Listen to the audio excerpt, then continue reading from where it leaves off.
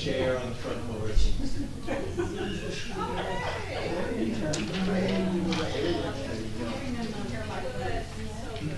He's probably gonna, if I had to take a guess, he'll probably work around here and then go to Russell.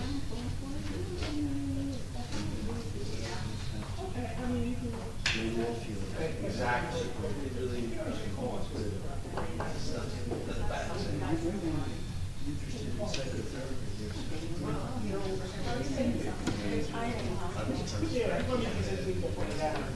About a year, and we talked to a bunch of people.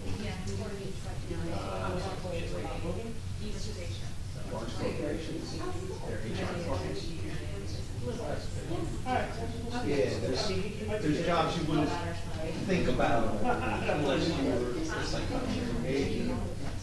You know, it's not, this is my first take. I'm crazy. If I was gonna do this,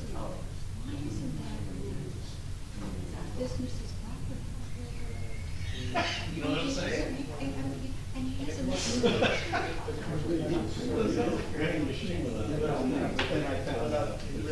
And there's other things like that you should do. Go work council, school. There's opportunities. And then after you get some time under your belt, 40.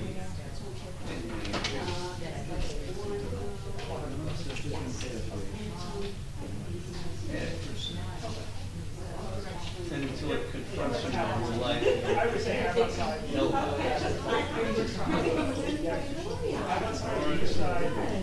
have to make my daily.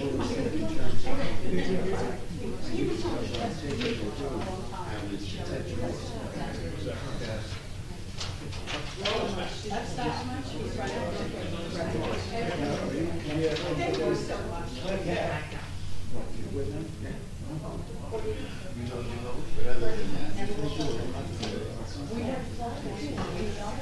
Well, that's one of the arms.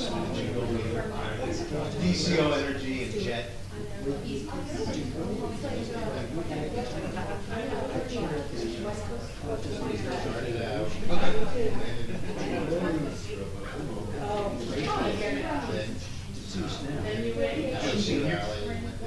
Or maybe once.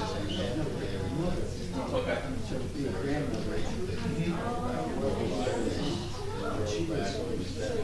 What about a grandmother, Joe? Joe and Mike are probably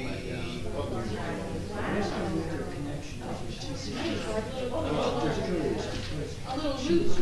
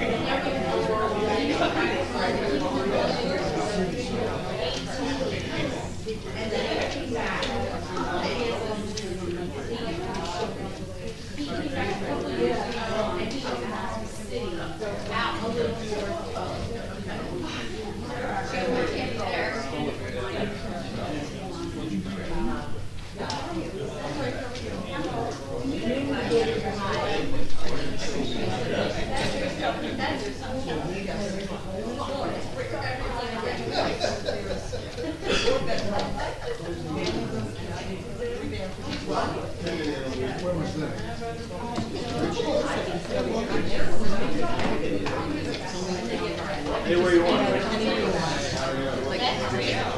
Yeah. Yeah, I printed out one for you.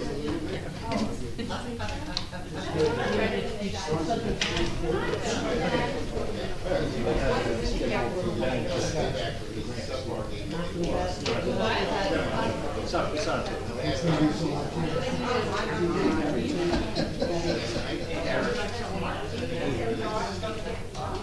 Your mail is, yeah, that's a revised agenda with all the goodies that you didn't get up front. I mean, everything else. Your packet was like. Yeah,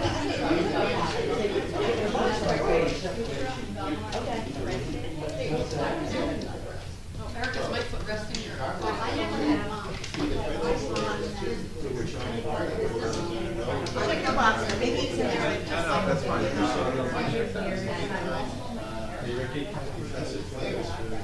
John, let's give me a check.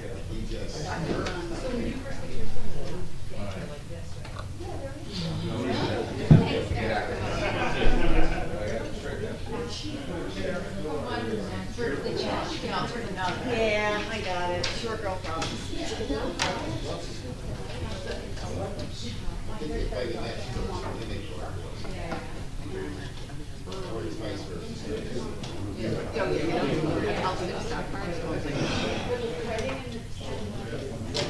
Well, Orlando was last night, so the Knicks are now in third place.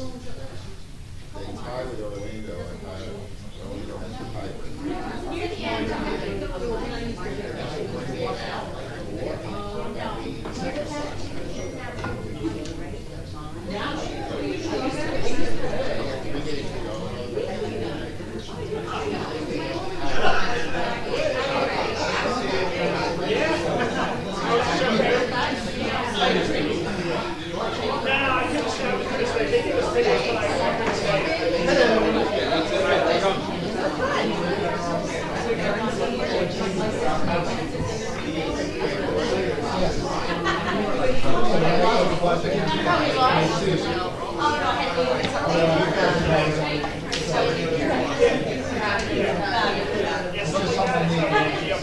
Right.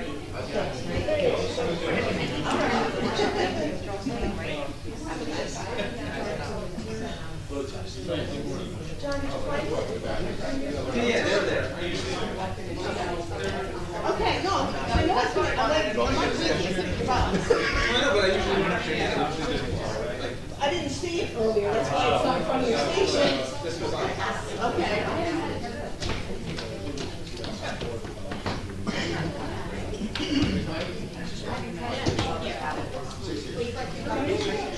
No. Good, good to see you. Thanks for being here.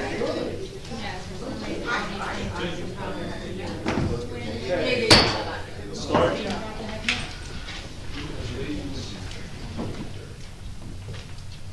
Pledge allegiance to the flag of the United States of America and to the republic for which it stands, one nation, under God, indivisible, with liberty and justice for all. I wish to announce that the 48-hour notice is required under the Open Public Meetings Act was emailed to the Asbury Park Press, the Co-Star, and the New Coaster on December the 7th of 2023. That a copy has been placed on the bulletin board in the borough office and that a copy has been filed with the municipal clerk. As a courtesy to the public, this meeting may be attended via Zoom. If for any reason the Zoom portion of this meeting fails or is disconnected, the in-person meeting will continue and action can and will be taken, providing there is an in-person quorum. Ms. DeNoble? Here. Mr. Gubatose? Here. Ms. Mahoney? Here. Mr. Weber? Here. Mayor Fox? Here. Okay. So we're there. Welcome everybody to our 7th meeting of the year. I will continue to emphasize that we will have disagreements, but our voices should be constructive. We want a brighter Bradley Beach, and we'd ask everybody to join in that journey, ask everybody to gauge their tone going forward. We are all neighbors. A pretty loaded budget, or not budget, pretty loaded agenda tonight. I think a pretty good budget, but a pretty loaded agenda. We're going to start with a budget workshop. The 2024 discussion will be an overview of the 2024 budget. Just give me a second. Here we go. So we started this budgeting process last fall with departmental reviews. We also put a focus on austerity and cost reduction at the end of the budget cycle in 2023, and we've had some success with that. I've provided the council a budget message, something that we hadn't done in prior years, but it's an important improvement over prior years. It provides some insight and actions on some key components of the budgeting process, and it covers about 20 topics like revenues, health insurance, general liability, workers' comp, insurance costs, police topics, debt service, cost reduction opportunities, allocation methodologies, and talks about our 2 utilities. I'm going to start with just 2 very quick slides, and then I'm going to turn it over and I want to introduce Mr. Ricky Gartz, who is our CFO as of January 1st of this year. Ricky, you want to raise your hand so people can see the back of your head there? I'd also like to thank the team that focused on this over the last, particularly the last 2 months. Department heads, acting BA DeMarco, former interim BA Fehrenbach, myself to an extent, and of course, Mr. Gartz. So with that, Michelle, could you put, thank you. Okay, make it big. If you could. For Erica, make it big. That's the angle, it's only 2 slides. Make sure you can see it. Start. This is a pretty, I'm really just kind of setting up Mr. Gartz here a little bit. I don't mean in a bad way, I mean in a good way. So this top line says Bradley Beach 2024 budget. So our taxes are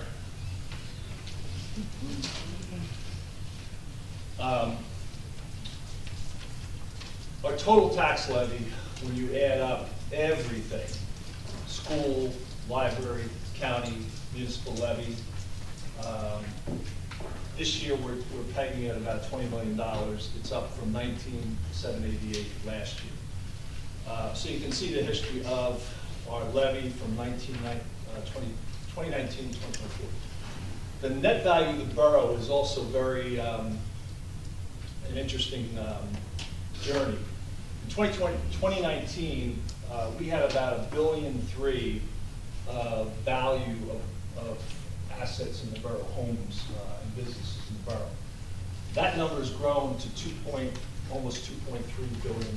And that's the kind of the numerator and denominator that develops your tax rate. I didn't put a tax rate in there. You can see the behavior of the tax rate over the last 4 or 5 years has been downward. I'm not a big fan of tax rate. I like to look at it as an indicator. The real indicator is your spend. So our absolute tax increase, and now I'm just going to, this again this is real for 21, 22, 23. 24, we still, and it's not easy to see this, but all the county numbers here, and school numbers are estimates. They're pretty close. They're not going to change a lot, we don't believe. But what we're going to spend our time on tonight is really the local municipal levy. That number is about 8,361, and it's up 3.74%. If the numbers come in like we hope they do for the county, school, et cetera, our total will be about 3.2% increase. But again, we're not there yet. We're focusing on this yellow line. One number, though, that's not going to change is the library number. You can see that's the biggest increase of all. The library allocation, or the library cost, is based on appreciated value of assets. So we don't have a control of that number. So it's basically, that's a dictated number. And you can see the growth of that number from 2019. It's almost doubled in that 4 or 5 years, and it's all based on appreciation. So not a lot we can do about that. Next slide, Michelle. Now I'll turn it over to Ricky. So I mentioned a few minutes the budget message. It's about a 9-page document. I said it has about 20 topics on it. I just wanted to highlight 4 right now, 5, I'm sorry. And the budget, the message there is not only a quantitative message, it's a qualitative message. So the first point here is a qualitative point, which is we needed to build better organizational capability in finance. I believe we do have probably the most competent CFO that we've had in my tenure, in Mr. Gartz. He's got extensive experience. He was in the auditing business prior to being a CFO. He's currently CFO in our town, in Ocean Township, and in Plainfield. And he's done an exceptional job. Along with Allison Gavin, who's currently our full-time person, we are adding a part-time clerical aide, and we're actually just shifting one of our front desk people half-time to the back, so that it frees up Allison so she can do more account analysis with Mr. Gartz. So that's the first thing that I think has been a strong focus. Very top line, and again, Mr. Gartz is going to get into this. Our revenue profile, it's decreased by about $134,000, and that's basically 3 components. We didn't take as much surplus and utilize as much surplus. Our tax increase is $301,000 if nothing changes. And we had about a $35,000 reduction between state aid grants and delinquent taxes. It's not a lot between the three numbers. Appropriations, we were able to reduce by about $62,000, and that's basically what we're operating with, our salary and wages and our other expenses. So pretty significant reduction on the salary wage side, and then other expenses are up about 125. Cost savings, we haven't talked about cost savings in a formal way, and we are doing it this year. We were able to identify about $183,000 of cost reductions that we made. Beyond the austerity that we've tried to put in place, really trying to watch our nickels and dimes, we have taken some reductions on the staff side and on the other side. So we're happy about that, and we're going to keep focused on that. And I know Meredith's, the austerity program doesn't end with the adoption of this budget. We want to keep it in place because one thing it has generated for us is pretty good reserves going into next year. And then the last thing is an opportunity cost. We actually calculated what the opportunity cost is on 319 Lorraine with the interest, property tax, et cetera. That's an opportunity for us of about $150,000. So this is just a very high level, the kinds of things we're trying to focus on. So revenue, pretty flat. Spend, pretty flat. Had a good focus on cost savings, and we're trying to continue to focus on that opportunity. So with that, I'm going to turn it over to Mr. Gartz and let him go. Do you need a microphone, Ricky? No, I'm pretty good. Okay.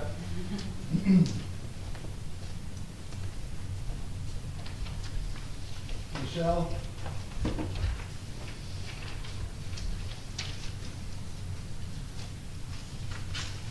Well, wait, good evening, everybody. Good evening. Everybody.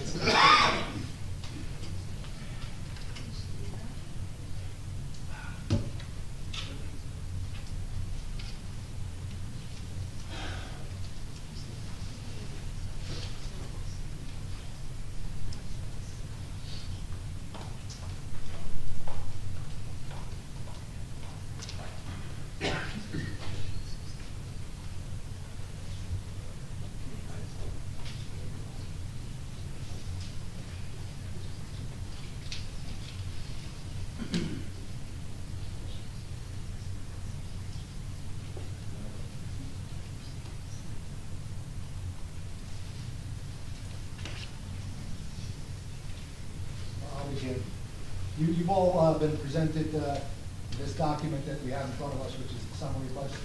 This is the form that I've used in municipalities I've represented, as opposed to the big book, to make it a little easier to follow. I hope that helped everybody in that process.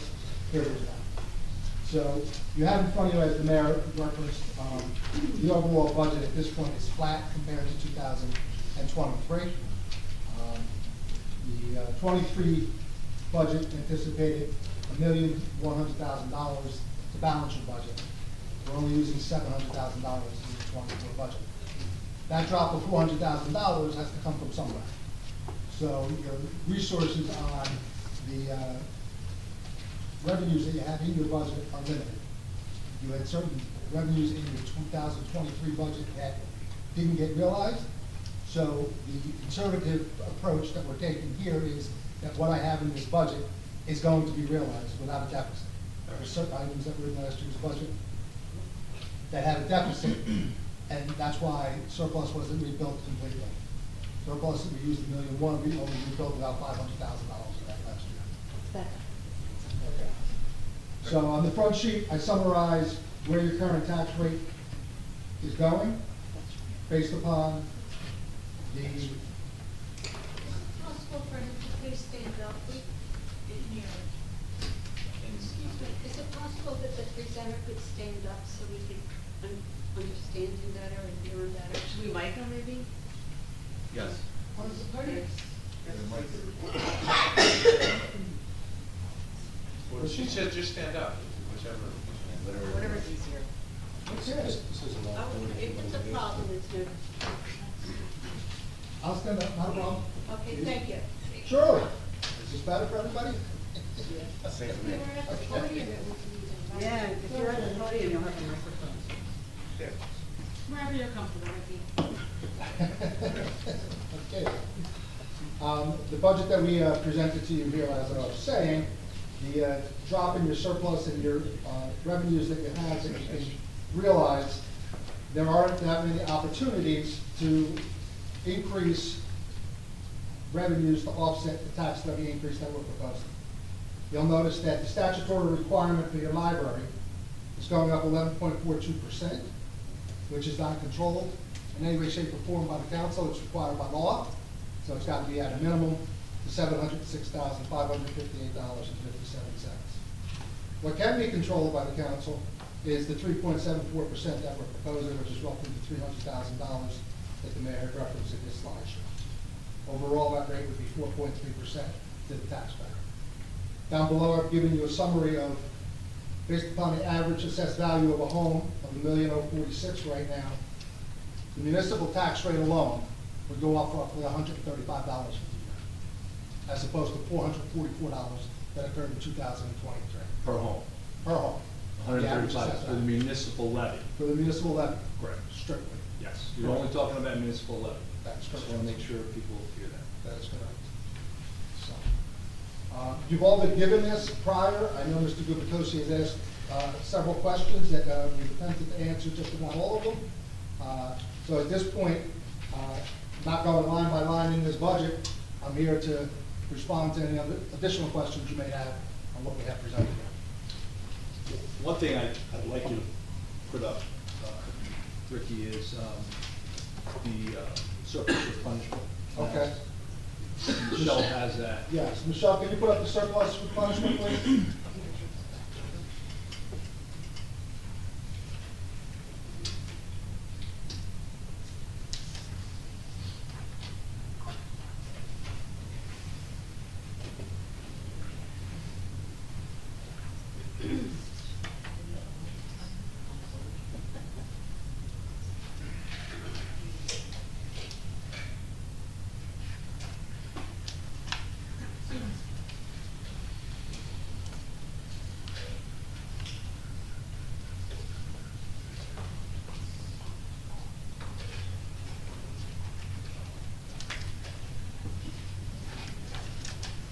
Here we go.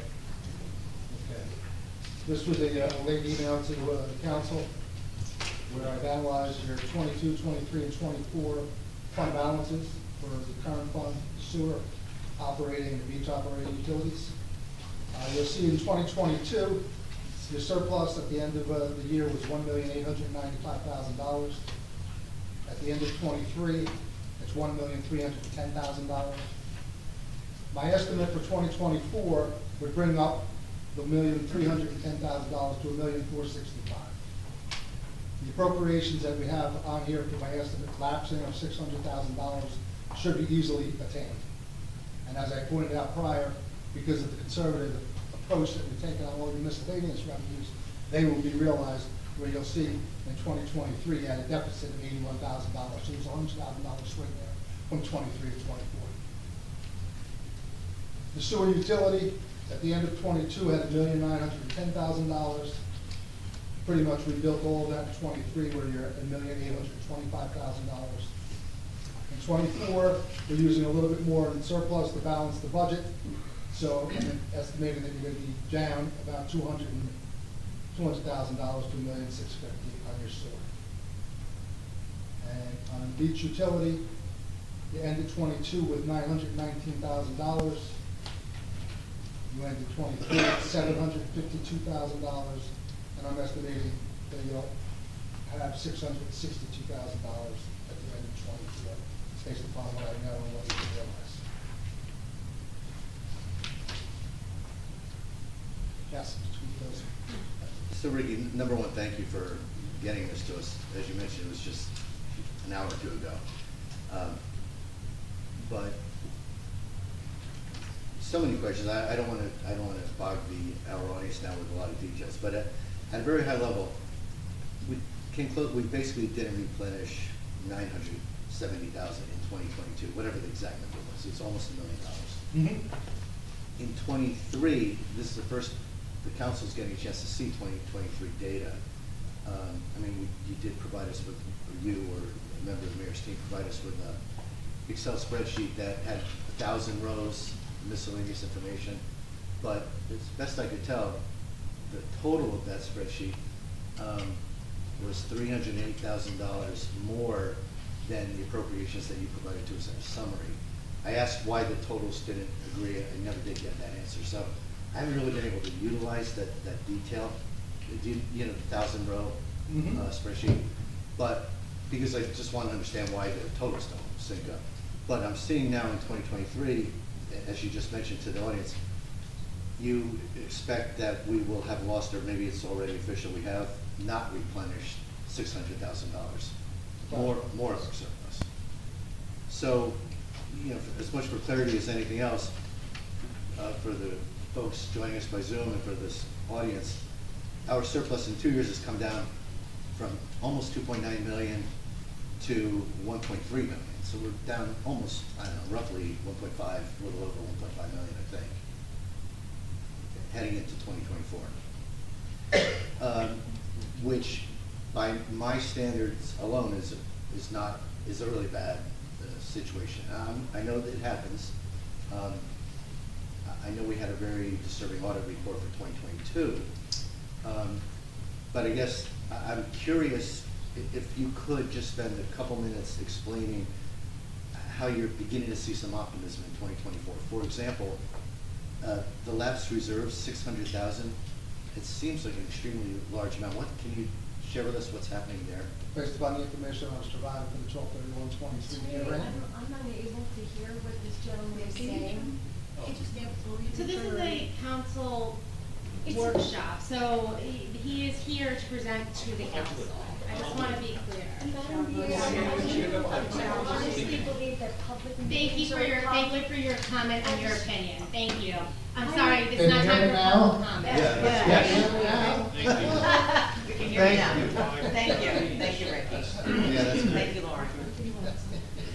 So help me out with the question again, I apologize. You know, so I'm looking at contributor, you know, I really appreciate that you, at least this very preliminary projection, has us stopping the bleeding a little bit and adding a little bit to surplus. Looks like 40,000 or so. But I was wondering why. Like, what makes you optimistic, given that we only replenished 500,000. We replenished 500, we lost 600. We replenished 500,000 for 2023, but we're anticipating that we can borrow 700,000. So you think we can beat that if I'm reading this We correctly? didn't replenish 500,000 in 2023. We lost 500,000 in 2023 from beginning to end. Okay, because the surplus came down 570,000 or something. Right, we didn't replenish it, we lost it. We lost 600,000. Yeah, right. I So wanna we make sure we're on the replenished same page 500. here. I think we're not on the same page. I think we replenished 500, we lost 600. Is that correct? Well, in my terms, replenish means you put back in. Yeah. So what's left over is what we didn't put back. We went from $1,895,000 to $1,310,000. Yeah, we didn't put that back in, we did not replenish that 600. That is correct. We're on the same page there. Okay, good. So my question now is simply, if we only replenished 500,000 last year, and we replenished 22,000 in '22, we've been on a bad track. But you think this year, we can have an anticipated surplus of 700,000 and replenish not only that, but have some excess revenue of, I don't know, 150,000, give or take. So my question really is, what's driving your optimism? How are you getting us from replenishing only 500,000 last year, 22,000 the year before? How are you getting us back up to 850,000 of replenishment? As I pointed out earlier, the $100,000 swing in the miscellaneous revenues, because of the conservative approach we've taken, it should be realized. You lost $81,000 last year on what you anticipated. We're going this year with a more conservative approach to say, we're not putting money in that we know we're never going to realize. Okay. The second aspect here is the appropriation reserves. Okay. The records I was given at 12/31/23 indicate that you should easily reach $600,000 in appropriation reserves lapsing. Okay, and that's the number where I, at least for one, would like to be able to see that at some point, if you can share that with us. Sure. Just so I understand the drivers of it. I mean, again, for folks in the audience, in 2022, we had lapse reserves of about 70 grand, then we had about 300,000. Now it's almost doubled to 600,000, so it's a big number, it's a good number to have. But again, it jumps out at you like, okay, what happened somewhat uniquely in your eyes in 2024? So let me ask you a question that I think supports that. We ended the 2023 budget, we went into cost analysis and austerity kind of mode. We showed up there, we realized about $183,000 in reduced spend in 2024. 2023, when you look at our budget in 2023 and our spend in 2023, I think our reserve at the end of the year is about Roughly $1 million. $1 million. Correct. Given the austerity that we've had and what we've already encumbered for 2023, that million, I'm not saying $1 million, but that million shouldn't be eroded like significantly, I would think, based on what I'm seeing. Is that a reasonable assumption? That is the assumption I'm making, correct. Okay. When we say, another question I've asked this question earlier, I don't necessarily have an answer yet, but the mayor references this austerity program, and that was provided back to me as a high-level description of something we've done to cut costs.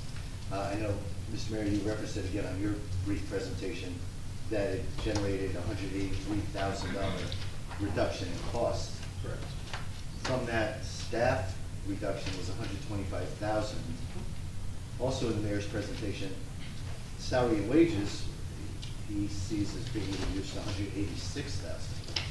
So between, I'm not sure, I guess question number one, what's the difference? Staff versus salary and wages? Is it two separate numbers? One was a reclass. We reclassed one of our code people. We reclassed him out because he's no longer in that. I'm going to fracture this a little bit. The 125 is real reductions in either attrition. It's primarily attrition. The 125. Realizable attrition that we took. Okay, the 125, so that's staff attrition.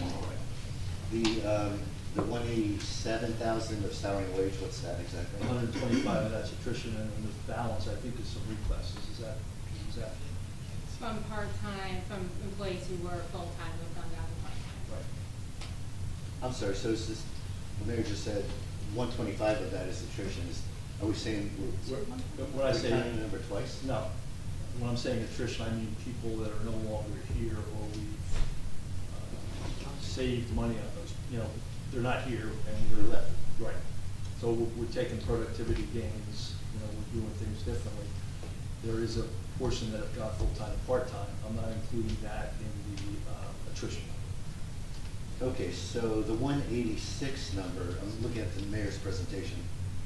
Ricky, I presume you might help him get some of the numbers pulled together. If not, if you don't know where these numbers have come from, then I'll let you off the hook. But I'm just curious, because in general, my broader questions that the audience should know, I've been asking off and on for the last 2 weeks.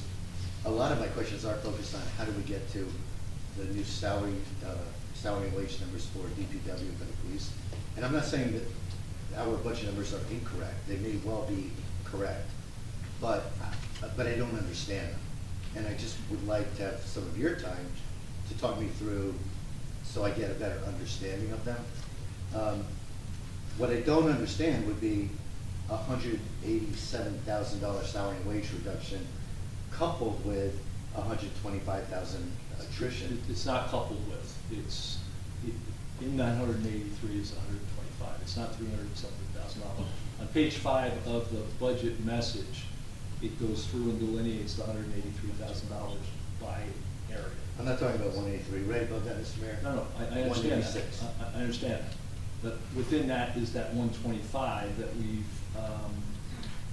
attrited out 2 full-time employees, and they've not been replaced.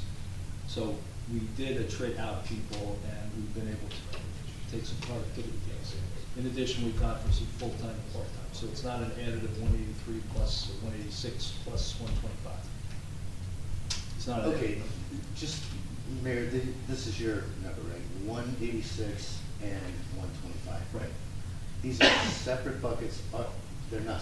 That is within that. Okay. This is just identifying and saying, we can clearly say we have $183,000 of cost savings within the budget. All right, is this other expenses 58 part of that 125? Correct. Okay, so you just presented appropriations reductions and cost savings reductions.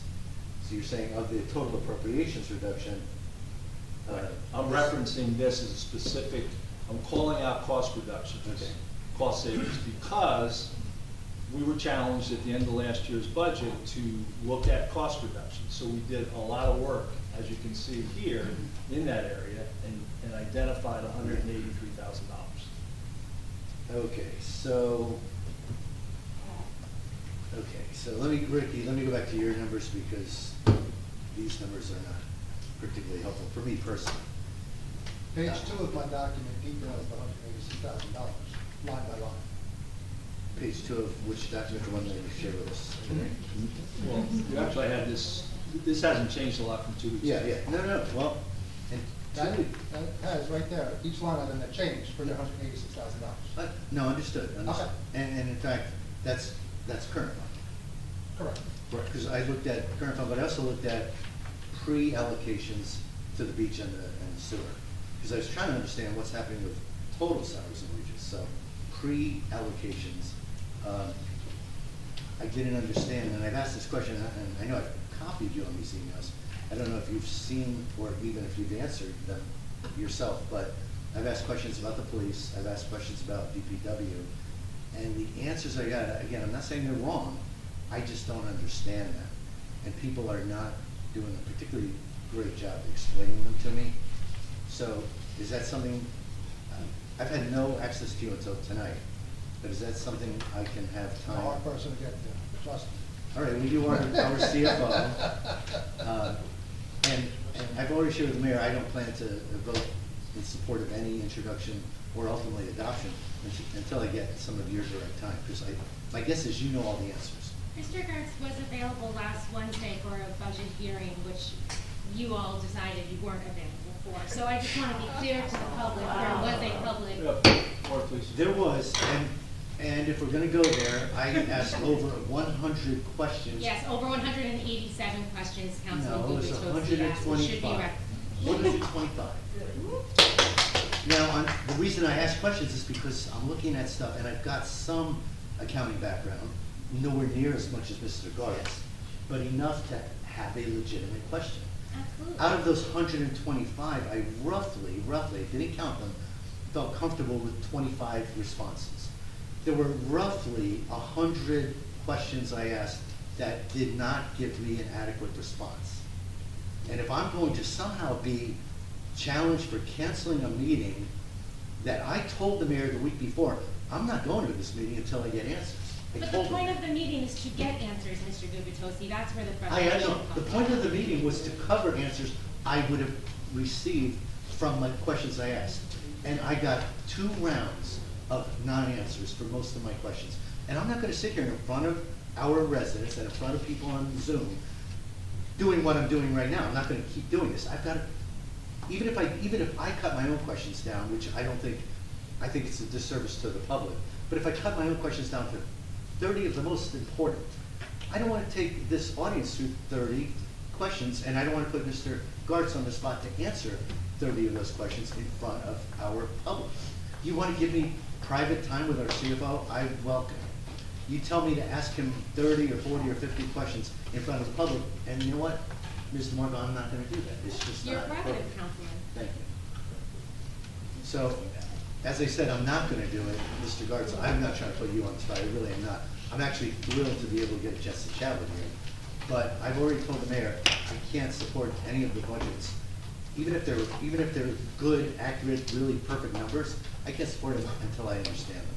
And I've got questions all over the place that I believe you can answer, but some of the answers I received are embarrassing. They're very poor. So poor, I actually don't believe you provided the answers. I'm just sharing that with you. Okay, I don't really have any more questions for you, Mr. Gartz, other than other council members or maybe the public. So a fairly stable budget year on year. When you look at the revenue, when you look at our appropriations, a reasonable rebuild of surplus. And if you look at our surplus, one point I'd like to make on that is our current fund in 2022 was about a 26% surplus. The surplus relative to the budget. That's pretty significant. It did go down to 16% last year, but it's back up to 17.5%. In the discussions I've had with Mr. Gartz on this, and if I look at the sewer utility, and we haven't talked about the beach utility yet, but I think we're in a good position around the replenishment of those surpluses, and I think we're utilizing a reasonable amount. So this brings us to not a significant increase, a fairly stable increase of 3.74%. I really haven't heard from anybody else, and I'd like to hear from the rest of the council. I'd like to hear from you, Mr. Mayor. Why do you think it's reasonable? Have you got answers to the 100 questions I've asked? Do you have answers to them?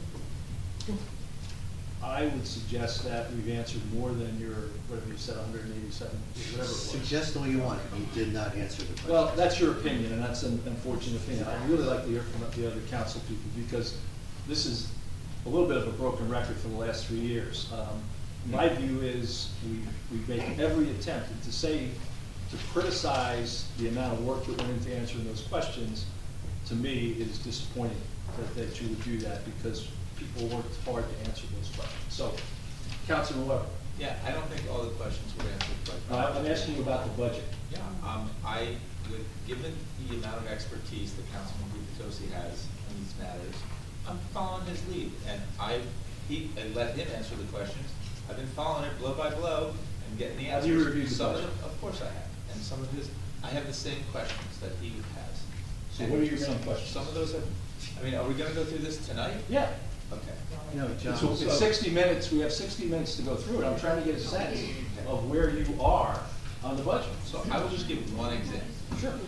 Mr. Gar, and I guess this is for you, I don't know. So salary and wages for the police, we have it going down.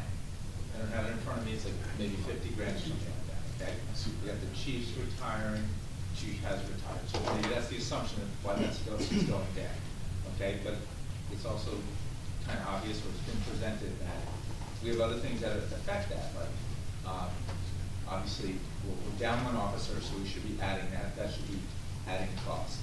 The PBA contract that was signed last year has a 4% increase, that should be making it go up. Net, it should be going up. At least we think salary and wages should be going up, but it's going down, so we don't understand that. And the answer that we got was, yes, this accounts for the chief's retirement. But the question was posed with all those other things that I just mentioned. So that's just one example of the question, why we don't understand. Why it's going that direction, not the other direction. So where are you relative to the stability of the budget year on year? Where are you to? You just asked me to ask my question, I'm asking my question. No, I'm asking you, where are you What about relative to the the? preamble? Excuse me, can we get that, order, please? 3.74% increase. If I look at one of the towns very closely here, they just came in at 7.25.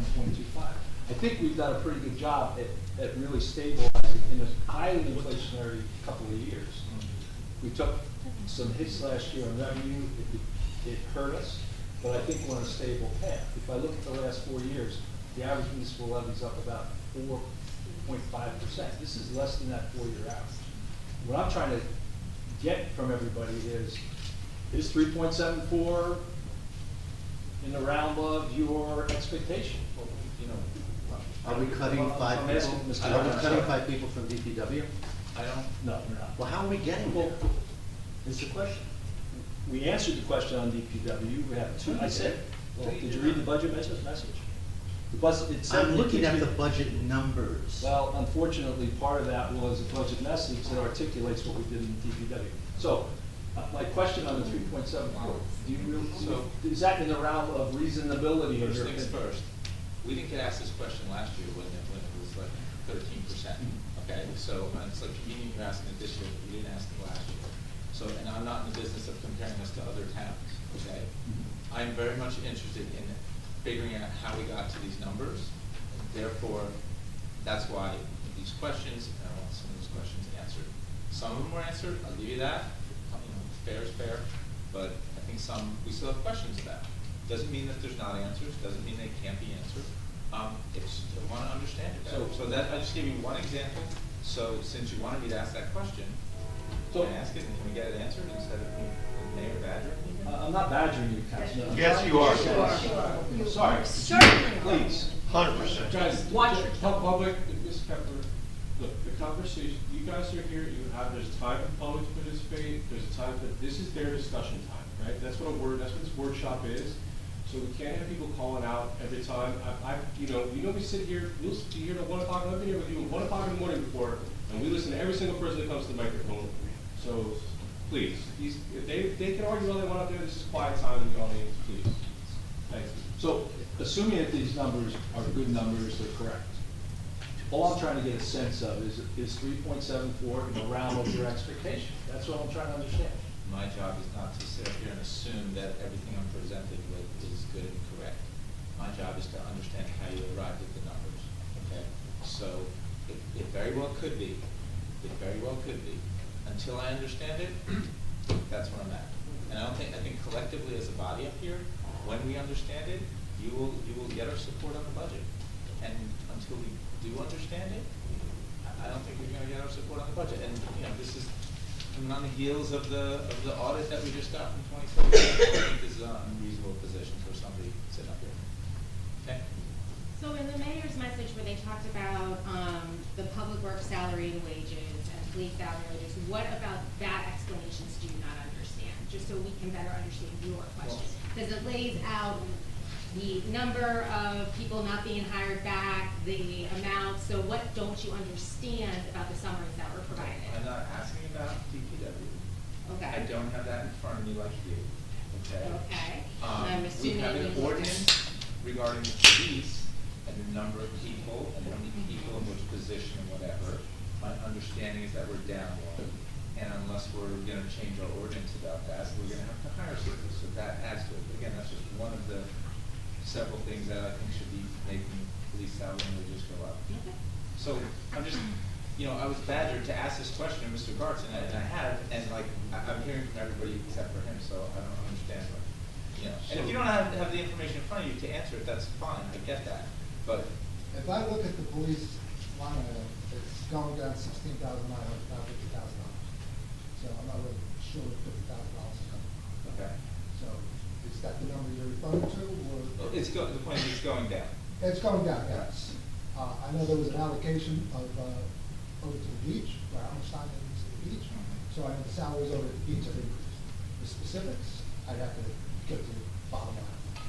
Okay. I don't know off the top of my head what was officer by officer as a percentage. one other thing, I mean, in addition to the chief retiring, we should take, that way we're paying we're paying out a lifetime's worth of, sick time and vacation time, what he has, including a third of it, but it's a pretty big payout, so that's another thing that should be going on. And that's not what it's. So, and my intent wasn't to badger, my intent was to say, we need to get a gauge. This is a budget we're submitting to y'all to say, this is what we think is a fair budget. It's a quality budget, it's got good stability in it. We made painstaking efforts on cost reductions. We tried to identify opportunities. And what we're trying to do is gauge, where are we? That's what we're trying to do. So, and my expectation would be that you could give us what the sense of that is. So I'll stop and ask Councilwoman Mahoney where she's at. Well, I submitted questions. Some of the questions I'm not happy with the answers. And when you talk about, you want to go back to the 3.2%, what we're being shown here is a top-down analysis, right? So top-down analysis begins with a narrative and a conclusion. And this is what we're showing people. Bottoms-up analysis begins with the data. So I think that what we've been doing here and the questions we have is starting with the data. So I can say to you, yes, from what you've shown me, your narrative, your conclusion looks good. But I can say, in the questions that I have, the data doesn't jive with the top-down analysis. So, for instance, DPW, yes, and I read the mayor's message. Okay, I read it. All right. So DPW, I think it's only like a 3.2% increase, and in salaries and wages. I think though overall it's like 15%. However, No, it's a decrease. it's a decrease. Okay, well that's even worse. Okay, so but what's going up in DPW are the expenses, the salary and wages for the janitors and the cleaning people. I guess right, because they needed to get paid back. They call them laborers. The laborers. Nobody knows what they are. Pardon me. I apologize for that. For the laborers. So if we take out that amount of money that we're paying them, the amount of money that actually is going to DPW to the people, if we take out the laborers and that number is actually a lot less. So, when you extract that number, it's a whole different ball of wax. I asked about why in the New Jersey American Water, there's appropriations, expenditures, and a look back for 2023. And I was told, that's something New Jersey American Water does, and I'd have to contact them. But it's on a schedule that we received in our packet. And expended and look back are not the same number. And then we have a new number for recommended. The library, the court costs for Allenhurst and Avon are revenue, but they're also an expenditure. And I understand how that can work, but it has to be within the appropriations of our overall cost. But these answers that were given to me are not great. And the final thing is, I hope this wasn't written by you, Mr. Gartz, but when asking about salaries and personnel, whoever wrote back to me said, it is quite common for departments to complain or object to the loss of personnel. It is also quite common for departments to seek additional staff to respond to requests for service. 2023 budget reviews and council-manic directives made it clear the reductions in costs were needed. Staff reductions respond to this directive. What is the definition of council-manic? I don't know. So at the end of 2023, I can explain it. End of 2023, not end of 2023, I'm sorry, end of the budget process at the end of 2023, we agreed to take a very systemic approach to cost reduction. Okay, that's what we did. And one of the reasons I believe that we have the reserve that we have coming out of 2023 is that we did operate in a very austere manner. So that's going to pay us dividends with this budget, with the surplus replenishment. And I would challenge. I've already had a good discussion with Mr. Barks that I hope that we can exceed his expectation on that, because our mindset hasn't changed around that. We're continuing on a very austere path. That was something that, I think it was done by resolution, that we would do that, and we did that. So that's a compliment. That's why. That's a compliment. Yes. Council Manager? That just means pertaining to a council person. Do we know who wrote that? Honestly, I don't know. I authored this with, one other person. Greg Fahrenbach, correct? Yes, very nice. So does that answer your question? Sounds like it, Mr. Fahrenbach.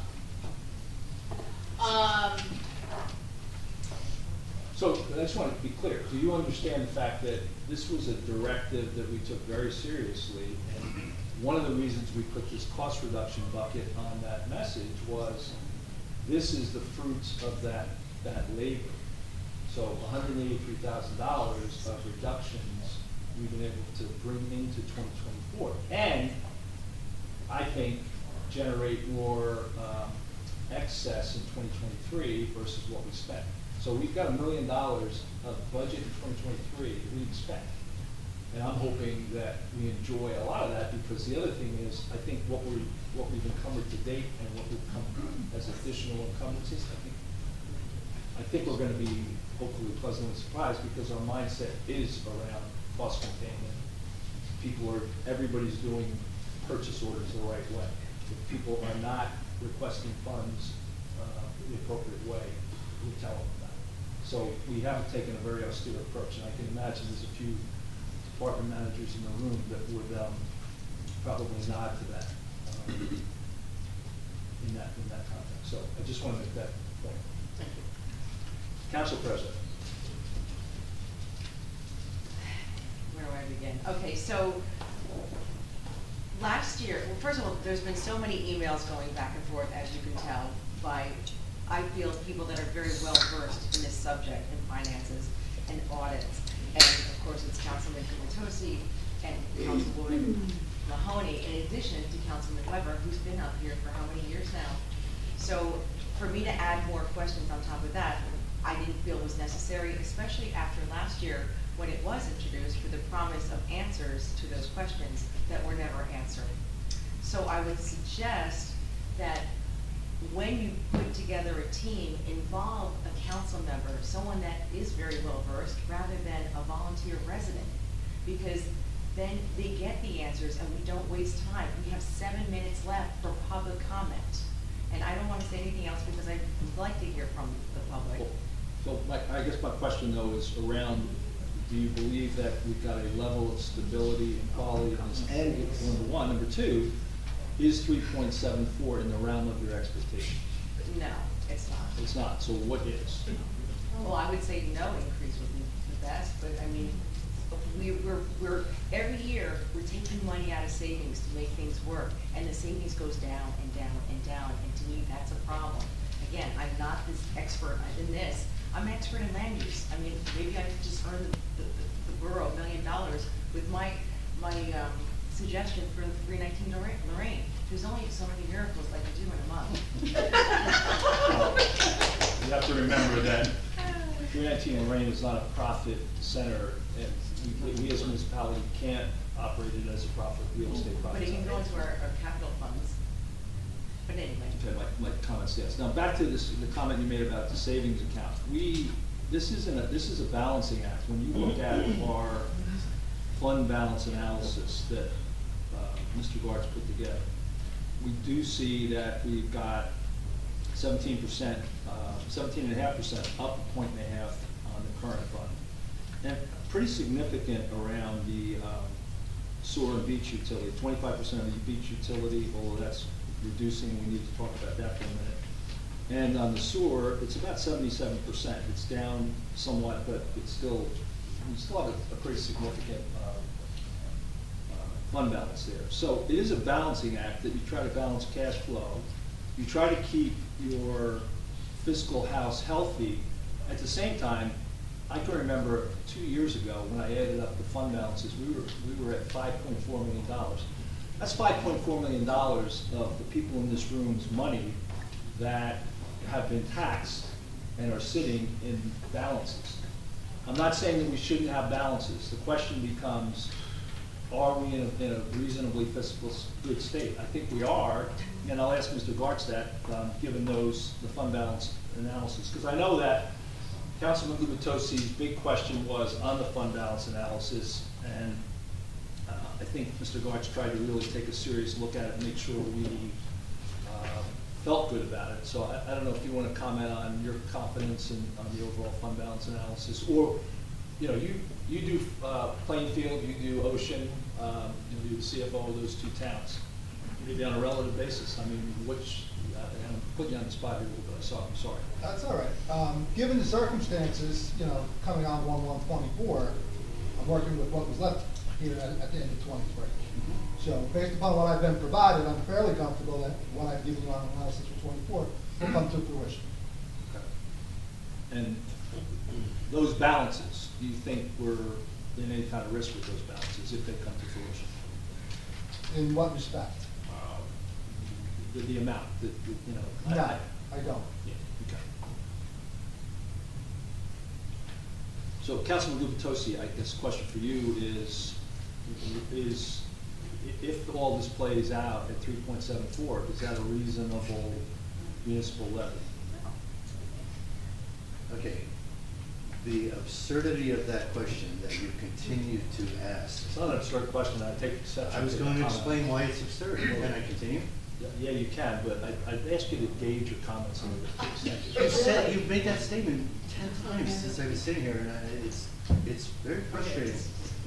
It's frustrating that we're misleading the public about what we are debating tonight. 3.7, it's better than 13.2, yes.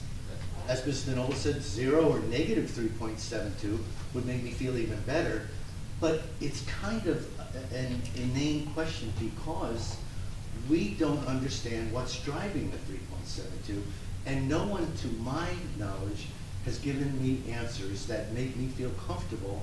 And I know, Councilman Weber, you said this earlier, no one's given us answers that make us feel comfortable that this is a good number. So when you keep saying, do you think it's a good number? How do we know? We don't understand the underlying drivers of that number. When you say drivers, talk to me about drivers. Appropriations and revenue. Okay.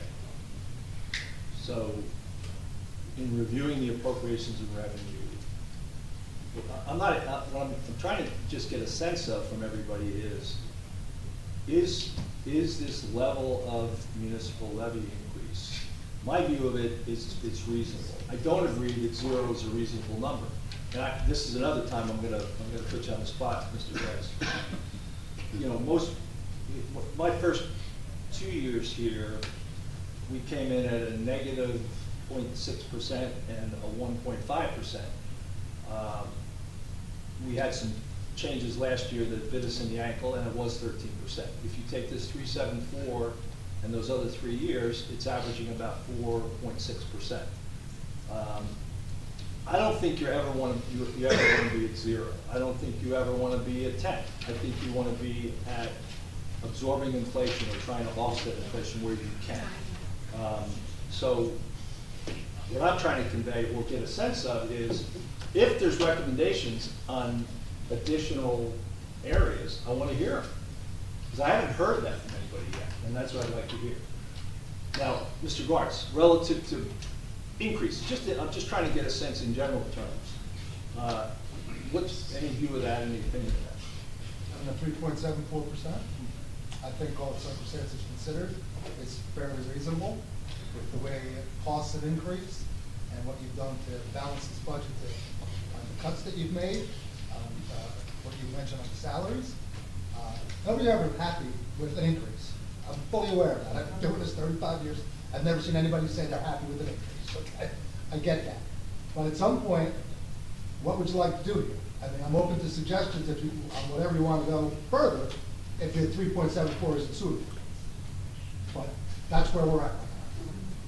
I'd like to know, do the department heads know about the cuts that you're all referencing? Because, I mean, are we, again, Councilman Weber asked this question, are we planning to not replace a police officer? Because if that's the case, we have to change our ordinance. Is that part of our attrition plan, Mr. Mayor? So we've had departmental reviews with all the department heads. When we finalize, we haven't changed a lot for those departmental reviews. But have they agreed to cuts of, how many people, 3? You're giving us a number of 187,000.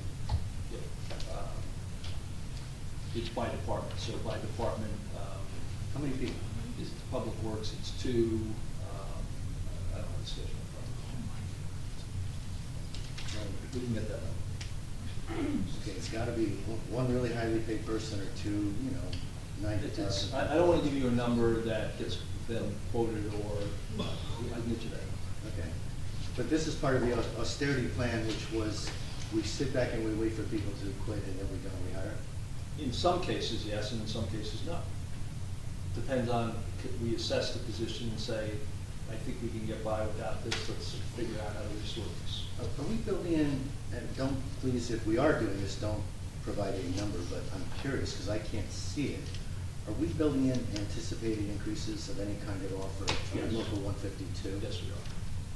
And we would, whatever that increase is, it would be included 2023 and 2024? That's correct. In 2024? That's correct. Then I really need to talk to Mr. Gartz about. Well, the 2023 would be part of what we encumbered, and would this schedule, would the salary schedule change if we did a retro on the salary schedule after the contract?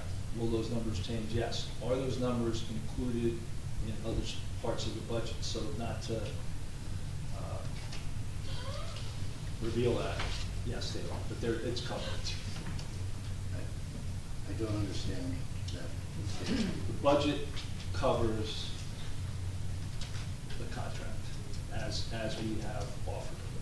You said it's worked into other areas, so in case we need to utilize it, you can pull it We out are of those going areas? to utilize Ms. Mahoney, you had a question, you shared it with me, and I don't know if you brought it with you, but. I'm sorry, Mr. Chairman, but that's not necessarily, that is a good practice, because otherwise your negotiating strategy is laid out straight out in the line item. So I didn't, that would be a conversation you would have in private, so that the contract negotiations. and I did say, That's what don't, the mayor's referring don't to. share the number. Yeah, so let's I not, did. yeah. You guys are doing good. Thank you. Right, you make a good point.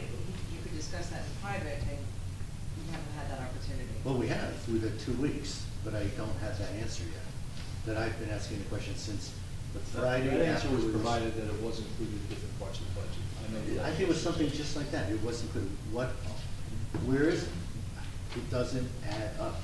And it's an easy enough question for a talented individual like Mr. Gartz to answer. I'm not sure Mr. Gartz is answering most of the questions that are giving me the most concern. Can you tell me about the DPW cut, the other cuts? The one that kind of went, very circuitous answer saying, people always ask questions about cuts. Yeah, so that was the. But what was your actual question? It was like, why Can did? DPW manage the cut It's a concern. personnel you mentioned? Right.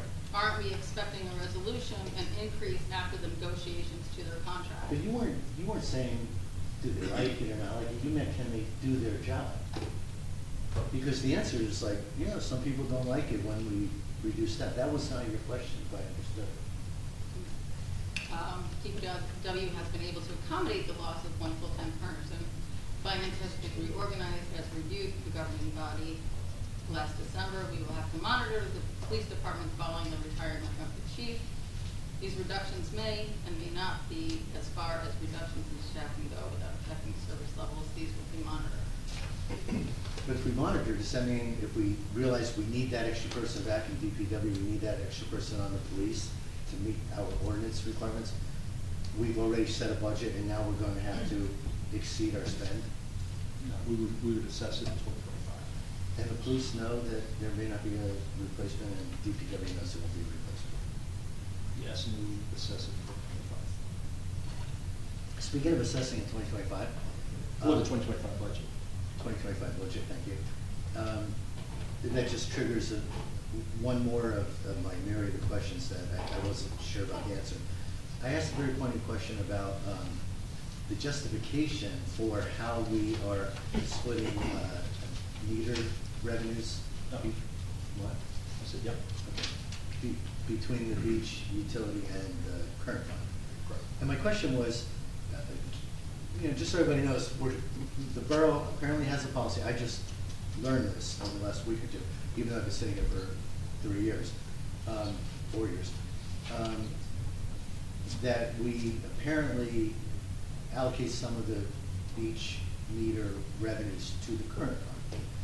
And I simply asked the question, why? What's the justification for doing this? Because in my mind, those are, beach-oriented revenues.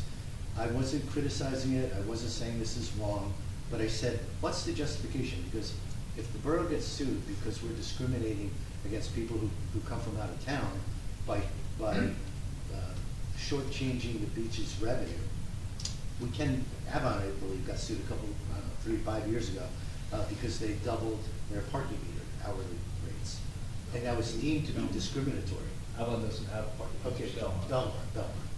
That was deemed to be and you're missing the point if you're really worried about the town, Mr. Mayor. Well, no, I'm just trying to understand your question, I'm sorry. The point being, there was a discrimination suit won because they were discriminating against people from out of town who would have to drive in to use those meters. Because we don't own the beaches, we manage the beaches, we maintain them.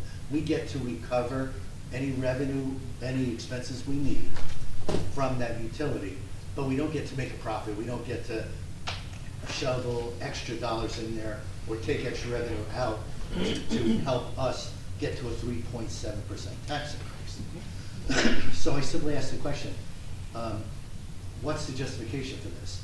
And again, I don't know, Mr. Garza, if it was you or someone else, but the answer was, we can review this when we're developing the 2025 budget. Right.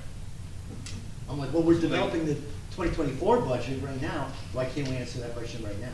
Well, so, I think that the answer, what we budgeted on the beach is $100,000. I don't know what year it was 6, 7, 8 years ago. We started putting parking meters on Bradley Boulevard. The assumption we're using is that originally that was put in place to do some repairs in Sylvan Lake, and it hasn't happened. Sylvan Lake's in the current fund.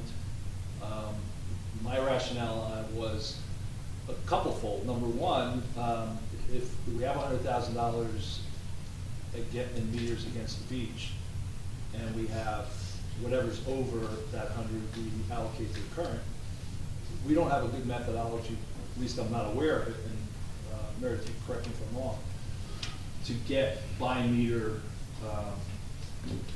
dollars, like what we get by meter. I don't think we have that capability. So it was somewhat of an arbitrary, let's stick with the 100,000 that we had, and any excess we'll assume is Bradley Boulevard related. That's it. Okay, well, that's it, but maybe you don't realize that we formally applied to the state to allow us to treat those meters separately, and the state said, no, we can't do that. So for us to be making that policy decision without sharing it with the rest of the council is just one more example of why we ask questions and why we would like reasonable answers. You can't take those Bradley Boulevard meters and say, we're entitled to use them for Sylvan Lake. There was a very specific application made by Kelly Barrett. The application was rejected. I've been yelled at by prior council members who said, why are we saving that money for Sylvan Lake? We're not saving it because we're not allowed to. Well, we'll look at But now we're taking it into the current fund. We'll look into that. Hopefully this is served to, God bless you, and I really mean that. Hopefully this back and forth, I'm sorry it's been as challenging as it has been, but hopefully it gives folks a sense that we're asking questions, the council is, we're being asked to approve things without people answering the questions. So I hope that's been clear, if nothing else. Well, I would suggest that we have by and large answered those questions, and we're not going to agree on that, but when I look at the additions of, this is copies of each iteration of those answers. I think there's been an attempt to do that. Maybe not, and I know that the last thing that you were asking for was the surplus replenishment. We didn't get that into this package because we were working on it, and there it is. So that's where we are. But who answered the question? On what? It was depending on the question. A lot of the answers said the CFO's working on, so a lot of it, I believe Mr. Burns probably. I think it was a combination of either Meredith, I had a couple, I worked on the budget message with Mr. Fehrenbach. It was a combination of people. We also talked to department people. This is not a process that happened a week ago. We've been working on this since the fall, so that's what we've done. But we got the budget 2 weeks ago. Correct. So we, the council, been trying to understand it for 2 weeks. We got the budget on a Wednesday. My first list of 80 questions, 81 questions, whatever the number, was 2 days later, Friday. And the response was 2 days after that. It was a non-response, it was, yeah, right, 2 or 3 days, Monday probably. Then I got another set of non-responses. I was working, and I was turning that around. That was Sunday morning. And I turned that around, I'm just trying to let the world know. Turned that around the same day saying, these are non-responses. And then I got an email the next day saying, that's the right answer, that's the right answer, that's the right answer. Cut and paste it, that's the right answer, without any regard to my questions. And if the mayor wants to pass that around, I think the audience can see the frustration that one person would have. Well, if they're not getting I think there's gonna be frustrations on both sides of that, because when somebody believes that they're answering a question. Truth's coming out. I'm sorry? The truth is about to come out. Go ahead, Mr. Mayor, finish. When somebody believes they're answering a question, and they get a question on a question, or that's not the answer to my question, and it's not clarified, well, why isn't this an answer to the question? That is frustrating. Frustration is a function of expectation. Our expectation was to provide those in a timely manner. We attempted to do that.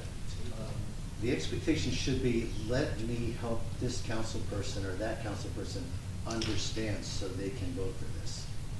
That's the expectation. I do not agree with that in total, because I think every council person's responsibility to understand the budget, ask their questions. I mean, Council President DeNoble said, I have 2 questions, but I'll wait till after Councilman Gubitosi.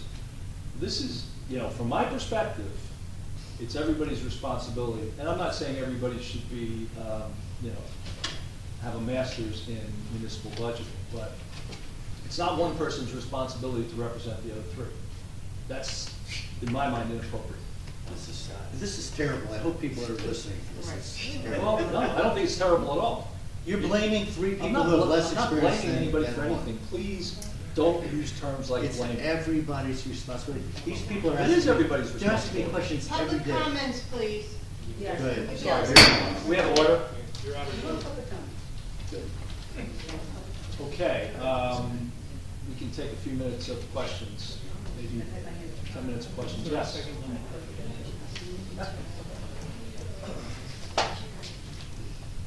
Randy Bell, 506 Third Avenue.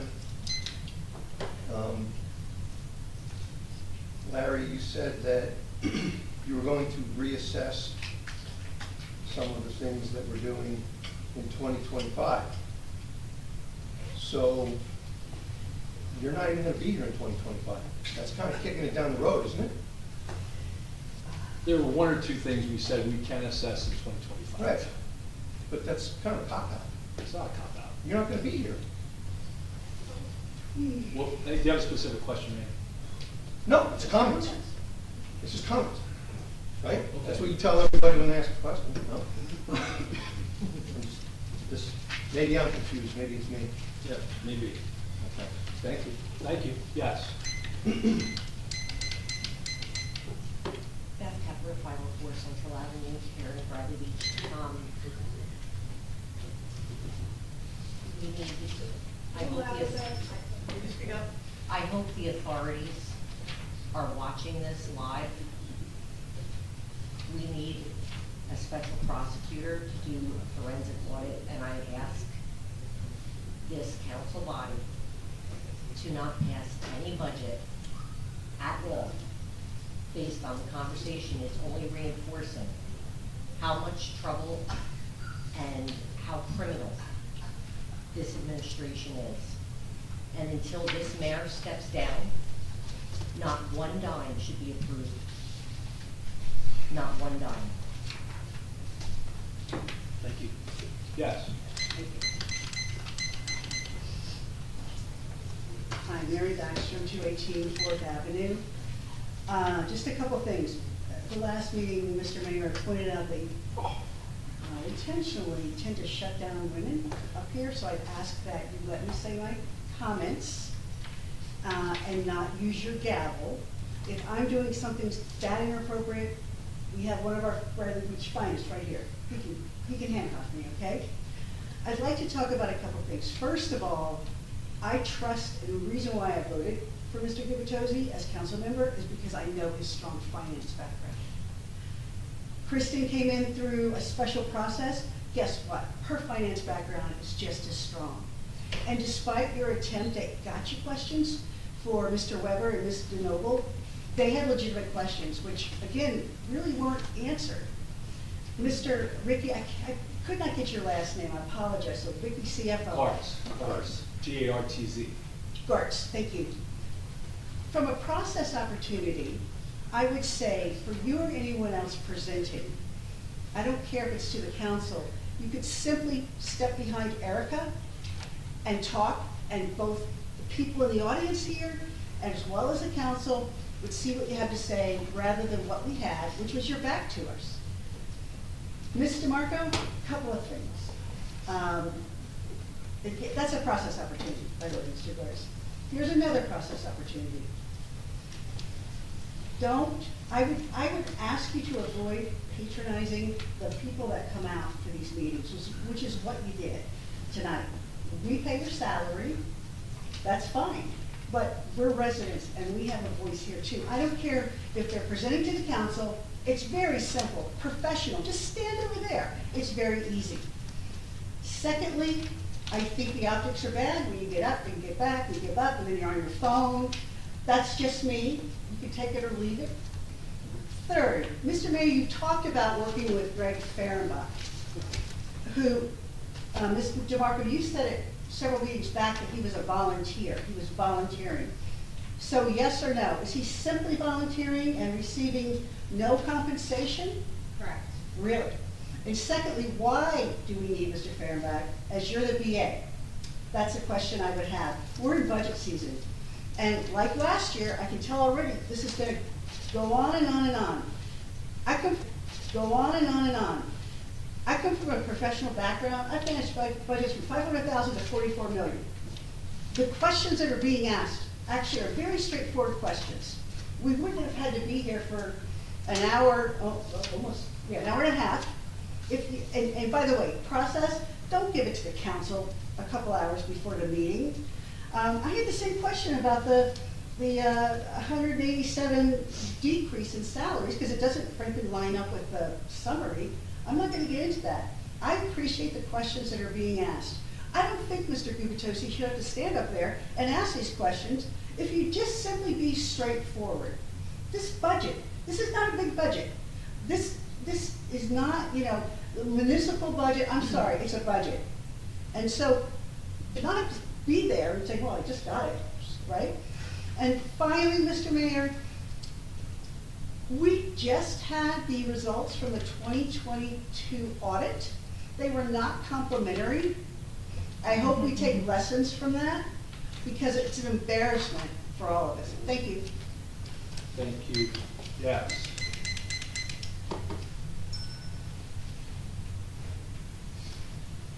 Brigitte McGuire, 610 Brindley Ave.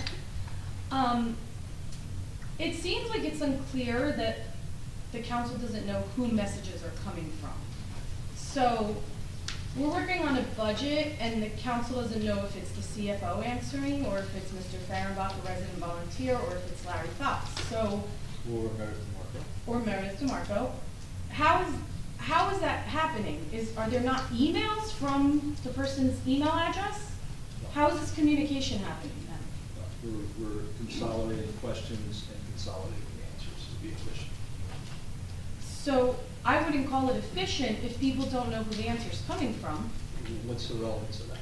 We pay a professional CFO for professional CFO work. not for Mayor Larry Fox to do the CFO's work or answer. I don't do the CFO's work, I can tell you that. But you answer his emails, I guess. Because if the council's asking Mr. Gartz a question as our professional, why are they not getting an answer back from Mr. Gartz, but instead from a consolidated group with no name? Because Mr. Garth started on January 1st, number one. Number two, he's not the only person working on the budget. There's a team of people working on the budget. So we've had questions come in, and we have talked them through, farmed them out, made sure that they've made sense, and systemically set. Okay, so. You may agree with that or disagree with that, but that's what we've done. That's fine. And so I would request that Mr. Fahrenbach start showing up at meetings since he's working for the public, even as a volunteer. He's doing some heavy lifting, and he needs to be here for questions to be answered. Mr. Fahrenbach's in Spain for the next 3 weeks. Then Mr. Fahrenbach should not be responding to budget questions if he's not here during this beginning of a budget season. But that was Mr. Fahrenbach. So my other concern is that, did I hear it right that $600,000 was not replenished into the anticipated surplus for 2023? Correct. After almost $1 million was not replenished for 2022. So now we're $1.6 million shy in our savings account. It's not a savings account, sorry. Anticipated surplus works like a savings account as far as translation for most people, for the layperson to understand, Mr. Fox. Well, I'm sorry, but You keep could be finished. sorry all you want. Yeah. So we're at $1.6 million shy, and I just want to remind everybody that last year, we were told that $700,000 was replenished into the 2022 anticipated surplus. And that was a big fat lie to our faces, because only $22,000 was replenished. So we're now being told $600,000, only $500,000 was replenished last year, and we have no trust that that's even accurate. So guess what might be missing out of our anticipated surplus if we follow 2022's audit? Another $500,000 on top of the on top of the $1 million from 2022. So it seems like if we follow the same track from what the 2022 audit provided the public, we're getting close to not knowing anything about money. Oh wait, we don't know anything about money. We don't reconcile over 20 bank accounts. So if we don't reconcile over 20 bank accounts, how do we know how much money we have? And if departments can just spend out of those accounts and we don't reconcile them, how do we know how much money we have? So frankly, we could have all of this stuff put in front of us, but based on what we witnessed and what we experienced through last year's budget, and now we have the audit, which shows the lies that were put in front of us, just like what was on the screen today, there's no trust. Even if they're 100% correct, Larry, even if they're 100% correct, we cannot trust it after last year. We can't. And now that we're 600,000 shy, so we also replenished only 500,000 last year of the anticipated surplus. Guess what our CFO last year, Mr. Benino, estimated we would have paid back? I believe it was 700. Am I correct? So we're 200,000 shy of that estimate. Thank you. Last question, yes. There's questions on the screen too. Thomas J. Cohen, 612 Third Avenue. Mr. Gartz, that was a very eloquent introduction that the mayor made. I'm sure you have an amazing resume. I just want to let you know your predecessor actually taught the class at Rutgers, but apparently he didn't do a real good job for us here in Bradley Beach. Now, since you weren't here, in 2023, the mayor proposed a 20% budget increase. And the council, once they had access, reduced that to 13.2. Now, my question for you is, if we use 600,000 in unrealized surplus in that budget, what was the true percentage that our taxes went up in 2023? Roughly 21. So we were lied to, we were told that it was, he said 20, it got down to 13, but he spent 20 anyway. Well, when the mayor first said 20, it was closer to 30 because it was a much larger anticipated surplus that we would not recover. But you're right on the mark. The 13.2% intended us to recover our surplus. And now that Mr. Gartz has shared that we didn't recover 600,000, effectively between surplus and taxes, we spent 21%. So the true for cost of tax the equivalent. taxpayers in 2023 was 21%. Except Of the they prior were year's- told it was 13. Of the prior year's taxes, yes. Okay, great. So now there's this shopping going on about 3.7. Well, is it really 3.7? Let me ask you this, Mr. Gartz, how much of the surplus are you going to use this year in this budget for 2024? There's $700,000. So you're using 700. Now, my calculation says that right now we have about $1.2 million and change in that account. Would that be accurate? $1.3 million. Close. Okay, great. So now, if we don't put the money back this time, we're gonna be under $1 million. I mean, this is getting very scary to me. We're 2.8 3 years ago. And this is just a disingenuous process. As a former councilman, I'm horrified that this didn't start in January, and you had the department heads come in here, prove out their budget. That's how we did it in Massaquan. It worked out great. People said, you need this year, you need this next year. This is really scary. And I would advise you as council people not to approve this budget until the 2023 audit comes in, because I don't trust anything after this 2022 audit. But thank you for the time, and I appreciate all your compressed effort to try to make something happen here, because the process is really supposed to start in November, but you weren't able. Mr. Gartz, I have one more question. You work in a number of towns. Do those towns have council representatives on the finance committee? It would be a finance committee, right? Yeah. That would be one as council. So there'd be a council representative on it. In Plainfield, do they have a council person on the finance committee? They have a finance committee that's made up of council members. Perfect. Thank you, sir. Thank you. Okay, we've got two, I'm gonna ask Mr. Gart, I'm sorry, this will, yeah, but this is a workshop, this is not, we're really running over. And we've got two things not to tie up Mr. Gartz for the next 3 hours. I want to make two recommendations. Number one, the ordinance 2024-5, the ordinance to exceed municipal budget appropriation limits and establish a cap bank. You all received that. It wasn't on the agenda. I want to make a motion to get it on there. And Ricky, I don't know if you want to explain this.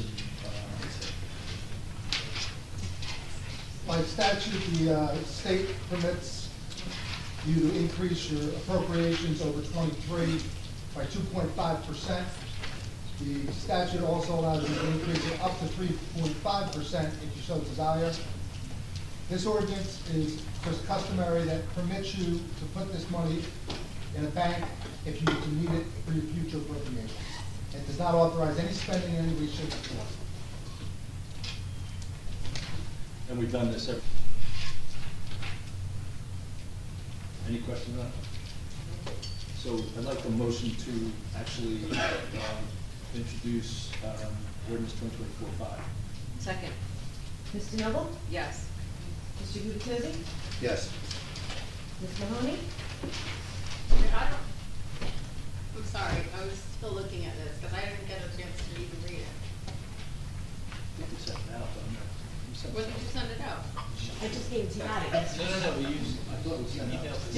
Okay, if I did, I good. Okay, it was emailed out today? Should be emailed to Little President. Sorry.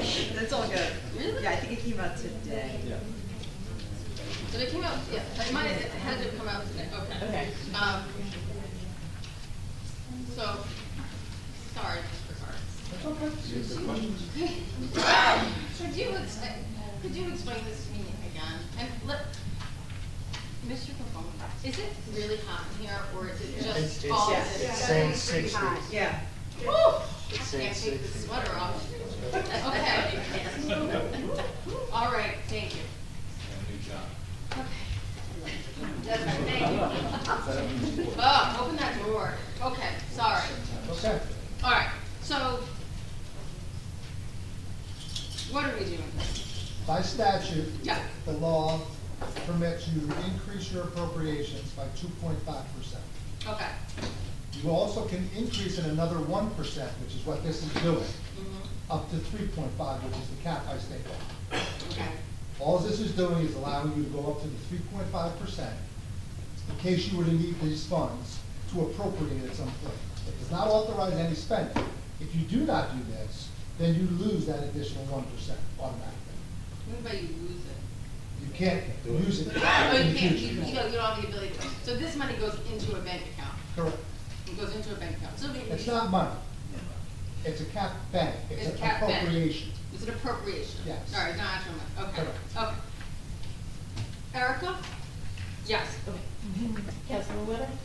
I want to commend Councilwoman Mahoney for pausing, reading, asking questions, understanding before she voted, because that's the way you do it, and I vote yes too. Mayor Fox? Yes. The other,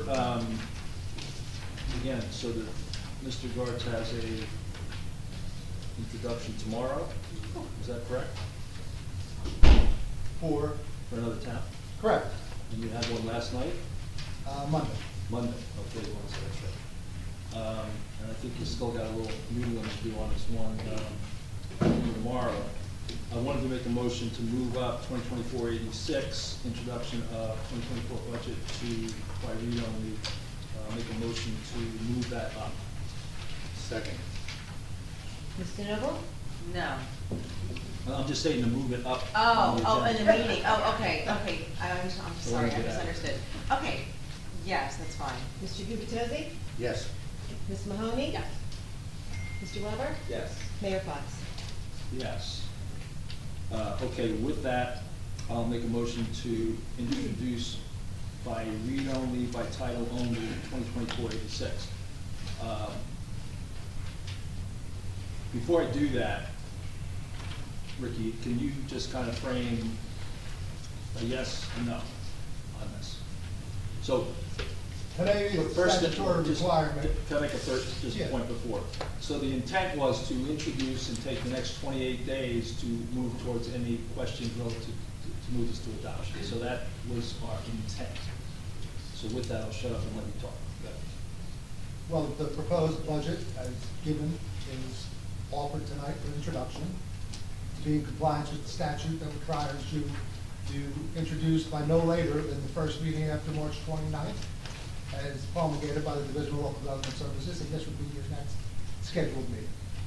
So it was presented to be introduced. So there's a lot of introducing going on around town right now. Correct. Yes. A week ago, only about a third of the towns in Monmouth County had introduced, but I think that number is going to climb dramatically this week. So I just wanted to let kind of everybody know from Mr. Gartz's perspective. So I'll make a motion to approve 2024-86 introduction to 2024 to be read by title only. Second. In order to vote. Mr. Noble? Like I said before, we introduced it last year and a lot of questions weren't answered. And I feel like there's still a lot of questions. I'd love for Mr. Gantz and Mr. Councilman Gubatose to get together and discuss this further, rather than, again, have a resident who's now in Spain. So I think it just needs a little more work, and I feel a lot more comfortable if that was done. So I'm gonna say no for now. Mr. Gubatose? As I've been sharing with the mayor, I have no intention of voting yes for any budget introduction and or adoption until I understand the answers to my questions.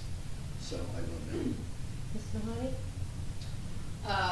I'm gonna vote no, and, I learned something interesting, and Councilman Gubatose could correct me.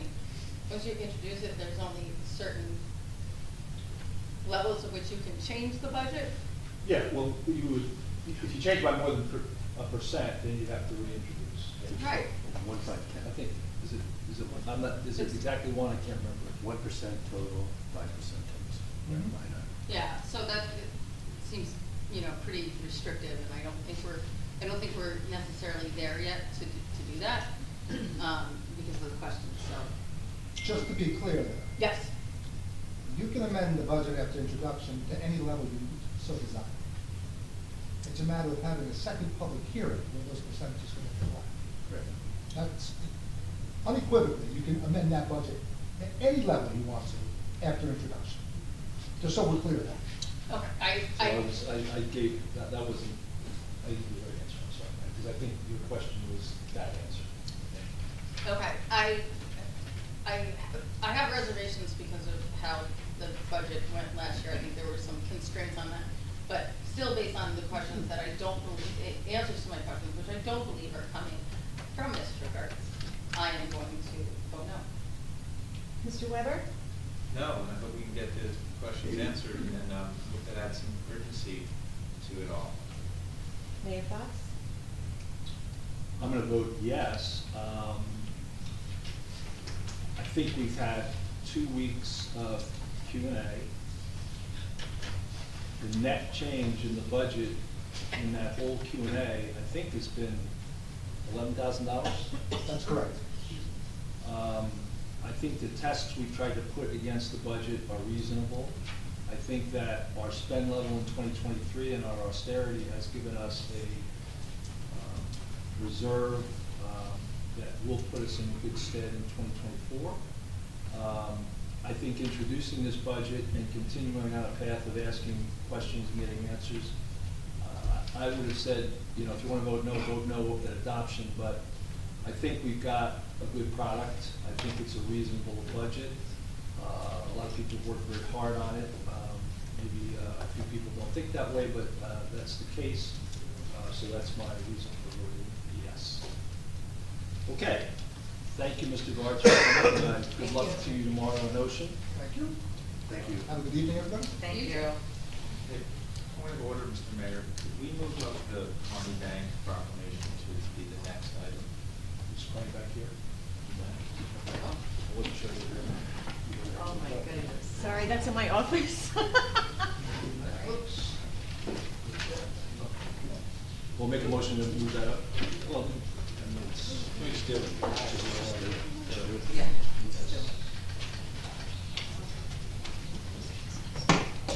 Money back?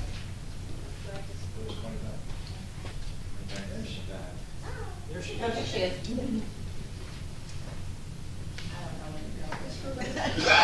Come on up. You're required to answer 5 budget questions before you do that. Nope. That's why I sat in the back, Howard. Good. Okay, I will read this proclamation. No. This font's okay. None. Second. Yeah, so we can shoot them over to her. Okay. This font looks okay. So this is a proclamation by the Borough of Bradley Beach recognizing the 140th anniversary of Kearney Bank. Whereas Kearney Bank was founded on April 18th, 1884, that's Paul Revere Day, I think, as Kearney Building and Loan Association and located in Arlington, New Jersey, now Kearney, New Jersey. And whereas Kearney Bank was created to help neighbors and businesses succeed, whereas over the years, as Kearney Building and Loan Association grew, the bank was rebranded to Kearney Federal Savings in 1941, then Kearney Bank in 2015. Whereas today, Kearney Bank has over $8 billion in assets and a presence in 43 thriving communities. And whereas the Borough of Bradley Beach branch was established 23 years ago in 2001, and whereas despite significant growth, Kearney Bank has remained focused on personalized attention, outstanding banking services, and a commitment to being a good neighbor. And whereas Kearney Bank will continue to provide quality customer service, strive to empower prosperity, connect the community, and deliver trust for generations to come. Now therefore be it resolved, the governing body of the Borough of Bradley Beach does hereby recognize the 140th anniversary of Carnegie Bank in the Borough of Bradley Beach and throughout the state, dated this day, April 2024. Congratulations.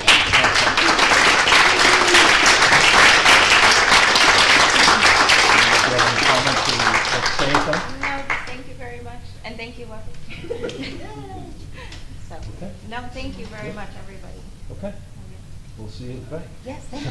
Actually, this top one's gonna be for Carney Bank. Okay. Even though my face is probably purple, can you send that picture to me? Yes, I'll bring the picture and I'll. Yes. Thank you so much. Thank you. I would. Actually, what is it? Yep, all right. Okay, thank you. That's when I slurred my words there, it wasn't right.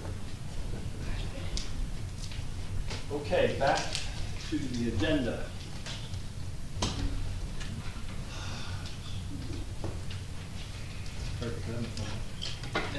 No, I'm holding it. No, that's my, oh, actually, I can use this. Getting here. I see the time. Okay, so, where are we? We are at, well, let's do the, why don't we do the Arbor Day and then we will do the,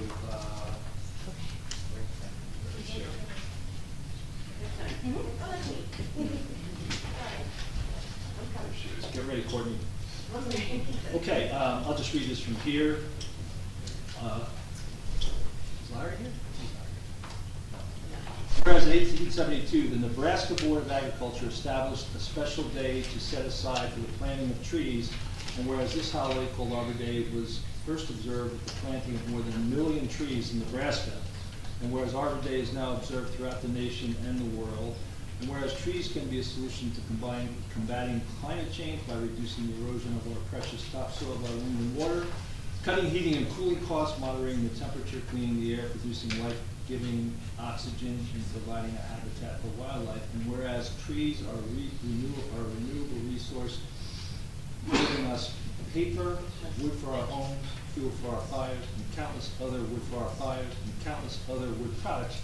And whereas trees in our city increase property values, enhance the economic vitality of business areas, and beautify our communities, now therefore be it resolved, the mayor of the Borough of Bradley Beach does hereby proclaim April 26, 2024 as Arbor Day in the Borough of Bradley Beach, and urge all citizens to celebrate Arbor Day and to support efforts to protect our trees and woodlands. Be it further resolved, the mayor urges all citizens to plant trees to gladden the heart and promote well-being of the future generations. So that is our Arbor Day presentation, or Arbor Day proclamation. And we do have an Arbor Day, are you all going to cover that? You're going to cover that? Yeah, we'll get to that. All right, thank you. Thank you. Cover that now. Okay, creation. I want to just introduce Courtney Pappas. She's our Director of Recreation.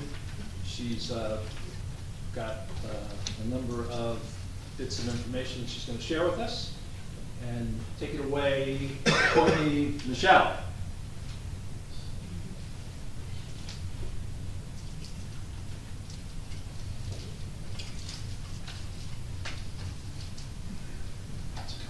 Those are pictures, Courtney's Yeah. sucking up the I did. eggs.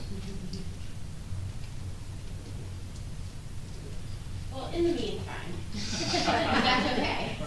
I'm Courtney. I am the recreation coordinator here in Bradley.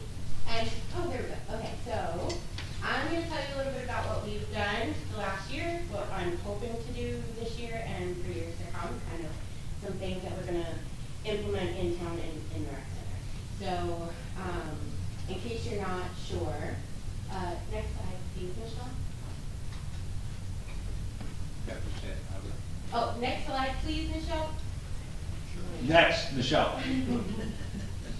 Oh, it might not be working. It might not be here.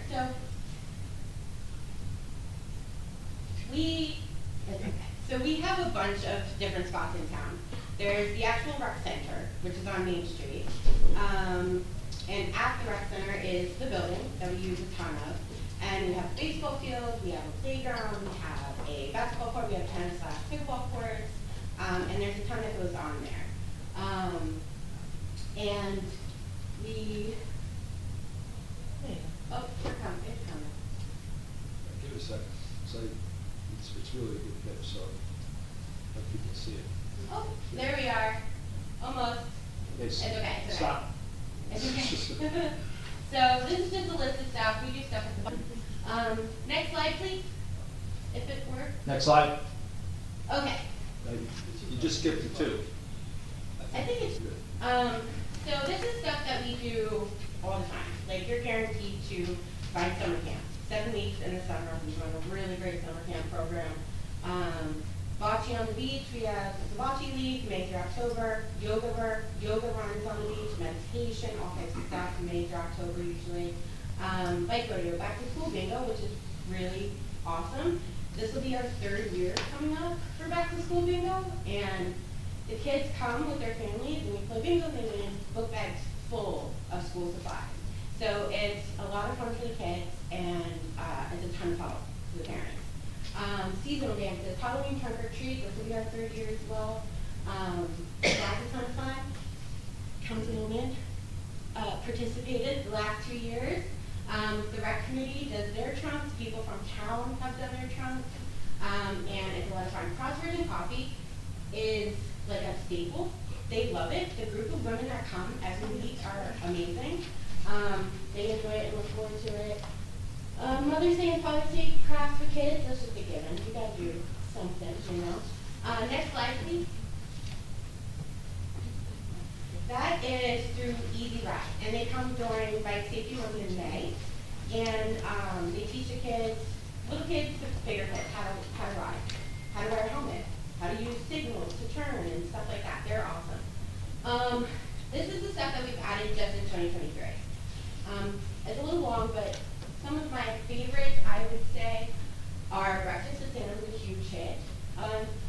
Pickleball lessons actually just started yesterday morning. Perfect thing for pickleball lessons. We did it last year too, but this year it took off. So, the Bocce League has done amazing. So when I first started, it was 1 day a week for 1 8-week season. And now we have spring, summer, fall, and a women's Bocce League 3 days a week, 3 different times. And it fills up quicker than senior now. So, it is so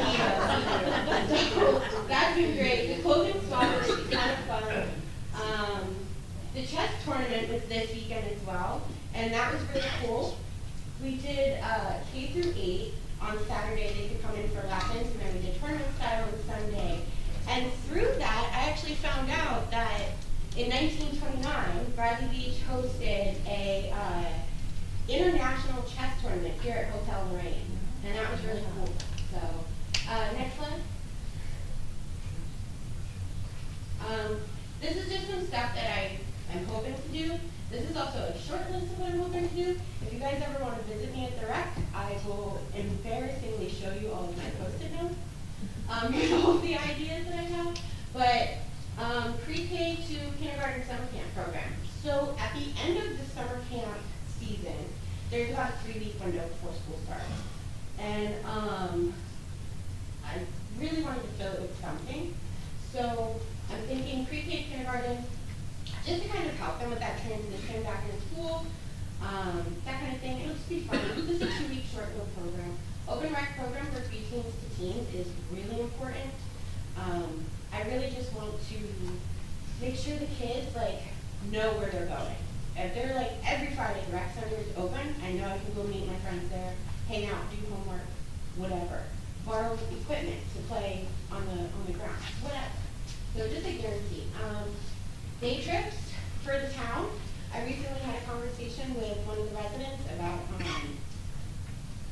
Longwood Garden in Pennsylvania, and I thought that was a fantastic idea. If we can do bus trips and where we can all go together and do something cool as a town, I think that would be a lot of fun. So again, small list. Come visit me with any ideas.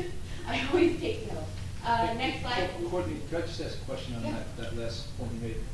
So y'all, at the senior meeting 3 or 4 months ago, somebody came in and talked about bus trips. Oh, yes, the seniors, did have somebody come in and talk to them, I believe about day trips, yeah. Right, so my question is, that's separate than this bus trip? Yeah, that was, that was, something separate. That woman, I believe, if I remember correctly, kind of like does all of the work. It wouldn't be through the rec or anything. That was like, if they wanted to participate individually, I think she builds trips around that. Okay. This would be more for Bradley.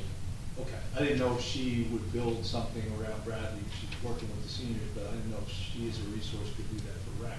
Oh, That's I okay. don't know. I didn't talk to her about it, but it's a really good question. And I have her info, so I can reach out. Okay, all right, thank you. This is just how we stay connected to everything in town. So we keep a really good relationship with the school. We recently just had the Board of Education assign one of their members to our rec committee, so that it's just one more point of contact between us and the school. But they're great. Mr. Heidelberg is phenomenal.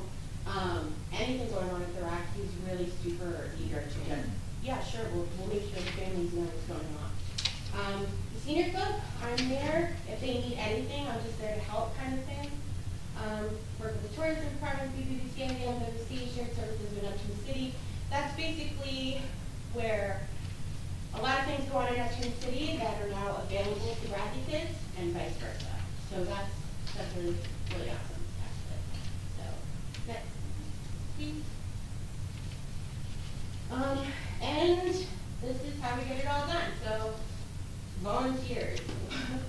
The volunteers in this town are underrated, if I could just say that. I don't think, there's probably about a dozen of you in this room who have some type of volunteer connection to something, Bradley. And my recreation committee is also just is a group of volunteers as well. Without their support and drive to do things and get things done, I don't know that half of the stuff would be as successful. So they're great, they make things happen, and they're always like, let's do it. So awesome. DPW, camp staff, paid instructors, rec trust, and grants. That's the bread and butter of the rec department. Next slide, please. So we run mainly off of the rec trust. So most of that, the largest contributor to that is summer camp, as you can see. Programming gives it a little boost, and we use that to supply equipment. We run summer camp basically, and that's everything, you know. I'm having brain malfunction right now, but the day trips for the summer camp. So we do a lot of stuff in town. We try to make as much use as we can of Bradley Beach. So we take the summer camp kids to the bowling alley. We go to Finn's. We go to, it was the mini golf. We do beach trips. So, and this makes all of that happen. Court, could you tell me about the shared services thing with Neptune City that we restored? Oh yeah. So that's. It's because it's relative to summer camp. Yeah. So that's a big one for summer camp. So there's a non-resident and a resident fee for summer camp, and part of that shared service is allowing Neptune City kids to participate in summer camp at the resident day. And they do the same for us with certain programs in Neptune City as well. We were recently awarded 2 grants, the local improvement grant for $74,000 and the municipal rec improvement grant for $265,000. The main priority for those is definitely the drainage system at the facility, and of course the courts, both courts, basketball, tennis, completely resurfaced. I'm particularly excited about the playground equipment, but yeah, so. Need some work. Yeah, I'm excited about the playground. Next slide, please. I think that's it. That's it. That's all. I'm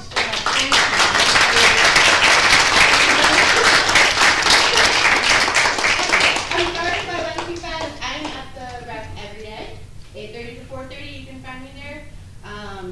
Mahjong is Tuesdays and Fridays from 12 to 3. Open play. Please come. Please hang out.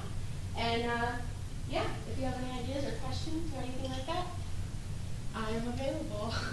No, it's great, Court, and you know, the things the things that you've added, I think, are phenomenal, and I hear from a lot of people about that.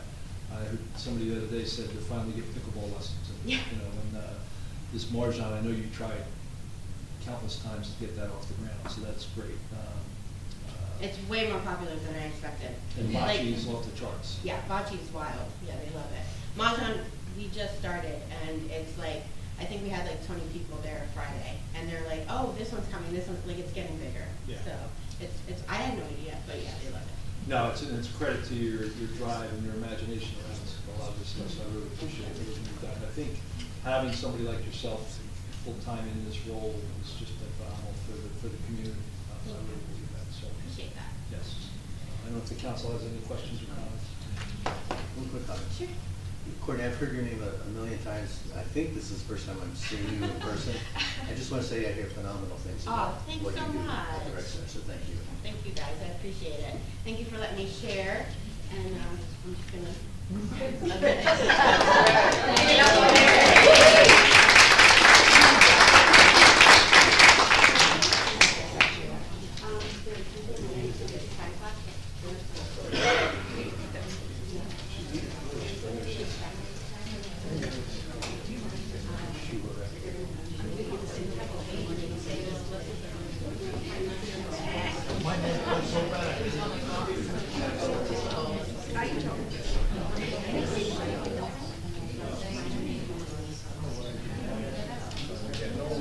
Okay, I was trying to wait for Courtney to go, but I will, go to the next, okay, we're ready to go to the next agenda item, which is public, oh, I'm sorry, it's approval of minutes. So, move to approve the minutes of March 27th, council business. Mrs. Noble? Yes. Mr. Gubatose? Yes. Ms. Mahoney? Yes. Mr. Weber? Yes. Mayor Fox? Yes. Motion to approve the executive session minutes of March 27th, 2024. Second. Mr. Noble? Yes. Mr. Gubatose? Yes. Ms. Mahoney? Yes. Mr. Weber? Yes. Mayor Fox? Okay. Mayor, Yes. may we make a motion to withdraw? Stand by a second. 2024-89, 319 Lorraine Avenue bid package. Because we have to update the appraisal and. You can, when you get to the resolution? Right, but I just want to say it now because I don't want people to have to make comments and, you know, Yes, yeah. it's getting. All right. Oh, so your point is? Yeah, okay. Yeah, so we are still awaiting some answers on a question that came up, so I'll make a motion to table. Unless, I'm sorry, you're doing the motion to table. I'd like to make a motion to table. Second? Actually withdraw because I believe that we Yeah, have to- to rewrite the bid package as well. Yeah. Okay. Okay. Do I have a second? Second. Mr. Noble? Yes. Mr. Gubatose? Yes. Ms. Mahoney? Yes. Mr. Weber? I will abstain. Mayor Fox? Yes. Thank you, Mayor. Sorry. Thank you, Erica. We will now go to public comments on agenda items. Single instance, speaker, participant, any agenda questions? Yes. Good evening, I'm new to the game. My name is Lorraine Catalano. I'm renting a house, 407 Second Avenue. And I was living there a month when my children were getting sick, 11, 12-year-old boys with asthma. And I had constant water infestation in the basement. I went to the town and asked what I could do. I was told I couldn't do anything with the town because you don't have any codes for mold. I was told to go to the Department of Health, which I did. They took measurements. The moisture in the basement was indisputable. I moved the boys out of the house because at my own expense, I did a mold test. I have two types of mold, black mold and penicillium mold, toxic levels. Required me to move my boys out of the house. And of course, I did try to address this with the landlords. I was dismissed very rudely and very belligerently. Today, for the first time, there was some process of remediation, and that's only because I was able to get a Marini hearing with the Superior Court. The Superior Court told me they had no authority over the town, and the reason that topic came up is because when I went to Bradley Beach, they asked what I could do. Basically, I was told nothing. 2 days later, well, that same day, Steve Lustako called me and told me that there was no C of O on the house. So obviously I was concerned that I had a lease, but I wasn't supposed to be in the house because there was no certificate of occupancy. 2 days later, a violation was posted on the door saying that there should be no occupancy in the house. Again, I raised the issue with the landlord. I was told to mind my business, and I was told that they're taking care of it with the town. Well, I'm sorry, the last thing you said was, They told me to mind my business. They were taking care of it with the town. Okay. Now, I first came to the town with this concern December 16th. The violation was posted December 18th, and it took up until the end of January to get the testing done, to verify, yes, it was mold. And it's taken until yesterday, today for the first time, remediation was done. In the interim, I did have a Marini hearing. The landlord was told by the court order that they had to remediate and come back and prove that the remediation was done or would be done. In the meantime, I'm living there paying rent. My children are not living with me because they can't be in the house. I have written letters. I have written letters to you. We have spoken. I have not had any response from Steve Lasacco. But on February 6th, I did call him, and he said, well, by the way, there is a certificate of occupancy.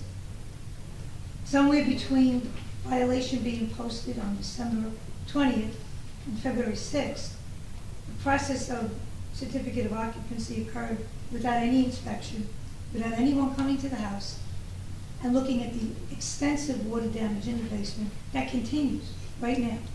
Every time it's rained. I'm sorry, could you give those 2 dates one more time? I came to the town December 16th, spoke with Pam, and on December 18th, the violation was posted. I meant the CO that you heard from Steve Lasacco. He told me that one was issued on February 6th. Now, as recently as yesterday, I thought that I was starting to see some light at the end of this very difficult, painful tunnel. Because I filed a complaint against the landlord, because on the occasions when they've come to the house under court order, they've been very belligerent. The last occasion I was threatened. I reported that to the police. Sergeant Solora was very helpful, and she told me that she was going to try to have the Code Enforcement Office and the Department of Health coordinate and come back to the house and do an inspection, because there's a hole in the ceiling in the dining room from water that was coming in. But most of the water presence, which still exists, is in the basement. They were coming, I was told after I filed a complaint that we had a meeting yesterday, and someone named Murphy from Code Enforcement came. The same gentleman from the Department of Health was there, as had come back in December to measure moisture levels, and the sergeant was there.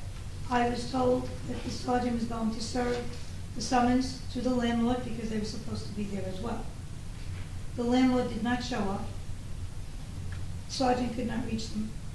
And in the course of a very circular conversation, Murphy, I only know his name is Murphy because Paul Murphy. He told me that he didn't call the landlord. He thought the state, the Department of Health was calling. The Department of Health knew nothing about it. So in an effort to clarify the facts, as he's just been kind enough to let me do here, I brought him through the whole process. He interrupted me a lot, told me that there's no code enforcement. I said, I know that, but I've taken other steps. But I still don't understand why the town has not done an inspection of a property that the town told me didn't have a certificate of occupancy. He said, well, we can't come in. I said, well, why not?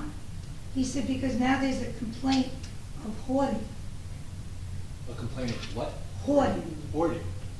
So yesterday, again, although the town was present, Department of Health was present, and the same police sergeant who addressed the issue with me when I filed a complaint, they couldn't come in because there was a complaint about hoarding.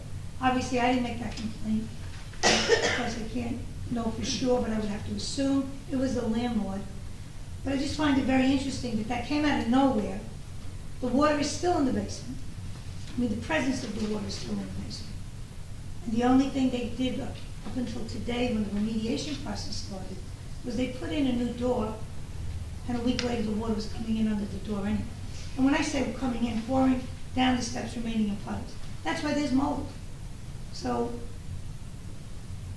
I'm trying to make a good life for my children. We lived in Neptune up until now, and my experience has been very regrettable, very unfortunate, and I should not be in a position where I continue paying rent, and I have to have my children living elsewhere.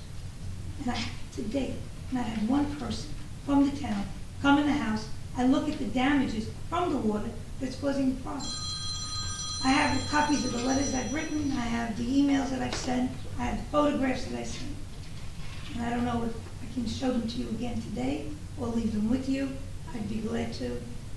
But I think that the quality of life that everyone here is trying to discuss or guarantee, I can't say that I've experienced any of it. Yeah, I was gonna say, could you grab the pictures? Yeah. And, I didn't catch your last name, so I'm sorry. Lorraine Catalano. Catalano. You're already in court with the landlord? The landlord, in January, I held the rent, put in escrow. They filed a complaint with Superior Court for that, which fortunately, because I didn't have the money. So you're paying rent in escrow? I was paying the rent in escrow. And the good thing about that hearing was that it allowed me to say to the judge, the reason the money is there, but I didn't give it to them in January, is because it became a Marini hearing.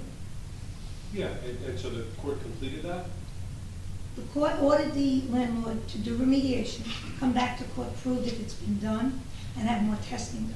As of today, the landlord said, we don't have to go back to court. That's not what we have to do. And you didn't pay the rent again. So that's what I'm dealing with.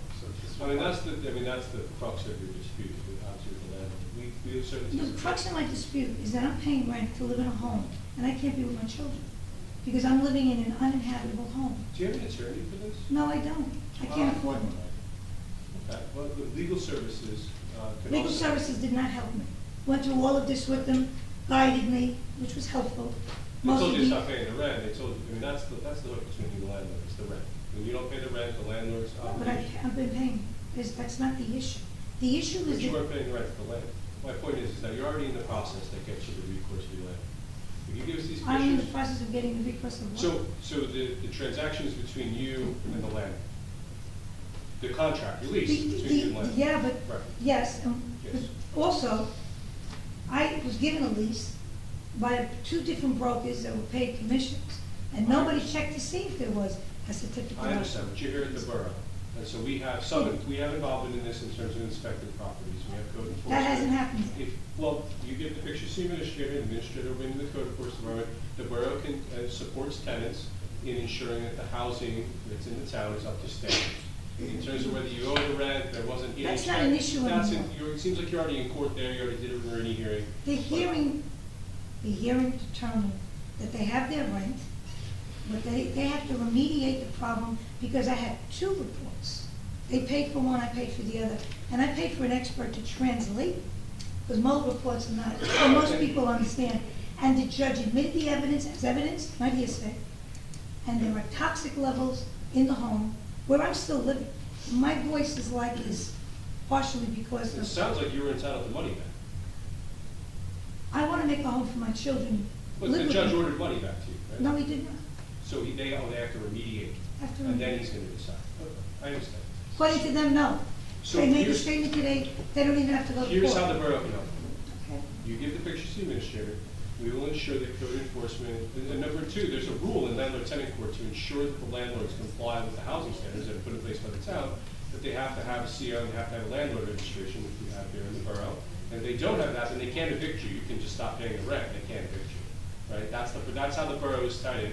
And we will, you give the pictures here, the administrator will get the code enforcement, make them aware of this property, the issue, they'll check all the paperwork, and they will go, and if you will open the door, I believe someone will be able to come inside. I've been opening the door every time anybody knocks on it. Okay. Yesterday was the first time they told me they couldn't come in. So what we can do is our inspectors can provide you with the inspection of the housing standards in the town that you're entitled to, and you can use their findings, any summonses, things that are issued, and you can bring those to court in your reading it, and that will help you in your That's been relationship done with already. them. I did a little. Well, The evidence- we'll keep doing it, so you The get rid problem of it. is, no one's come to the house and held the landlords to the obligations that my lease protects me. And ultimately, I'm a parent paying rent, and I can't reside with my children. I understand. Can't address that in Superior So- Court. I was told that is your supervision in this borough. The borough's not in charge of enforcing your lease, we're in charge of enforcing the housing standards that you can use as evidence to enforce your lease. So we will make sure that our people are responsive to you. Thank you. And get you the pictures and whatever's going on there, it'll be all documented, and you can use that in your unfortunate battle with your landlord. I'm sorry. Appreciate it. The only thing worse than bad neighbors is a bad landlord, so, I'm sorry. Thank you very much. I actually did have a question, so all that. You said somebody came and actually inspected for mold and found really high levels of I mold. paid for a month, and the landlord had to also do the same, just to present counter evidence, but as it turns out, the report that they paid for was even Okay, worse so than mine. these were private contractors, it wasn't? You have to do, Okay. you can't present it as evidence, and even with that, I had to hire an expert to testify and explain it, and only then was the evidence admitted as evidence, not hearsay, at the marina. So there's mold, there's no question, No, I believe. but it. extremely dangerous levels. And the answer, by the way, Mr. Murphy said, all the houses on this block have water in the basement. That's not acceptable. Do I do that now? Yeah. Thank you again, you told me. Thank you. Thank you, Ms. Kennedy. Yes?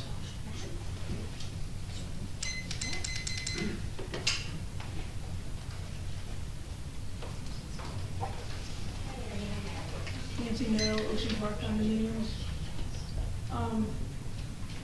Like the lady before me, I've been waiting since December 15th for the code department, because I've got an illegal rental, according to the administrator over there, which I got an answer about in December, and then I re-inquired in March.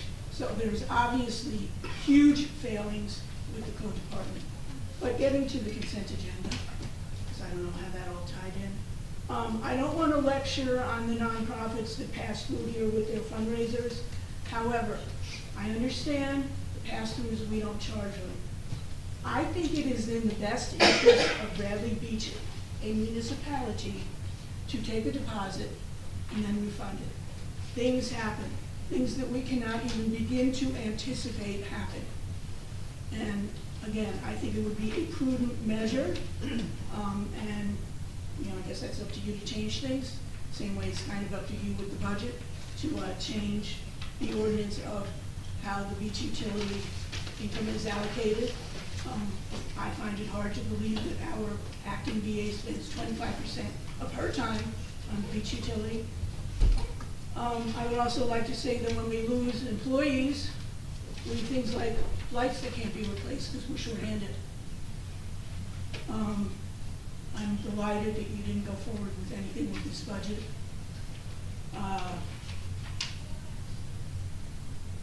It is my understanding that we have not replaced full-time employees with part-time employees. It is the reverse. And I have not seen personally an austerity program. I've seen a waste program. And clearly, if you were to analyze certain expenditures, I think you'd see that too. We had a presentation tonight, income and expenses from the rec center. Really, if you believe that, I certainly don't, is not the salary part of an expense for the rec center. I don't see where that was incurred. And yeah, people love crosswords and copy is free. That whole thing needs to be redone, and how we charge, etc. It's not fair for everything to be on the burden of the taxpayers. If you want to participate in certain things, you should have to pay. It's the same thing with aftercare. I'm just tired of us footing the bill for what the school chooses not to afford. Mr. Gubitosi, regarding parking meters. Our previous CFO in his first presentation, I asked numerous times about parking meters because he kept putting them into the current fund. And I didn't know much about the Silver Lake issue with that, but I certainly knew that they were on Ocean Avenue and part of the beach. I kept asking, I never got answers. So that's another little issue, or big issue, because again, to me, those parking meters are beach utility. That's where the funding should go. Because while we're all trying to balance the budget for the borough, you can't leave the beach utility under surplus. We know we've had issues with all of that before as well. Interesting to me that you gave a proclamation to Carney Bank. Really? And yet you're doing your payroll out of town with Provident? Shame on you. And how many times do I need to say it? And then I would like to say, and I'm sorry Mr. DeMarco's not here, but she can play this later. Yes, this is a meeting for the council and mayor. I do not come here to listen to Ms. DeMarco, and I would have said it to her face, to berate and be rude to the residents. She can do that with me privately, as she has. Her job is to sit here and not speak. It is your job to speak, our job to speak. She is not part of the mayor, she's not the mayor, she's not the council, and she's not sitting with us, the residents. So that needs to be rolled in, and I've said it before, I've said it with the 4 previous administrators that we've had since January 1st, 2021. Sorry, showing my age there. I guess I'll save the rest for my next little conversation. So thank you. Thank you for your opinions. They're not opinions, they're facts. Thank you for your opinions. Anybody else? Yes. Jim Kishias, 112 Fourth Avenue.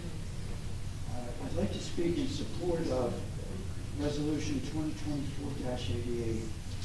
This resolution is consistent with the recommendations of the speaker that we had at the last council meeting during the workshop.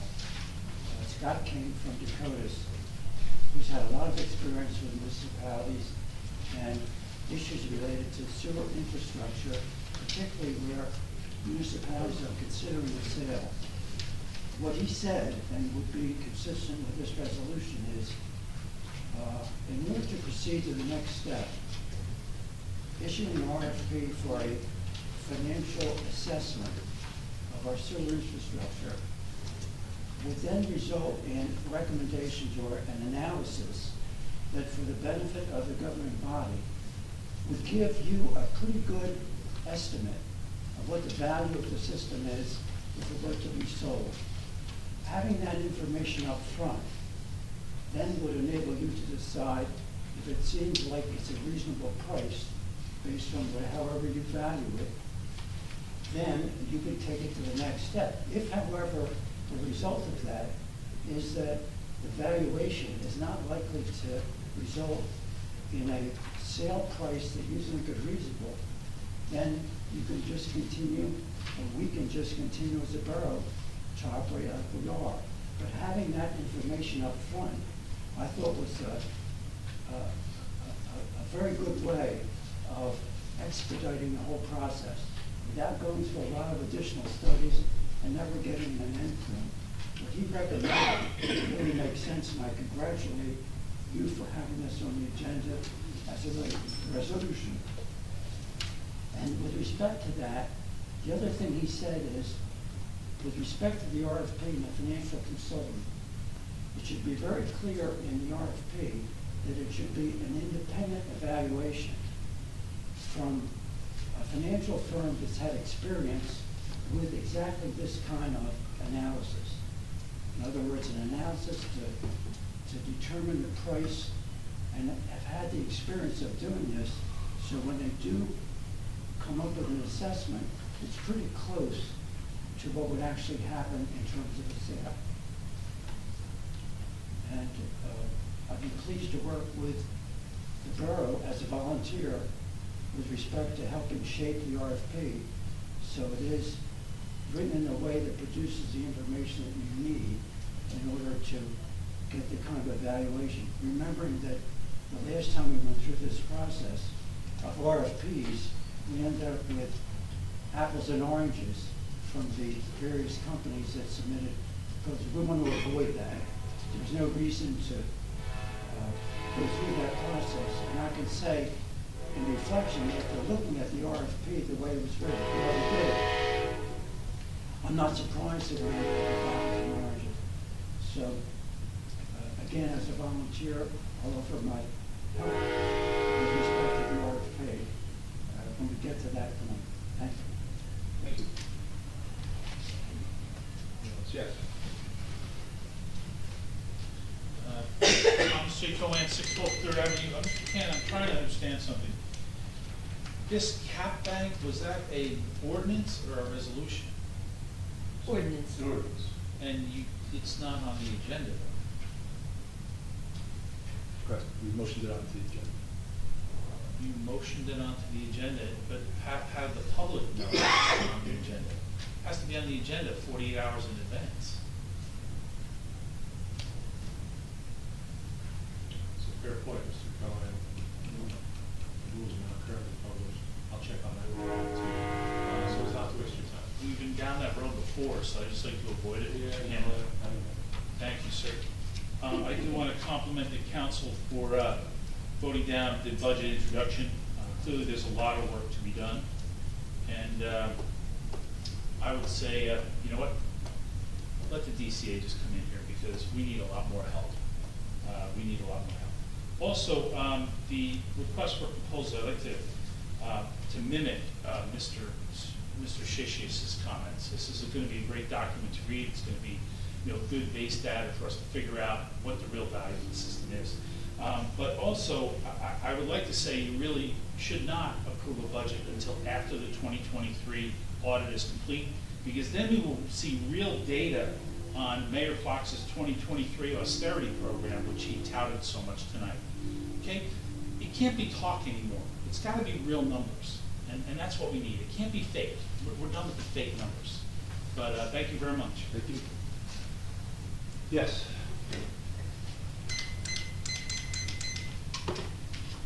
Jana Greenblatt, Jana, 414 Monmouth Avenue. I have a few questions, and that's with regard to the 2024 budget discussion. It's an opportunity to ask.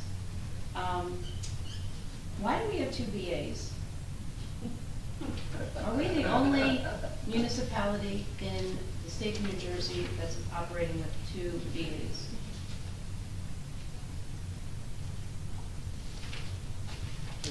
I'm asking a We have one question. BA. No, we have two BAs. We're, Well, answering the question, we have one BA. That doesn't seem so. Our prior interim BA has been referenced numerous times, acting currently on employment issues, on budget. It sounds as if Mr. Fahrenbach has been a part of the process for the budget planning for 2024. It seems to me that we actively have two BAs, and this has been going on now for 6 months. I mean, is this volunteer BA stepping on the toes of the current BA? Not at all? Okay, we clearly actively have two BAs in the borough of Reading Beach. I tried to clarify the point if you can have your opinion on that, sir. It's not an opinion, you're referencing Mr. Fahrenbach. There's nothing wrong with the volunteer work. We have volunteers in this town. It's not only on an environmental commission or on the shade tree commission, or Mr. Fahrenbach has more experience than these 5 people at this table. And how about the current BA for which we're paying, compensating quite nicely? So you're, I'm questioning why we need to have two BAs in the borough. I think I'm it's- sorry, we're not going to agree on the point that we don't have 2 BAs. We have a volunteer who comes in and helps with different things when we ask him to. And being put in a position of negotiating contracts? Providing input. Okay, so then I definitely would chime in and suggest that this BA also give some volunteer time to borough and council meetings, so we can hear from yet a volunteer who's participating in the process of negotiating business for the borough. Okay, thank you. Okay, so that's one thing. The other question is, we've been through this before with the budget process. Have we learned nothing but to start to include council, and particularly council who may have an understanding of financial matters in the budget process? It sounds as if, according to our new CFO, that there are other communities, other municipalities who actually do have participation from the council, and perhaps we can avoid some of this confusion and some of these delays in putting this budget forward. Has there been consideration to include council who are voting members of the budget in the process and perhaps eliminate some of the questions that seem to circulate and not get answered? Take that under advisement, thank you. Okay, and then I guess the other question that I have is, did you receive the information that I sent from the last council meeting regarding the Lorraine Church property? Yes, and we're still working through resolution of that. Okay, because I haven't had an acknowledgement of receipt. It's acknowledged, I acknowledge it. Okay, well, you're acknowledging it now because I'm publicly asking you, but I have not gotten any acknowledgement of receipt. The only person that acknowledged it was Erica. So you did get acknowledgement? No, I got an acknowledgement from Erica because I believe, it's my understanding, she specifically asked me for this information for the minutes. I'm talking about actually getting answers to the questions that I asked. That's the meaningful Which I part said of is what in I was process. asking. So will I get answers from the mayor Yes. on this? Potentially not for me, but from somebody, yes. What does that mean you mean from the That means I'm not PA? in charge of every elemental question that comes up. There's people in the administration that will do that. These were all questions that were related to the Lorraine Church property. Mr. Frank. So perhaps Mr. Fehrenbach can answer the questions. Perhaps, or perhaps Mr. Marco. Where'd you go? Okay, but I would like to get some acknowledgement, and actually I sent an email to Ms. DeMarco. I have emailed the entire council, Erica and Ms. DeMarco. Ms. DeMarco's email bounced back because she uses a different email than the rest of the borough, with the initial of the first name and the last name. I think that's a dead email. It should be a dead email. So she's just going under VA? Yes. Yes. Thank Okay, you. thank you. Yes.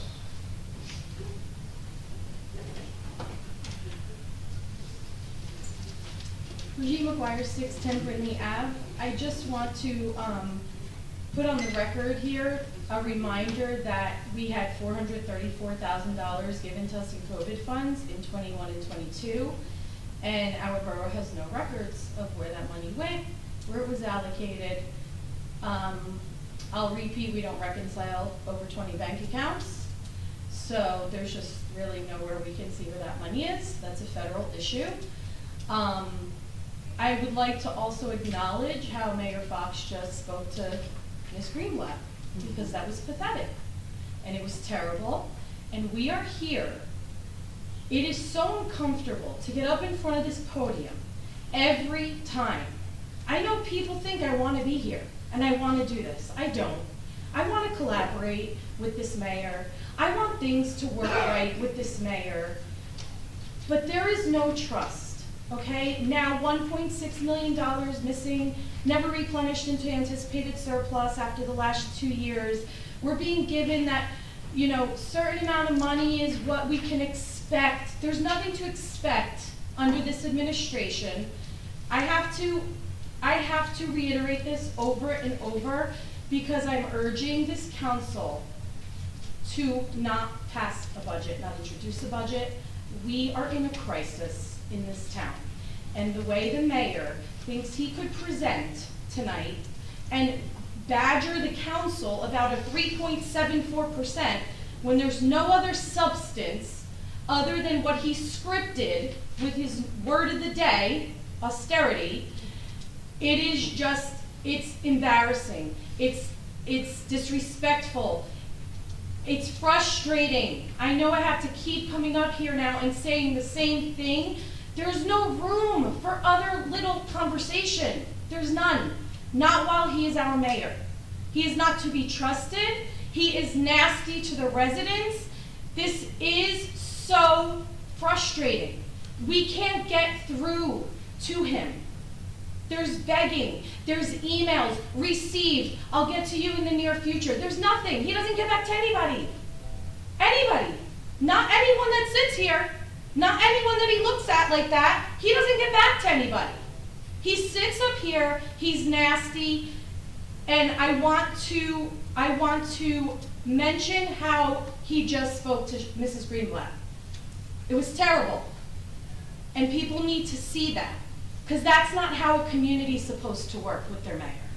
It's not how their mayor is supposed to serve their people. I also wanted to make a mention of the minutes that were approved. Was it reflected on last meeting that Meredith left the meeting, in the middle of the meeting? Yes, it was. Okay, I Yes, just it wanted was. to make sure. I'll post them after late tonight. Okay, thank you. Yes.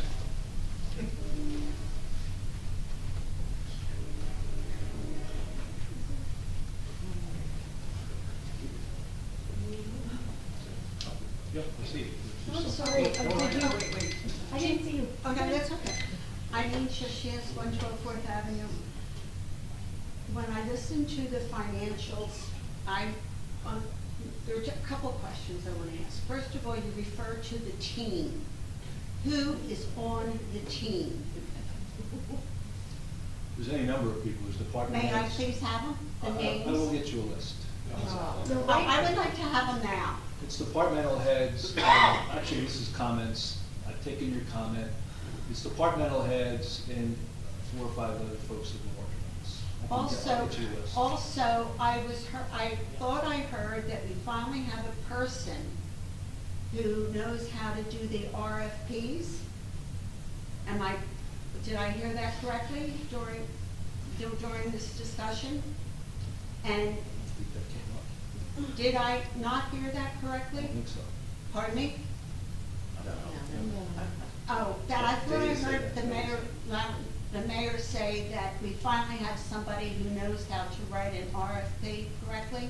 No, I think you have that confused with, we have somebody in finance who does like purchase orders and can assist the CFO. Okay, I apologize for that. That's okay. But I would like to know who the team, and specific names, thank you.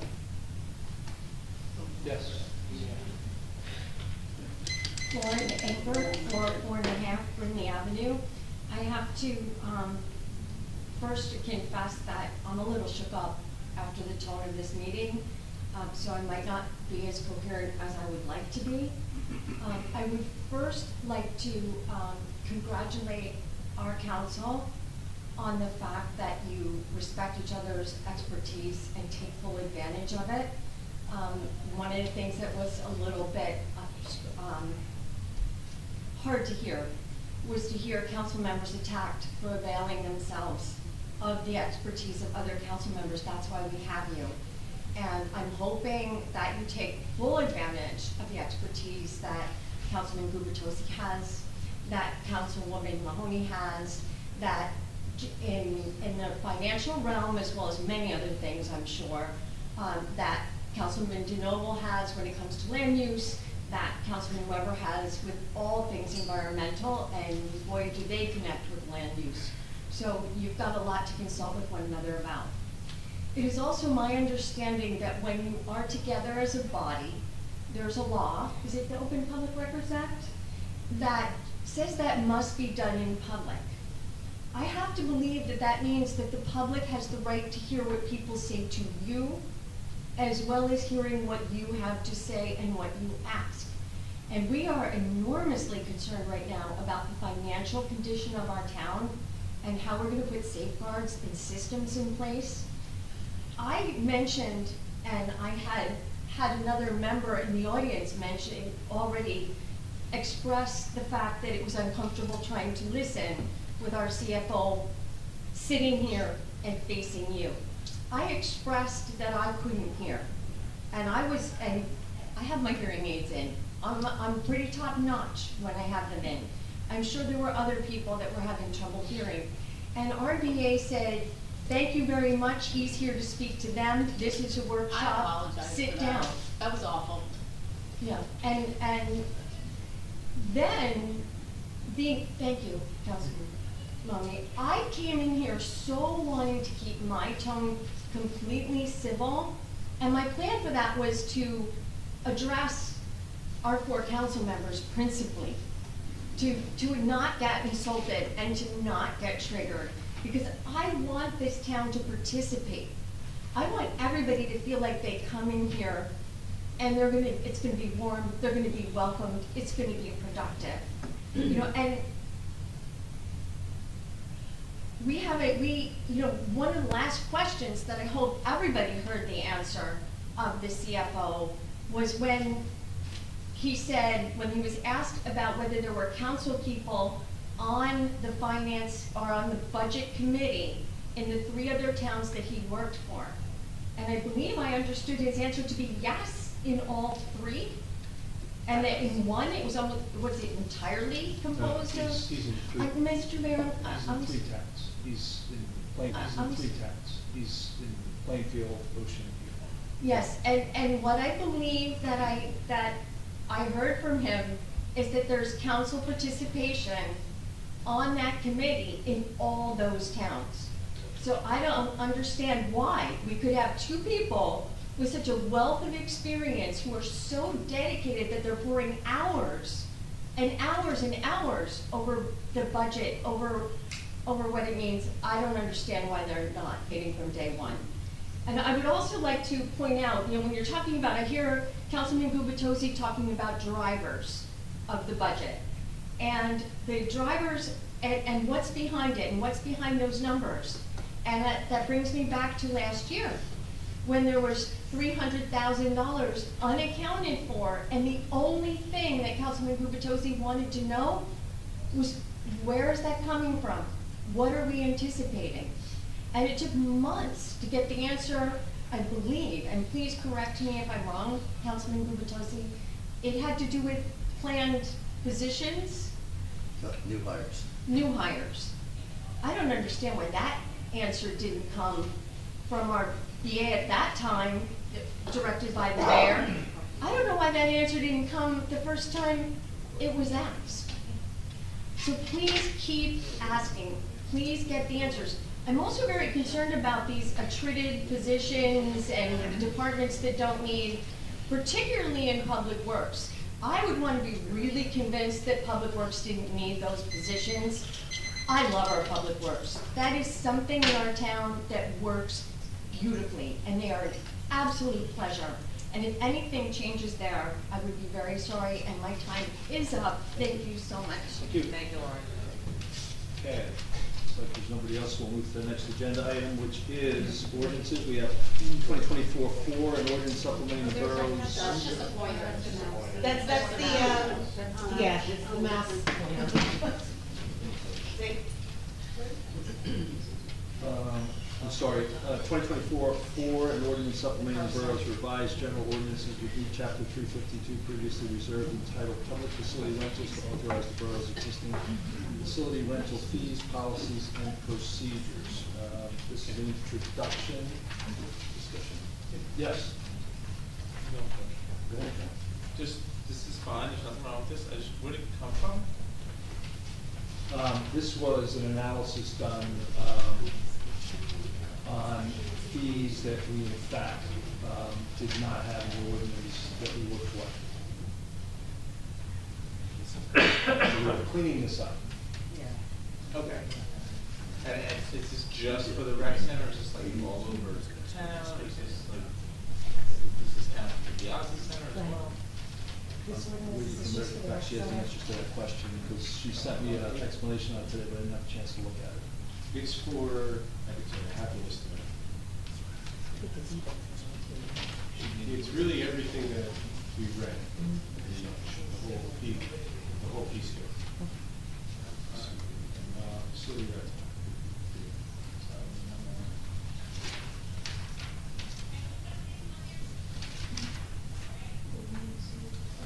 Is it in? It's adult sports leagues,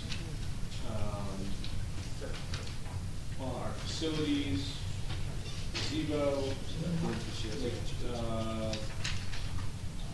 here it is, rec center, Biazzi Center, basketball court, tennis court, baseball, soccer, pickleball at the community sports fields, beach facilities. There were misses, Parks, were not included. Lake Terrace, Riley, Rec Center Park, 2nd and 3rd Avenue, Sylvan Lake Park, 5th Avenue gazebo, the Fletcher Lake gazebo, This is essentially, it codifies everything that we're currently doing. So the whole fee schedule that everyone uses all the time, that's what this codifies, so it's everything. Okay, and then, so, sorry, but, I don't really know how to respond. In my packet, I'm looking at ordinance 2024-3, and it's talking about the, salt. Three is the one that we introduced last meeting, that's being adopted. Right, but it's at the same. Four is the one that's being introduced. We're introducing 4 and we're adopting 3. Gotcha, thanks, sorry. Okay. Oh. And actually, you guys know at the next, you can see that ordinance for the facilities, like a lot of other ordinances, town have it being set by the resolution of the governing body. So when, upon the adoption of that ordinance at the next meeting, there'll also be a resolution adopting the fee schedule. We're not changing anything, we're just adopting it so that the next time our people are asked if there's authorizing a resolution ordinance, we have it. Thanks, sorry, proceed.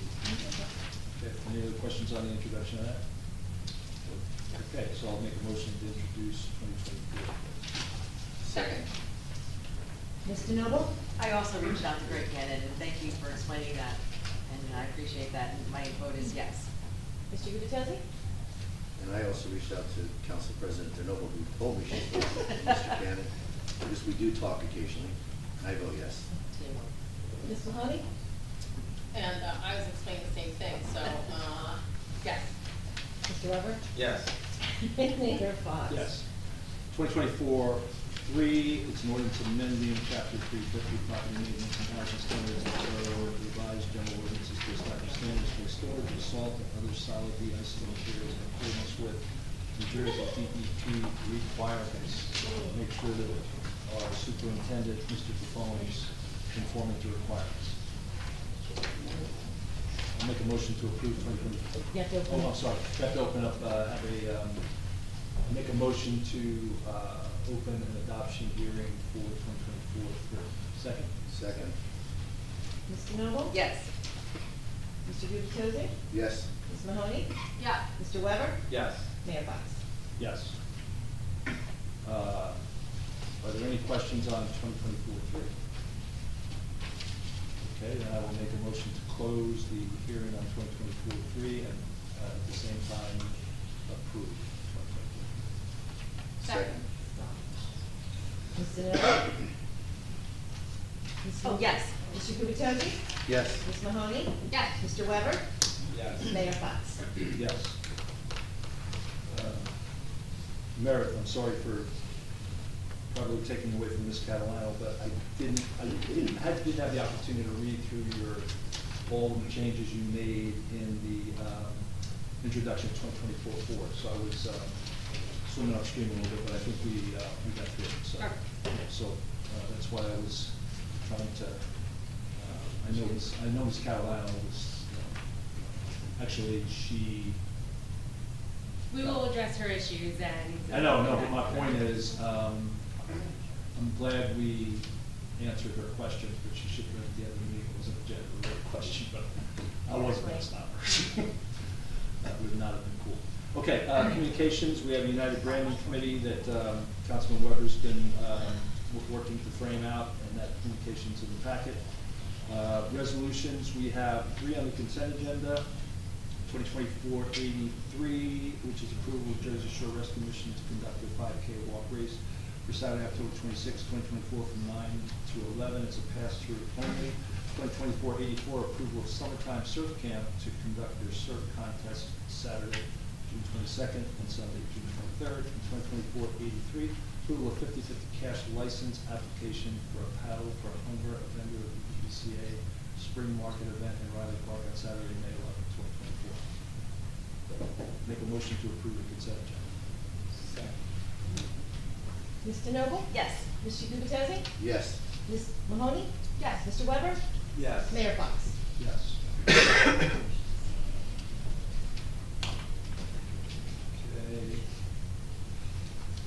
Individual resolutions, we've already covered 2024-86. 2024-87 is the approval to apply for a grant from New Jersey Historical Trust for $138,100 Still Valley Beach Free Public Library's doors at the 4th Avenue entrance. I'm on the library board and I can comment on this. This door is quite a challenge. Actually, Mr. Buffon could comment on this door too, I'm sure.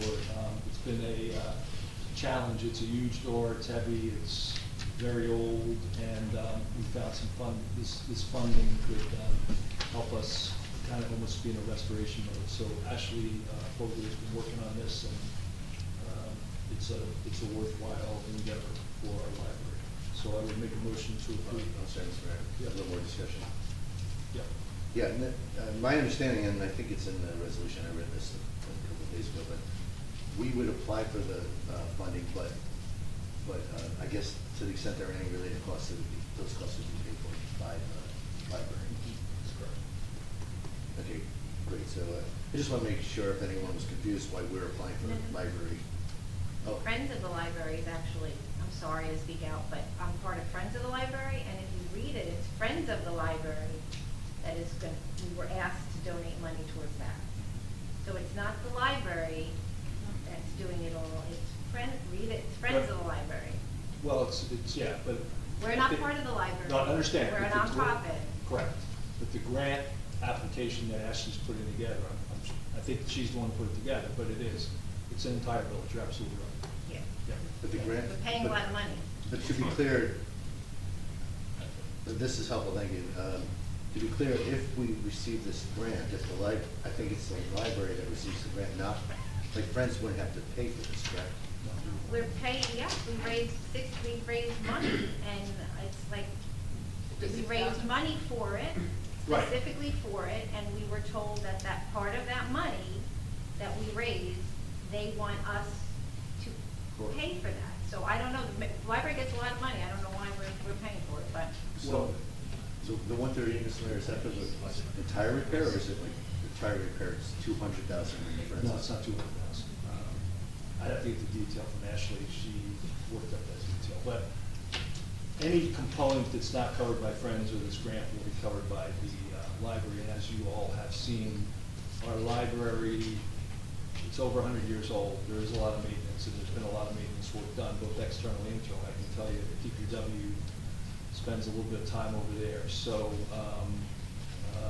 they do have, though, given this budget increase that they had, some capital spend opportunities. But if we can procure or secure this grant, I mean, we want to certainly do that. So that's really the rationale. So what I'm hearing, just maybe, Ms. Davidson, you can bring us back to the Friends and the library, but it's what the mayor is saying, I think either to the public or you maybe comment to me quickly. It sounds like this is a grant that would fund this door, and the Friends would not have to contribute for other things. We were told by the librarian I'm that sorry. it was going to be, I'm sorry, Mr. Marco, we were told by the librarian, I think at our meeting, that she wouldn't wipe us out, but it would be some type of shared. They assess the cost, and, because we don't know. But we are contributing. Yeah, absolutely, but we don't know if we're gonna get $138,000, we might get $50,000. And the numbers I've heard are this is one hell of a door. So. Beautiful door, but So. beautiful door, by the way. Yeah, it is. So if I could just ask a quick question. Just want to make sure I understand this right. So New Jersey has a historic trust that we can apply to. We can apply to fix up old historic buildings. There are a lot of regulations about it, and most of them have to be, what's the correct terminology, right, for deemed historic by the historical. That's the criteria. Yeah, the criteria, correct. Yeah, it's amazing. It is. Okay, do I have a second for 2024-87? Second. Ms. DeNoble? Yes. Mr. Gubatasi? And I'm hoping we get all $138,100, yes. Ms. Mahoney? Yes. Mr. Weber? Yes. Mayor Fox? Yes. 2024-88, directing the development of a request for proposals for professional financial consulting services to conduct a financial assessment of the borough's sewer utility fund. Just a quick comment. Yep. Following up on what Mr. Shishish said earlier, is there a way to put in this wording or just communicate to whoever's developing the RP? one, that we should be asking for specifically what the different organizations' experiences, and two, is there an opportunity to actually involve Mr. Shishis as a resident volunteer? Let's see or not. We don't have to put it into the wording of the resolution. I just want to make sure, for the record, thank you, Mr. Shishis, for raising that earlier. I'll second. Ms. DeNovo? Yes. Mr. Gubatesi? Yes. Ms. Mahoney? Yes. Mr. Weber? Yes. Mayor Fox? I'm going to vote no. My rationale for voting no is really around two things. Number one, my personal opinion of having gotten a couple of reports on this is that our current utility, and it's mostly staffed by Public Works, from a customer service standpoint, does a great job, number one. And really more importantly, as it relates to priorities, I just think we've got a dozen priorities ahead of this that I'm concerned about the capacity, so that's why I'm voting no. Okay, we've backed off of 319 Lorraine, so there are no announcements, so we would go to mayor and council reports. Mix it up, but I can start today. Mine's fairly short.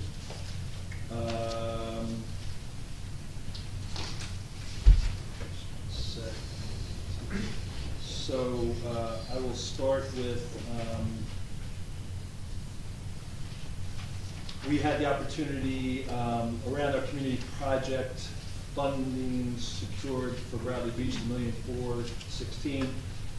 We were fortunate last week, I think it was last week, to have Congressman Pallone, who was in recess, stop by and talk about the process for funding.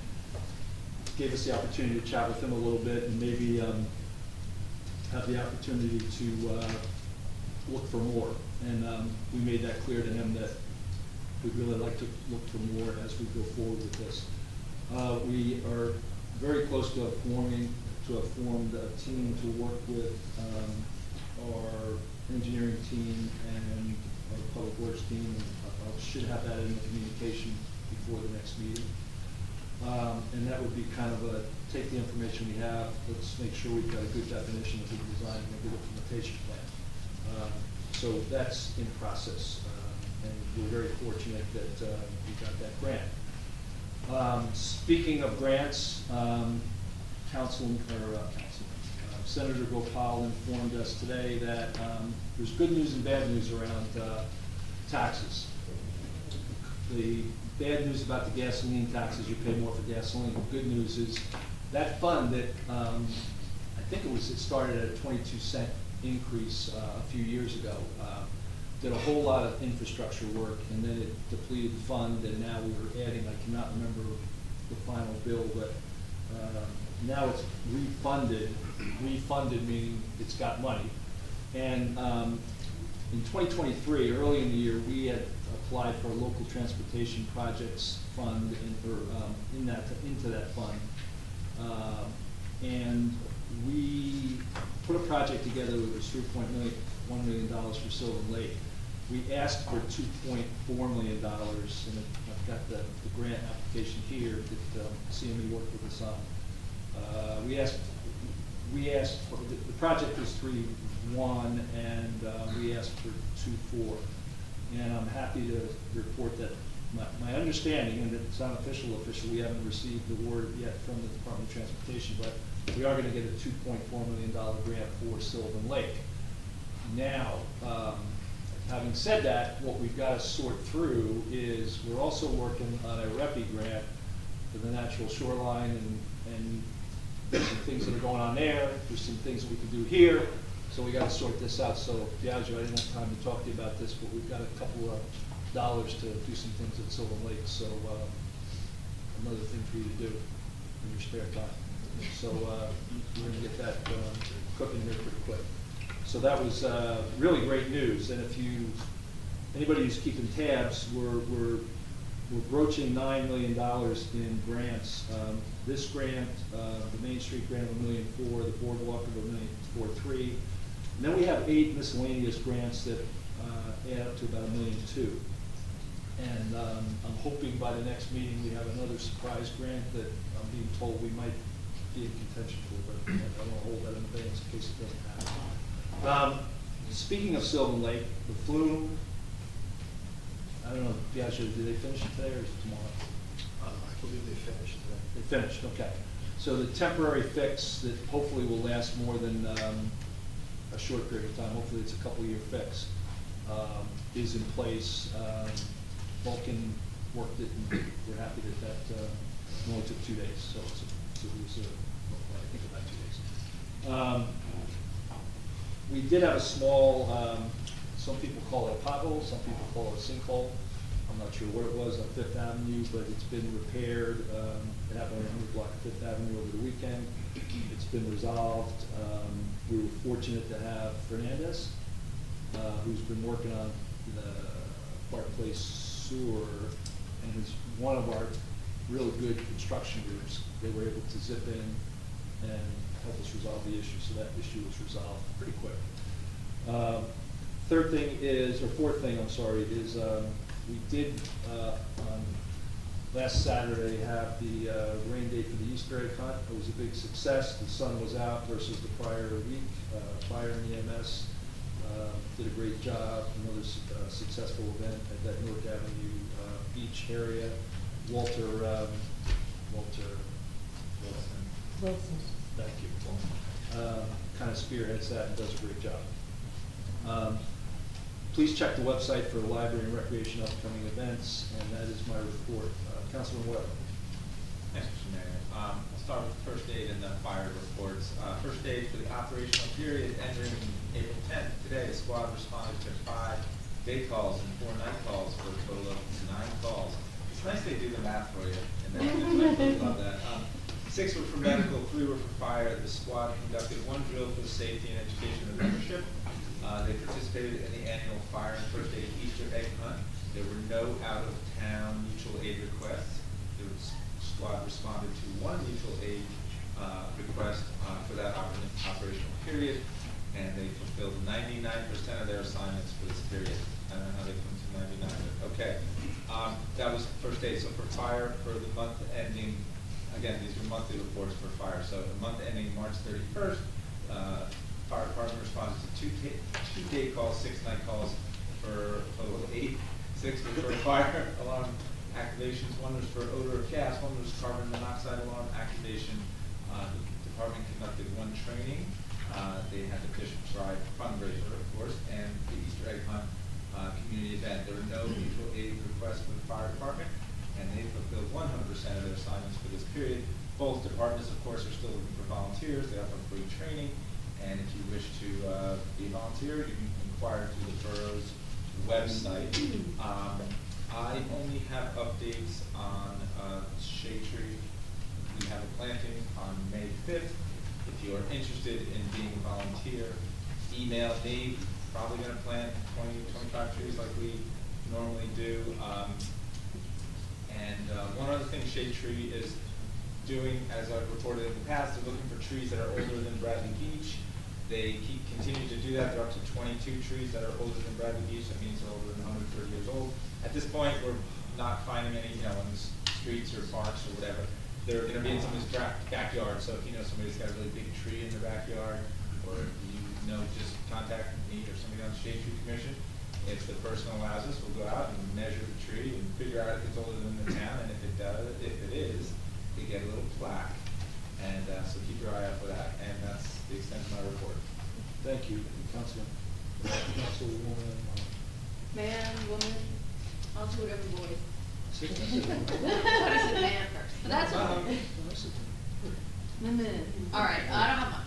All right, the land use board is going to meet on Thursday, April 18th. And Clean Ocean Action will be running a beach sweep at 80+ New Jersey locations this Saturday, April 13th. Bradley Beach's Environmental Commission will be assisting Bradley Beach's location at the gazebo on Ocean and Fifth. Please join us between 9 and 12:30 a.m. to pick up our beach. I guess I'm not doing anything on Friday night, so I will be there nice and bring a bucket, some work gloves, and a refillable bottle of water. Saturday. Saturday, yes, yes, I mean, I Friday night. Friday night I don't do anything, so I can be there early in the morning on Saturday. Got it. Yeah, I have You it don't on the wanna calendar. confuse people. No, Yes, don't yes, get confused with my personal life and what I'd like you all to do. I'm just reminding myself to stay home on Friday. So I don't sleep in on Saturday. Okay, if you don't have gloves or a bucket, our fabulous DPW will supply extra buckets and our environmental commission will have some extra work gloves. You have to bring your own water though. You can register online before at cleanoceanaction.org, or there will be registration forms available on Saturday. I hope to see you there. And, and I'm having a pre-beach sweep party at my house Friday night. Now you have plans, oh no. Aw. That's great. That's all. Okay, thank you, Councilman Gutierrez. Let's see, jump around. Okay, as the liaison to Silver Lake, I just want to follow up on the mayor's comments about the grant news. So we just got that text message earlier today. 2.4 million is just a huge number, and it's potentially, it may not be enough given some of the work that needs to be done, including the restoration of the lake. But it's a great number. I did have a chance to contact Ann Politi, the chairperson of the Silver Lake Commission, Sylvan Lake Commission, and she was ecstatic over the news. She's sharing it with the rest of the commission. Keep in mind, the commission is a shared commission with Bradley Beach members as well as Avon members.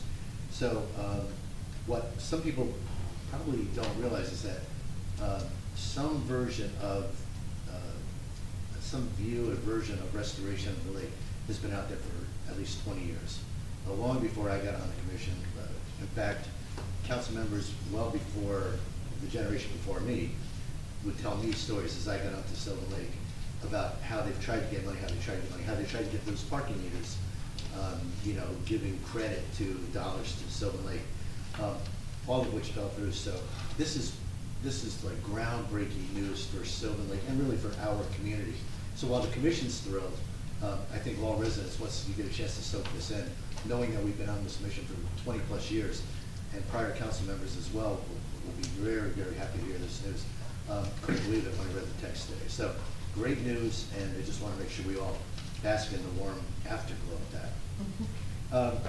The mayor mentioned briefly, I just want to follow up on the sinkhole, and Mayor, you mentioned a company that jumped out there and did some quick repair.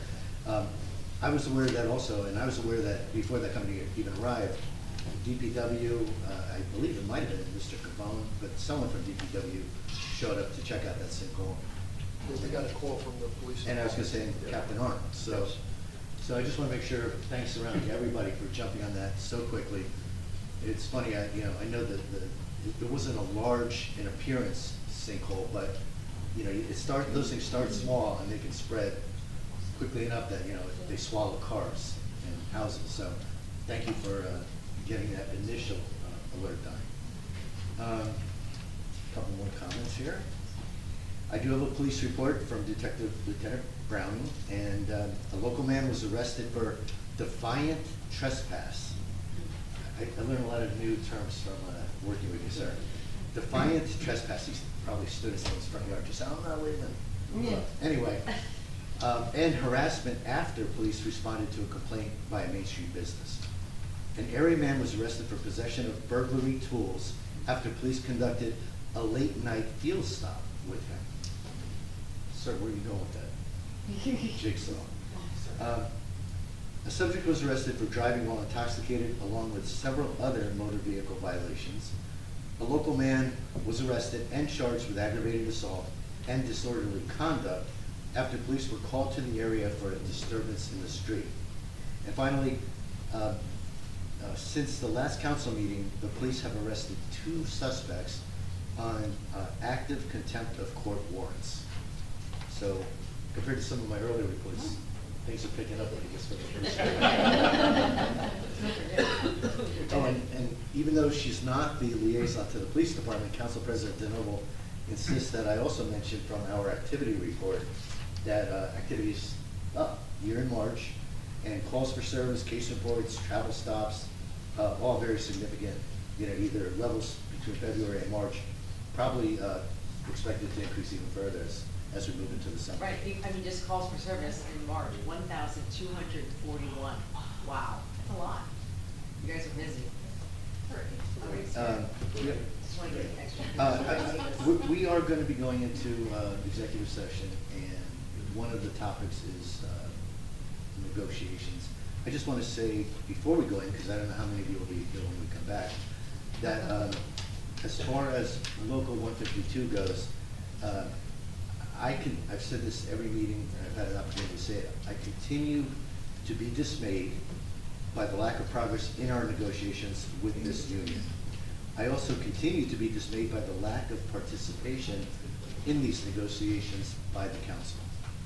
We have every opportunity to participate if the mayor would grant that opportunity.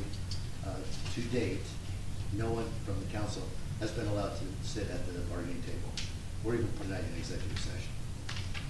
And then it wouldn't be a council meeting and council comments in particular without me reading a statement that I find it's very important to get these statements into the minutes. And you will probably not be surprised that it's regarding the 2024 budget review and process. It's budget time in Bradley Beach, and as usual forward, the process should be simple. 1, the administration prepares a budget for 2024. 2, the council reviews the budget and asks questions to make sure they understand the proposed budget. 3, the administration answers the council's questions to the council's satisfaction. I'm going to double back to 3 in a minute. The council votes to introduce the budget, and 5, ultimately, the council votes to adopt the budget. While all of these steps are important, the most important, in my opinion, is step 3. The administration answers the council's questions to the council's satisfaction. This is so important because the council represents the residents of Bradley Beach. We serve as fiduciaries representing you. So we must ask questions where we do not understand the budget, and we must get answers to those questions. This is probably even more important given recent events in which, less than a month ago, we received a horrendous 2022 audit report. Bank accounts were not reconciled. The auditor could not account for $75,000 in cash.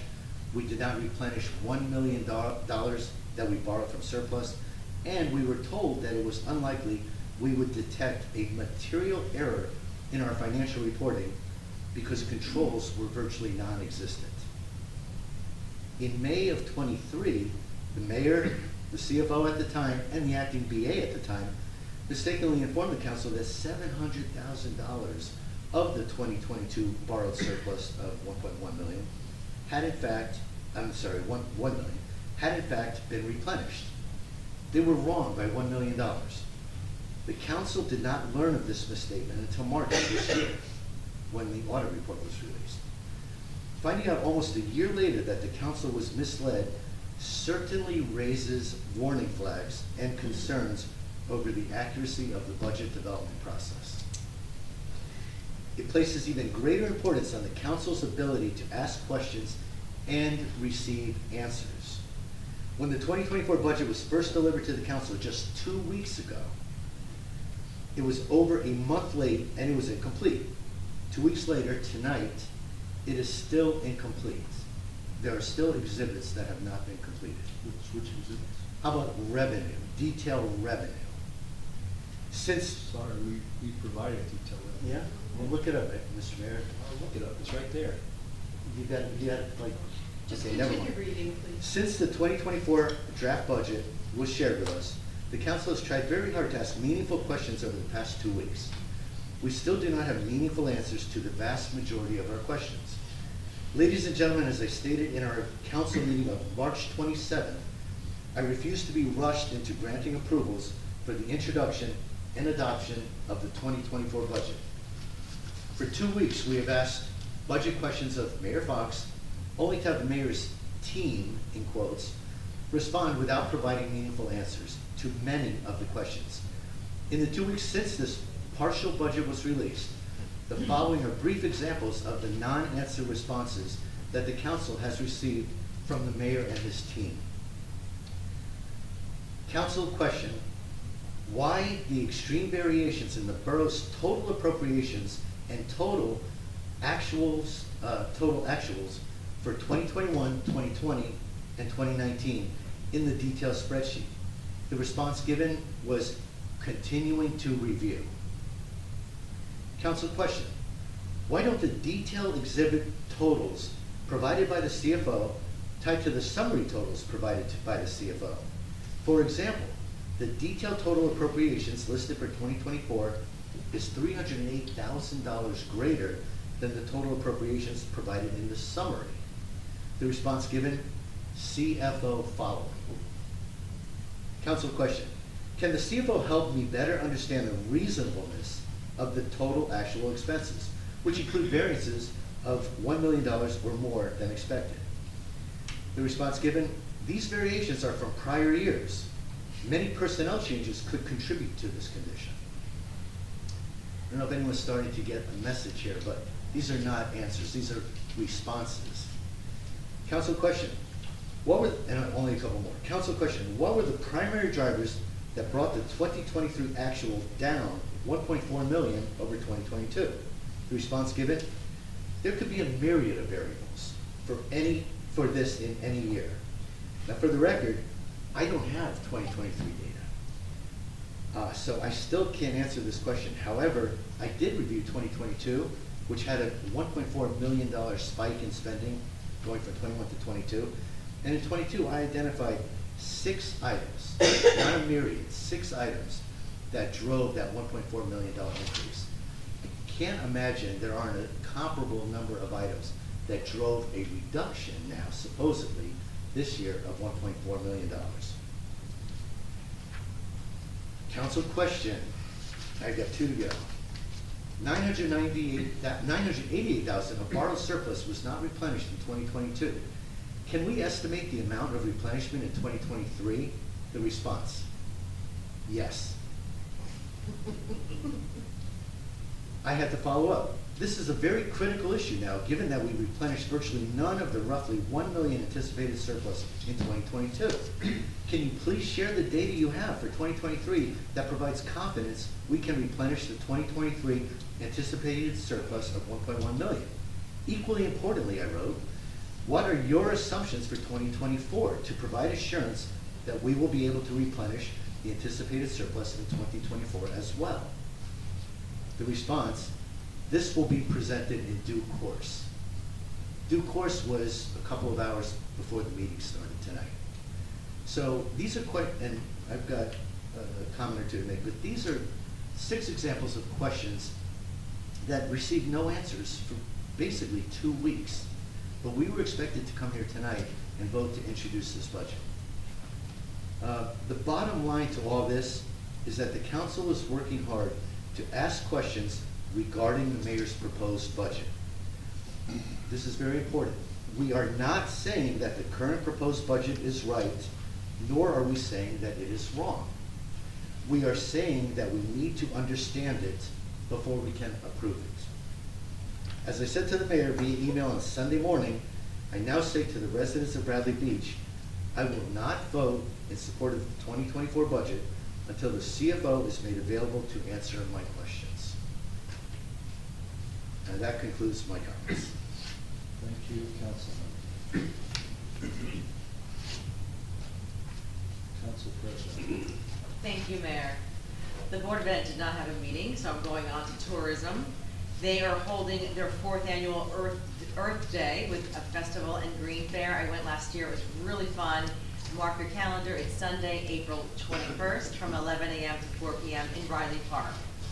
The Shade Tree Commission will also be there, and they're going to do a presentation on the lantern fly. So there's a lot of interesting things to check out that day. Also, speaking of the Shade Tree Commission, they had their meeting Wednesday, April 3rd, and good news. Well, bad news and good news. Some trees were removed on private property at like 604 Bradley Boulevard. They removed 1 tree, but they're planting 2 trees. 204 Beach Avenue, they removed 1 tree, but they're planting 3 trees. So it's nice to see when something gets taken out and it gets put back in, put even more So that's very good news. Kudos to them for that. They're doing some ordinance modifications. Also, they will be at the Earth Day celebration. The spring planting event is actually May 4th. You said it was Nick? That's the rain date. So it's a Saturday at 9 a.m. and we start in Fountain Park. Now, I didn't know it was called Fountain Park until I looked on like Waze. And it was, so Fountain Park is between 2nd and 3rd Avenue. It's a triangle park there in the 600 block. We meet at 9 o'clock. We demonstrate how to plant a tree, and then we're gonna plant approximately 23 trees throughout the borough, including 10 on Main Street. And we do have 3 opportunities for people to sponsor a Honor Me tree. So if you'd like to do something special, or maybe someone that you love, or a new baby, or even someone that had passed, I've done that before, and it's a great thing. And addition to that, Arbor Day. Arbor Day is gonna be celebrated at the same park, Fountain Park, at 4 p.m., April 26th. I believe it's a Friday. And what we do is we honor the graduating class of 2024 Bradley Beach Elementary School. The younger grades are invited to display their artwork, and then we dedicate a tree.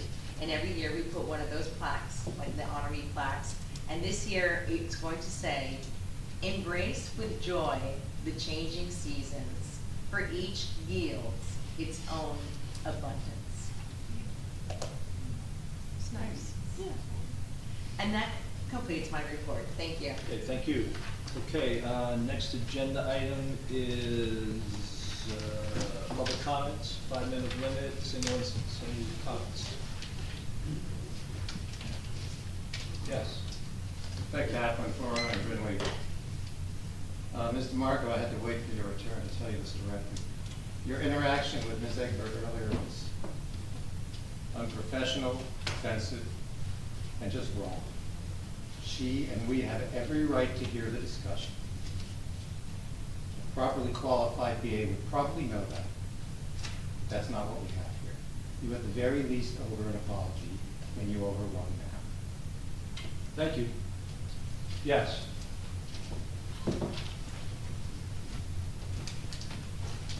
Good evening, Linda Duffy, 312 Winley Avenue.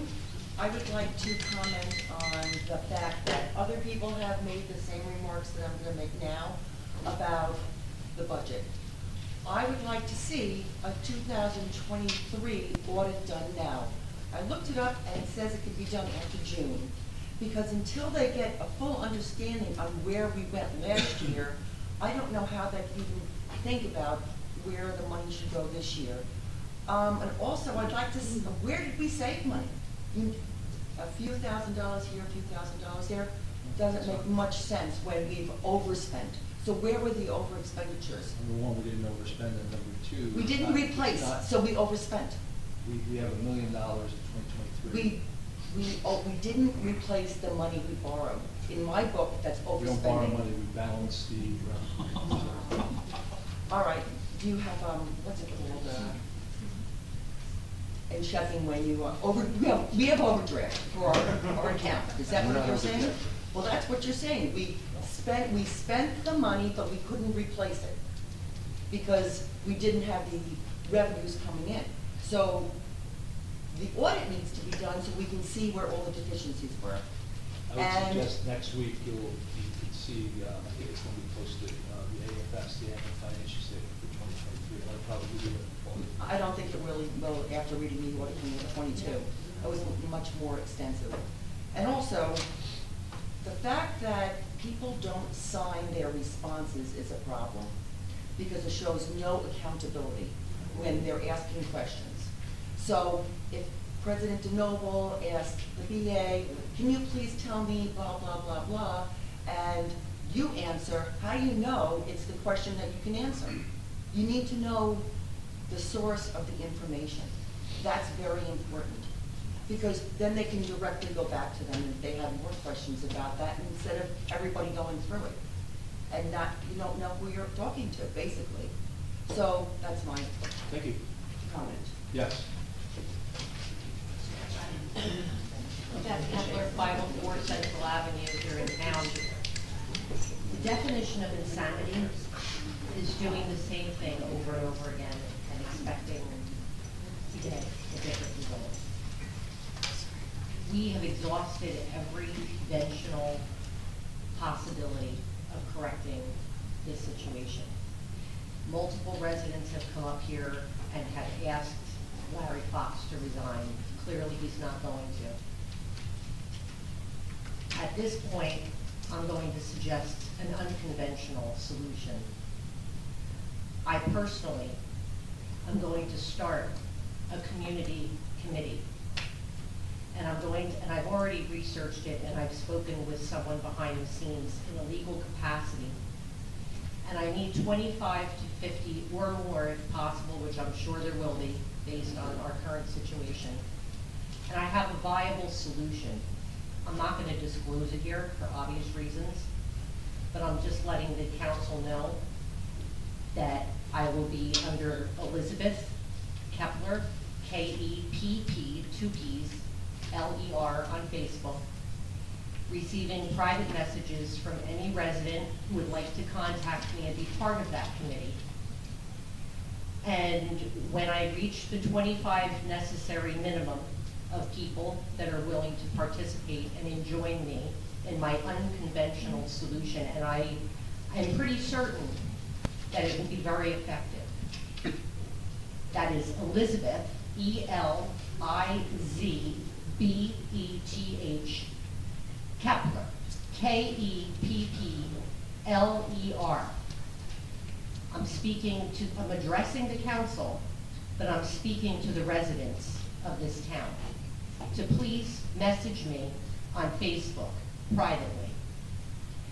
And now I'm going to address the situation that's been public for the people who may not be on social media, who are maybe not aware of the fact that there's another issue with Lion Larry Fox. And for the last 3 meetings at least that I've been tracking, he has brought up in various meetings any combination of Vin Gopal, Congressman Pallone, and Cory Booker.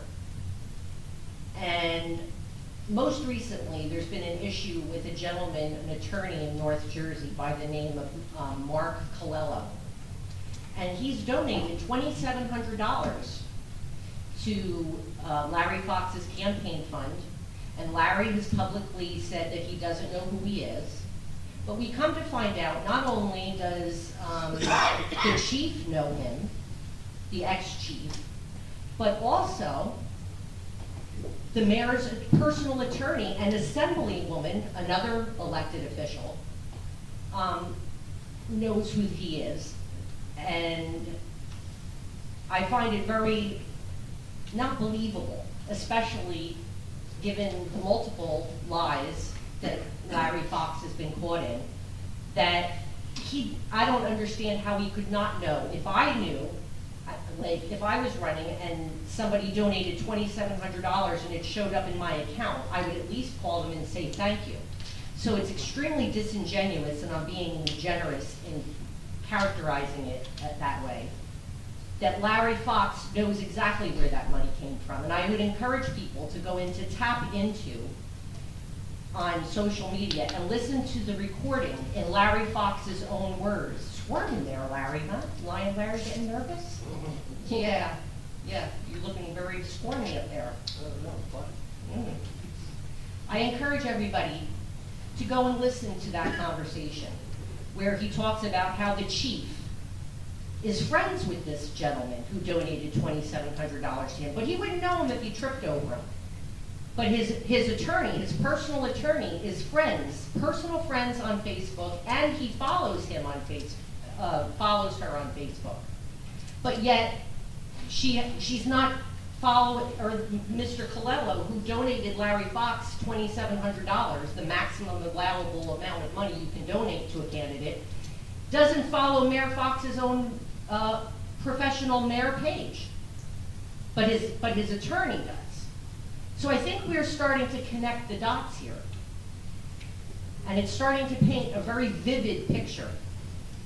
And are you familiar with what a RICO claim is, Mayor Fox? Are you familiar with that term? You might want to look into it. Next, please.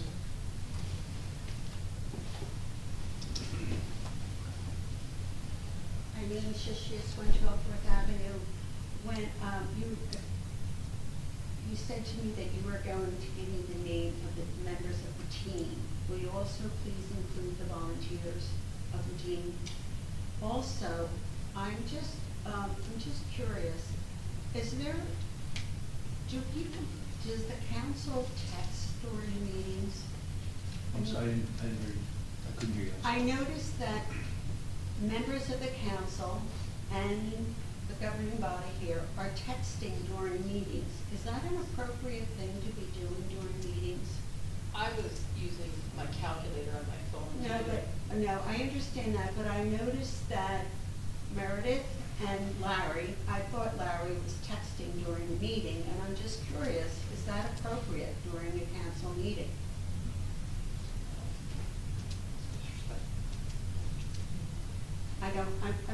It's just out there. And I just want to bring that to everybody's attention, that Thank it's you. being observed. I have to confess, I did take a picture of the logo. Oh, I saw you take a picture. I saw you with the camera. I did see and that. I sent it to John because we're on the new committee, so that's what I was doing Well, on my I phone. saw but- your camera, and Yeah. I'm glad that you were being transparent. But I Right. also saw other activity, and nobody's. Let the record show I'm the only one who didn't text her. So I'm now looking at the pictures that Jane sent. That's for our branding committee. Tracy Davidson, 305. I have like 3 questions. I'll just go through them real quick and then somebody wants to answer. My first question is for the council. What is happening with the change of government? My second question is, well, there has certainly been a lot of discussion surrounding the former police chief's actions and, Mr. Mayor, your hiding of the prosecutor's report from the council and public. One comment that actually this wonderful brother over there brought up was that the police officers really had nobody to go to report the abuse. And indeed, I was thinking about that, and yeah, they didn't, because from their perspective, I mean, we have the acting BA, an interim BA, a former BA, that was some hiring thing with, she had some hiring thing with the former chief, so I don't know if they're gonna go to her.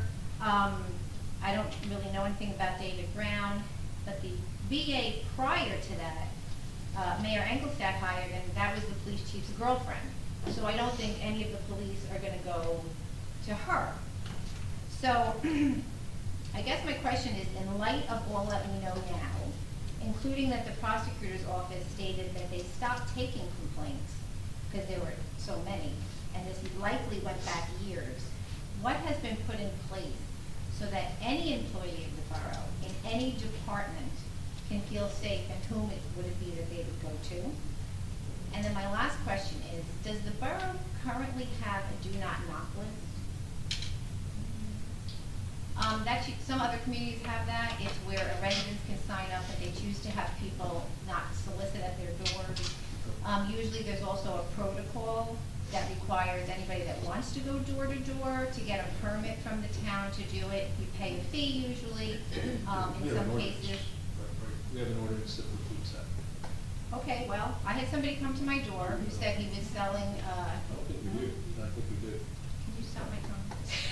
A lot to say. According to your sergeant, she took me through it. We talked offline, but we do talk about it, I'm pretty sure. So there is permits. Yes, Solicitor permits, unless you're a politician. Or a politician. Well, that's what I wanted to ask, because I actually don't, it's gonna be election season, and I don't want anybody coming to my house. You can't, you say, yeah, you can't, and not. I can't put a sign on my door and say, get the hell out of here, I don't wanna talk Oh, to you you. can do that, Yeah. yeah. Why can't you do that? I don't wanna see Can I you. explain, just because I used to work for an Well, organization. wait, because this is what I'm Let her tired finish, let her about. Yeah, finish. this is what I'm tired about, okay? I'm tired about people that come to my door, wasting my time with lies, and they're just demeaning themselves with their lies. People that live in Asbury Park, but for some reason are canvassing for people in Bradley Beach. I'm tired of people who talk about this town to me and how mean the people that sit in this room are. Yet they have no problem themselves doing group texts and saying terrible things about the women that are in this very room. Other women. That's misogyny at the highest. Or they hide behind their keyboards like keyboard warriors, or behind a Zoom screen, call out people, but then actually refuse to have a conversation with the actual people that they're calling out. Or, as they might be doing right now, posting on their social media pages cartoons of fat women that they do in real time when women are appearing at podiums, like juveniles. They delight in making fun of a woman's appearance. Perhaps someone should point those people in the direction of a mirror.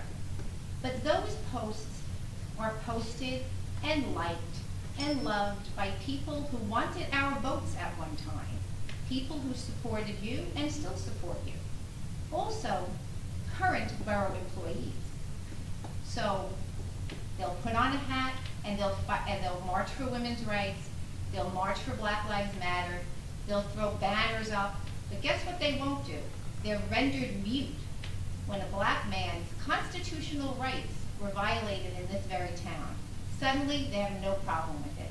So I don't want any of these people showing up on my doorstep to push a candidate. And I think I should have the right to say, don't come on my property. So who's going to answer my first question, which was about the change of government?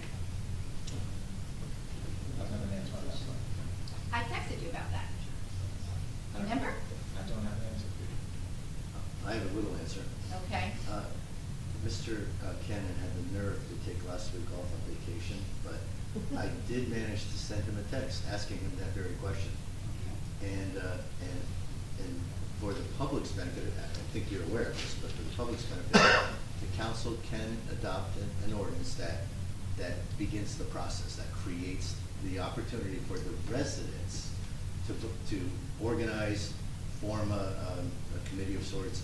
I'm drawing a blank on the right term. Didn't we do that already last year? Didn't you introduce something? No, Have a discussion? we talked about it. So the council can take action, and I've got to talk to the rest of the council, but there's certainly, I'm certainly asking the question, will the council want to take a next step? But the really good news, I guess, for people like yourself who might be interested, is there's another option where the residents can just form their own committee. They don't need the council to enact an ordinance change. It makes my understanding is it makes it easier if the council were to do that. Yeah, it does. And I see no reason, me personally, I see no reason why the council wouldn't create that opportunity for the residents to evaluate. But again, when I say these things, I don't want people to take it that I'm advocating for change of government or not. I'm just trying to lay out what the options are for our residents. Okay, thank you. Now what about who an employee can go to? Sorry, what was that? Who can the employee go to air any issues that they might have? I had asked a question by email about, after all this happened, about our employee assistance program. You Right, think something that's- like that. Right. So they exist for both, police and for all the employees in town. And I don't recall if we got a response on that, but there's a program like that exists. Okay. There's reporting procedures in the handbook. And we've had employees that have not felt comfortable through the chain of command, and the administrator and I have accommodated that accordingly. The conflict counsel or outside people address the issue. So I'm confident in the employees have, if they choose, the employees have a direct route in the handbook, and if they don't prefer that route, we have accommodated that. Okay. Fairly recently. Okay, that's good. And about a do not knock. We, as the mayor referenced, there is a soliciting ordinance. You need a license to solicit. It does not include charitable, religious or political purposes. It has to be commercially related. So we, and number two, we do not have a no-knock ordinance. I'm very familiar with the no-knock ordinance. There's one in my town, the Beverly Township. It also does not ban religious, charitable, or political door knocking. However, as someone that runs for office in that town, I can tell you that I leave the card and would knock on the doors that have the no-knock sticker that's not a little curve usually. We try to contact them, something like that. So it is effective in curbing that, but it's not legally permissible. Because I would say that what happened with me was somebody came to the, or it was coming all down Fourth Avenue, I assume most people Fourth. It was a guy who said, we want solar panels, he had a bunch of brochures in his hand, he wasn't dressed, he had no identification. I said, why don't you give me a brochure? And he handed me a photography brochure. And I said, this is a photography brochure. Yeah, you should call the police. And he said, oh, yeah, I just don't have my credentials, please go. And then he did, I texted my neighbors, but he did proceed to go down. And then I lost track. You see people without a license knocking Right. on doors in town, you're more than free to call the police, that's what they're here for. They'll check them out if they're a political candidate from some district or Right. you don't recognize them, they're not from here or whatever. Okay. Sergeant, They'll check it out. Sergeant Check the Solaro did license. an excellent job last Thursday evening for about 40 minutes covering this topic. People coming to your door? Scammers and anything around scammers. She did a great job. Thank you very much. Yes.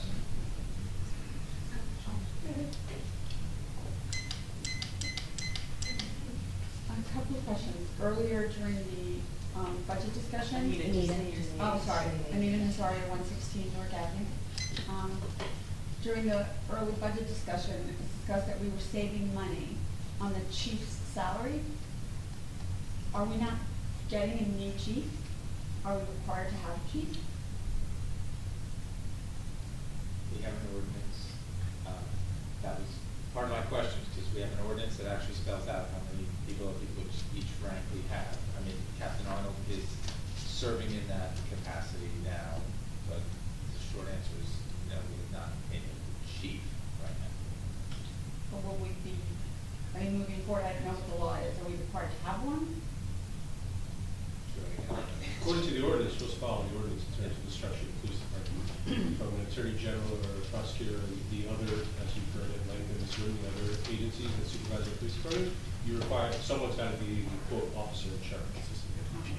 So it's not technically a legal requirement outside this borough, but the board has an ordinance, and we're addressing that in the ordinary course. You've heard it length here. My other question is it possible for Mr. Gar's presentation to be uploaded to the website so that the residents can look at it? I'd have to ask Mr. Gartz, I don't know. Had the introduction been adopted or passed, you can. I know that for a fact. I don't know if it hasn't been, if you can. Well, so we can look at the numbers and compare the numbers from year to year as residents? Can we do that? We should be able to do that. There's the statutes require the user friendly code to apply. Yeah. For this sorry. year. Yeah. Oh, I follow. I'm sorry, I missed that. We didn't introduce the budget, so Well, that. we did not, we voted down the introduction. Oh, okay, thank you. Yes.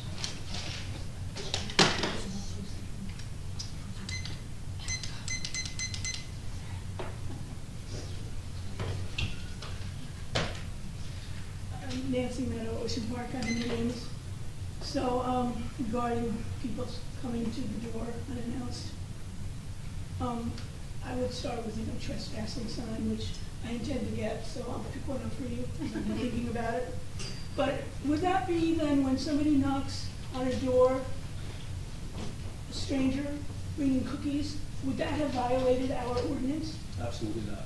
No, they have to. Excuse me, I was addressing Mr. Kennedy. The mayor's right, so. Stop talking. I'm sorry, you really need to change your tone. You need to stop taking notes and take action, so just knock it off. You're on my time now. I'm addressing Mr. Kennedy. No, Thank you. there's no time here. He's the legal person. So, There is time. I'm on a timer, am I not? yes, but Thank in you. that time, we could. No, we're not having a dialogue. That's not I happening. thought you were addressing me. I'm No, sorry. that doesn't happen. Okay. You're not the legal authority. Mr. Cannon, could you just answer that? Am I the legal Yes or authority? no? Well, I try. okay. The mayor is correct, that would not violate our. Okay, thank you. Well, no would be the answer. So, as we move forward with ways to save money, I've said this before, I know I'm repetitive, but we had a no idling resolution. We've now learned they expire after a year. Mr. Environment. What kind of resolution? I didn't hear what you said, I'm sorry. I didn't understand. No idling. No idling, got it. Could we turn that into an ordinance, especially given the discussion this evening regarding rising gas prices? That is a penny, I understand that. And I don't know why, under this administration, we have these PowerPoint presentations. But I wonder if you know, and maybe Mr. Weber does, because he seems to have the young children around here, there's a thing called PowerPoint parties. You might want to ask your children about them. It concerns me also about moving forward with the budget when we have not, or I have not yet gotten an answer as to why we did not ever request financial assistance or other assistance with the broken pipe on Ocean Park Avenue that you like to call McCabe. This is going to happen at every street in town. The engineers told us. And the fact that you make a mistake and then don't learn from it, let alone explain it to us, we have spent over $1 million in a bond, partial. And we have no explanation as to why we did not seek any funding. We deserve the explanation and then learn from it and to build that into budgets, because for me, that's a lot of money. And it gets pushed off, and so I'm waiting for an answer from the Oprah attorney. This has now been going on, I think, 6 weeks. I forgot to look it up before I came. Then I got the code department that's not answered in over 4 months. And yet, the solution is, let's just hire more people and spend more money. No, I say, let's hold people accountable for their job. And if you can't do it, we are more than happy not to get you an assistant, but to get somebody who can. Because I am just sick and tired of the spending. And the lump sum of budget presentation salaries, what, really? And then you got somebody who quits Public Works because they can't wait for the money. And they're giving up, actually, we're going to save now because they won't get their retroactive pay. And yes, we can go into, meeting for Local 152. I don't get it. I don't know how you live with yourself. And how do we live with losing good employees? It's just mind-boggling to me. And then let's talk about my favorite topic, the website. How many, I don't know whose job, okay, I know I'm old, alphabetical order works. Again, we have somebody here tonight calling it tourism department. I don't know the difference between department and commission, but it's my understanding it was always commission. Have we changed it? Do we need an ordinance? It just goes on and on and on. Things were supposed to be posted Monday. I did not locate them for this meeting, so I actually came unprepared. And then we did have an earthquake. I would have thought there might have been an announcement regarding an emergency. We had several snowstorms. We brined. Thank you. We didn't put anything on the website about that. Thank you. Yes. Thank you. I'm stuck on a topic that is related to the budget. Just state your name and address. I'm sorry, Lauren Egbert, 404.5 Brindley Avenue. It's hard to know where to start sometimes. One of the things that I'm fixated on is from that audit and the fact that we didn't have reconciliation and that there was a lack of controls. So we don't have a way to be sure that we've been accurate in any way about funds that go out or come in, if I understand that correctly. And so I'm wondering about the action that needs to be taken and who's going to take it and what action it's going to be to see that we have a system of controls. And that brings me back to the budget. And I mean, anybody who wants to answer this when I get to use my little time, I'd be delighted. But that brings me back to like my ears perking up about positions and attrition. For example, Mr. Gartz? Mr. Gartz is our CFO right now, is he not? Yes. Is he full-time? He's part of shared service. How many hours do we have him? 10 hours, how often? 10 hours a week. Okay, On so average. I'm looking and I'm thinking, maybe there's a position where we need to hire. I mean, who else in this borough has the financial and budget expertise to create a system of controls? You know, is 10 hours enough when we're in this kind of position? And I have to also ask myself, do any of the candidates for the permanent VA position have that kind of expertise? It seems like we really need it. Or have we built into the budget a full-time CFO?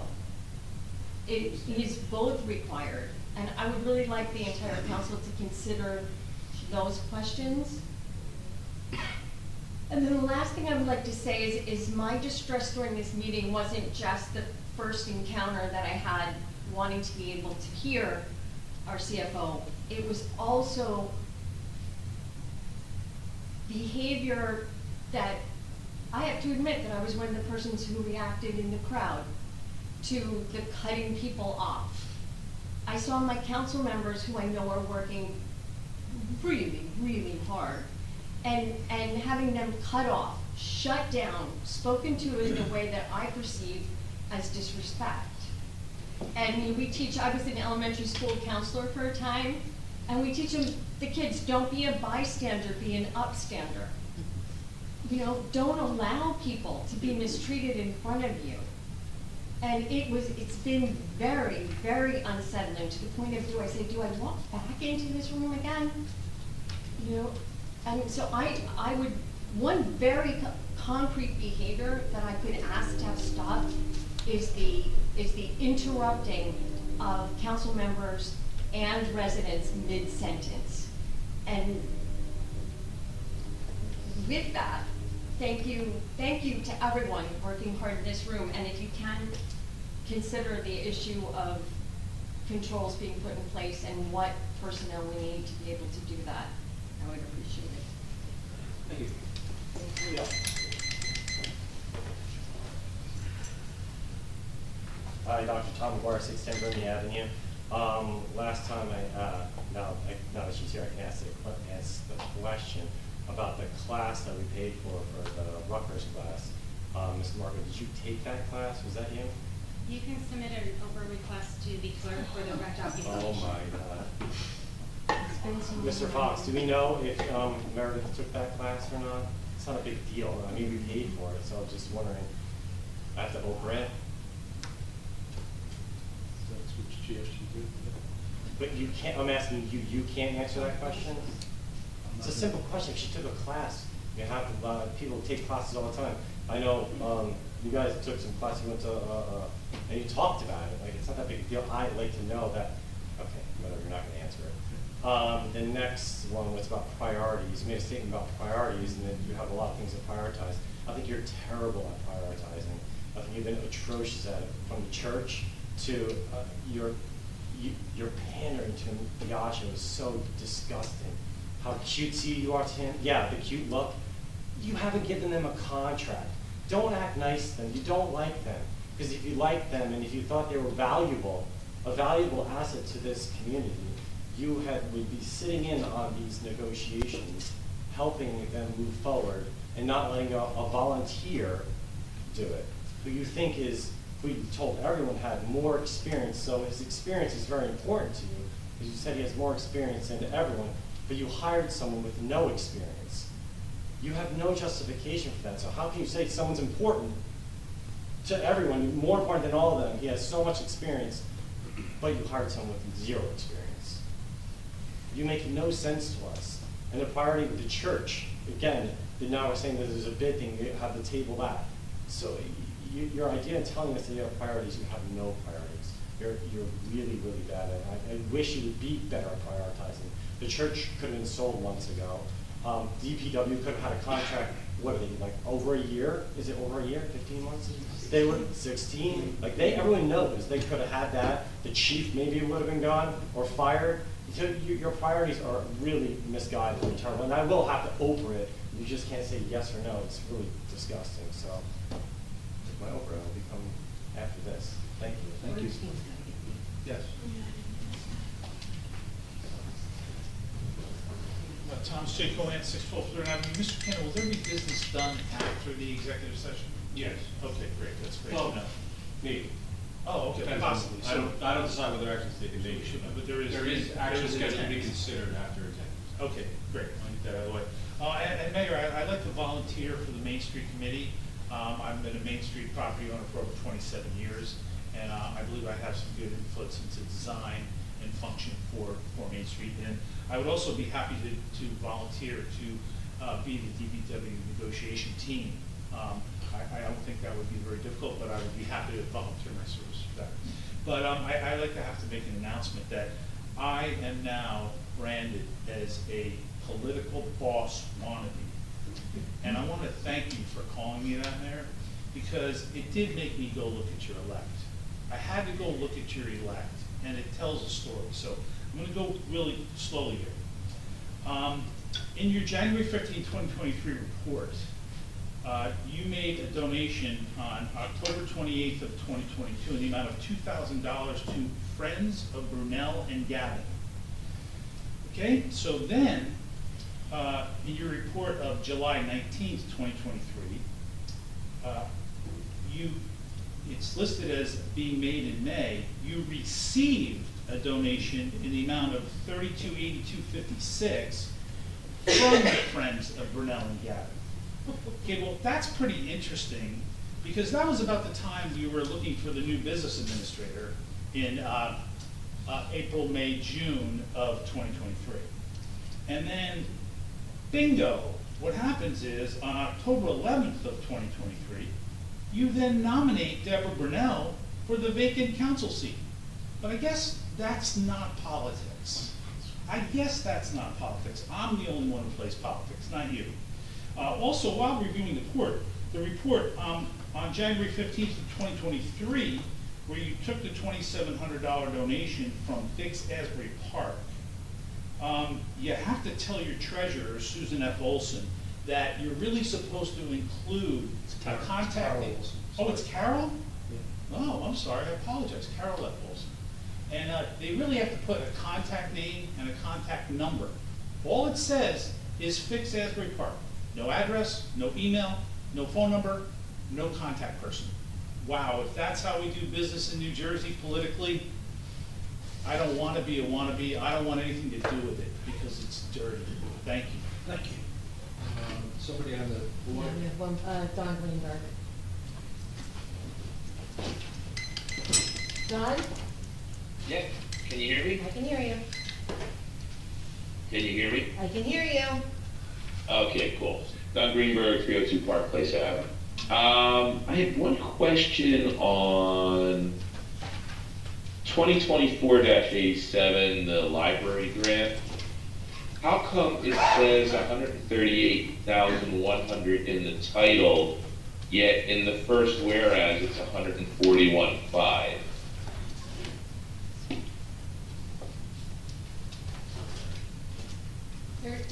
The match, sir. No, it's not the match. It's 138 to 141, it's a little less than $3,000 difference. The match is 56,000. So it looks like there's an error there.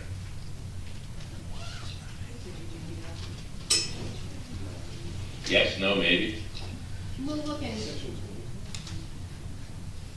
I'm sorry, I couldn't hear you. It might be the cost of making the application for the grant, but we'll have to get back to you. Okay, got it, okay. Thanks for that.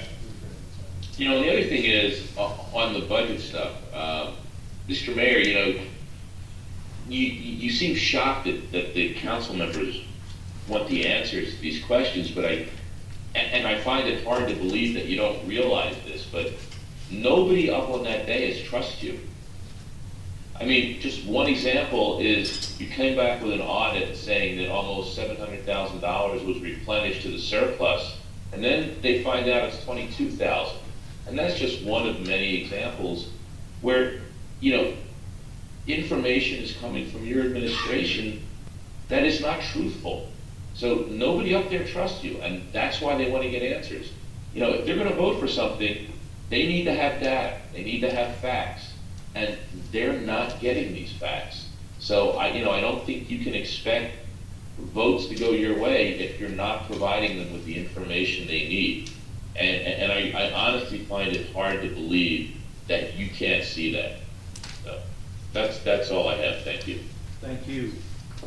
Looks like it's it, so we will go to,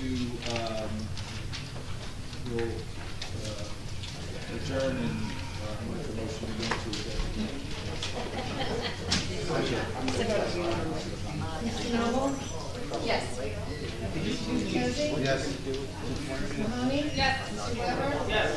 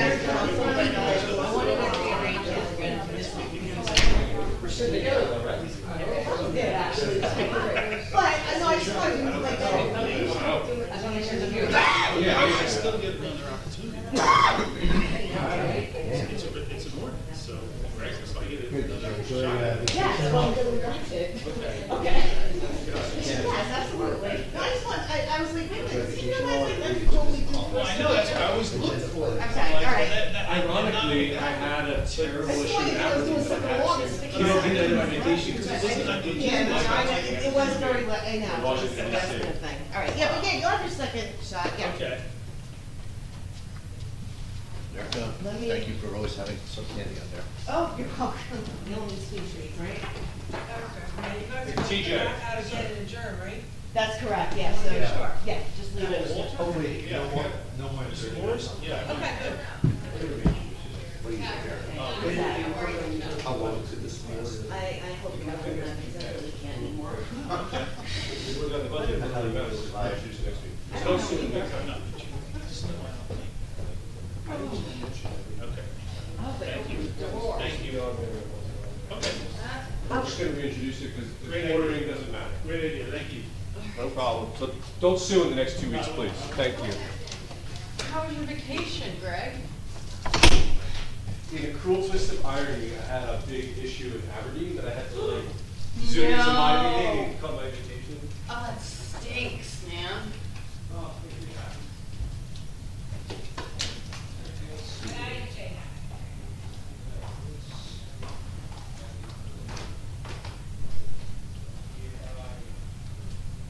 I didn't bring my contact folder, so. Well, I mean, it really doesn't matter. Kirk sent a letter 2 days ago. So.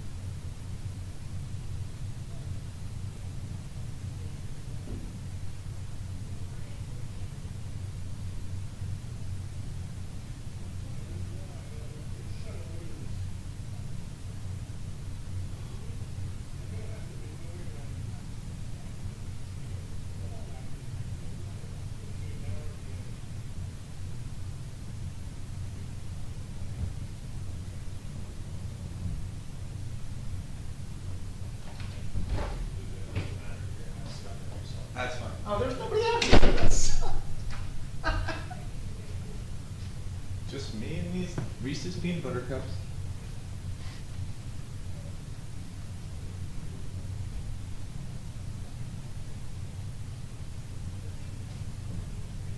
Talk to the people on Zoom.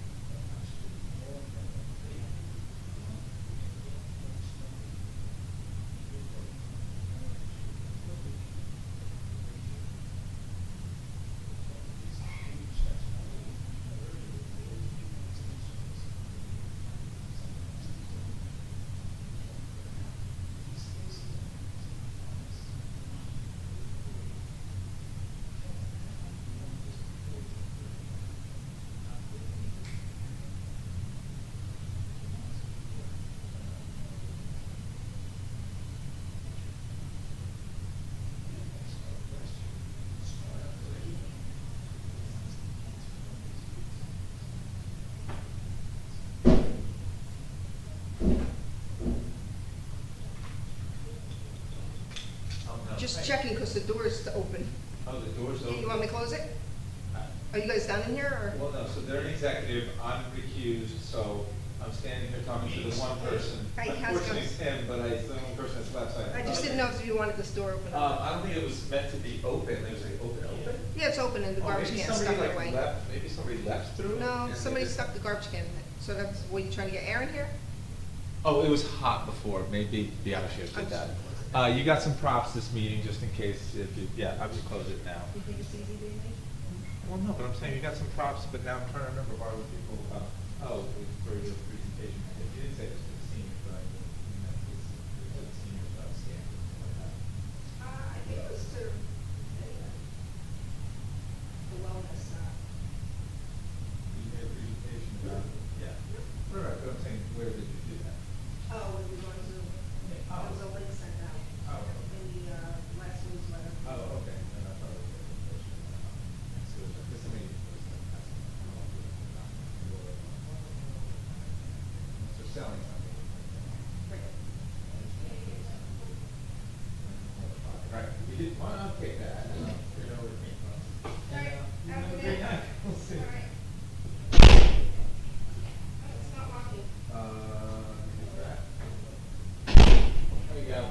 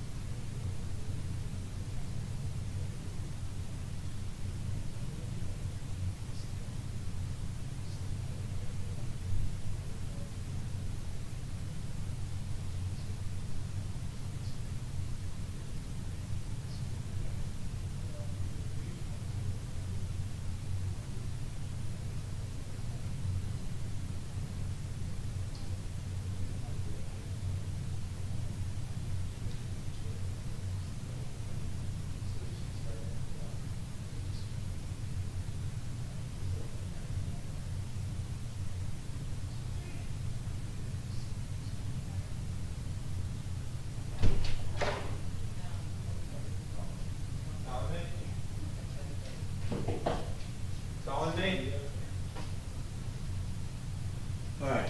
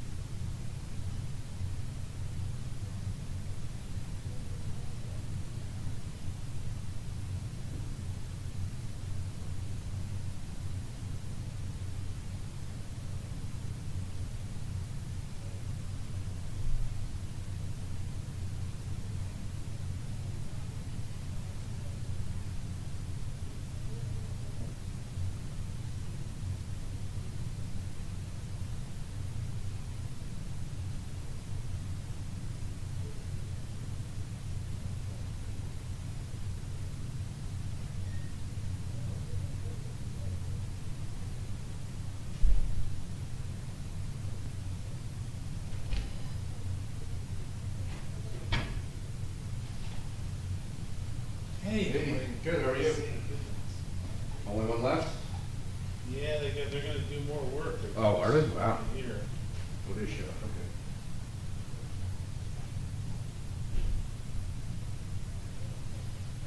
okay. Late one tonight, huh? Yeah, it's pretty much the standard, especially during budget season. Oh, is that what it is? I thought the budget was done. No? It should. Oh, I just work here. Have a good night. You too.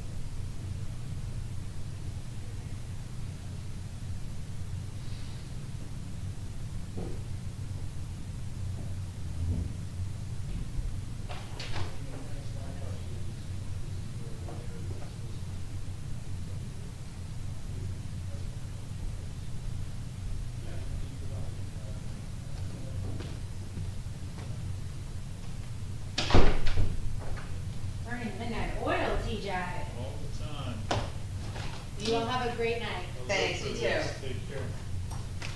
You don't wanna drive me home? Well, you can't go yet, can you? Oh, actually, I'll just take the car. What? We'll ride without. Why are you leaving? I'm recusing myself. Oh, you are? I Yeah. didn't know that. You didn't know that? The audio's on here. But you want to take the car and I'll go without. Yeah, that makes sense. Okay. I thought it was.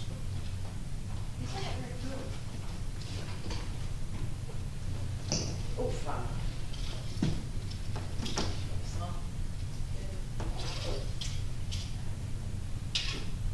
Would you lose some? No, just making sure I have everything. I got this thing all queued up to finish. So, I got a text message from Corby, the meeting. Who? Corby, the 18th. Oh, yeah, what do you say? Yeah. Shot a video today, like, group. Yeah. So.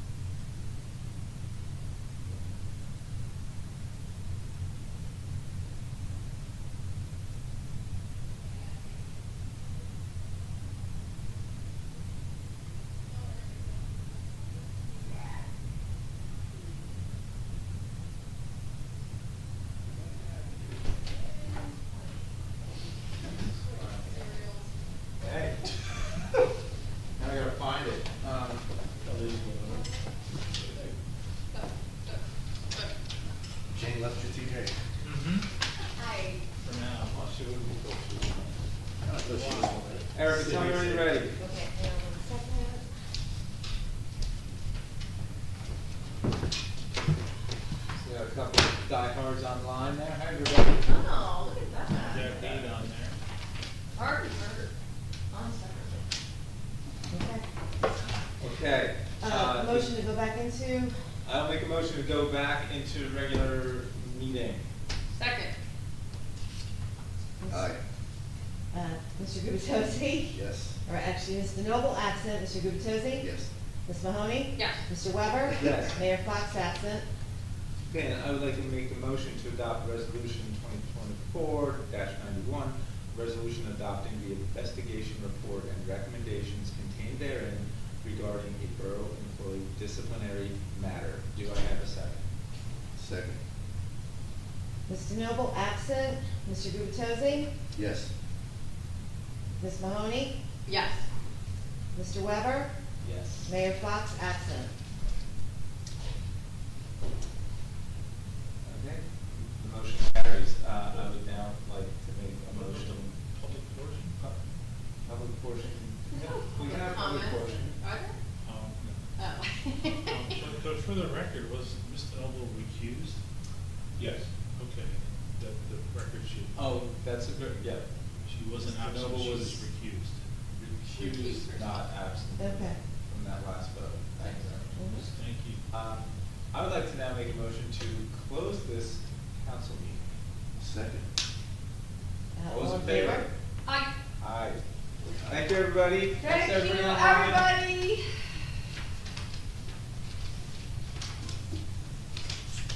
Thank you, Erica. Thank you, Greg Cannon. Yes, thank you, guys. So Thank sorry, you. Greg Cannon. Greg Cannon. I'll send you the bill. Yes, I'm sure you will. Greg, you do it for the glory, don't you? You can get your t-shirt that says, I survived the Portuguese lawyer. Survive. We missed our record by like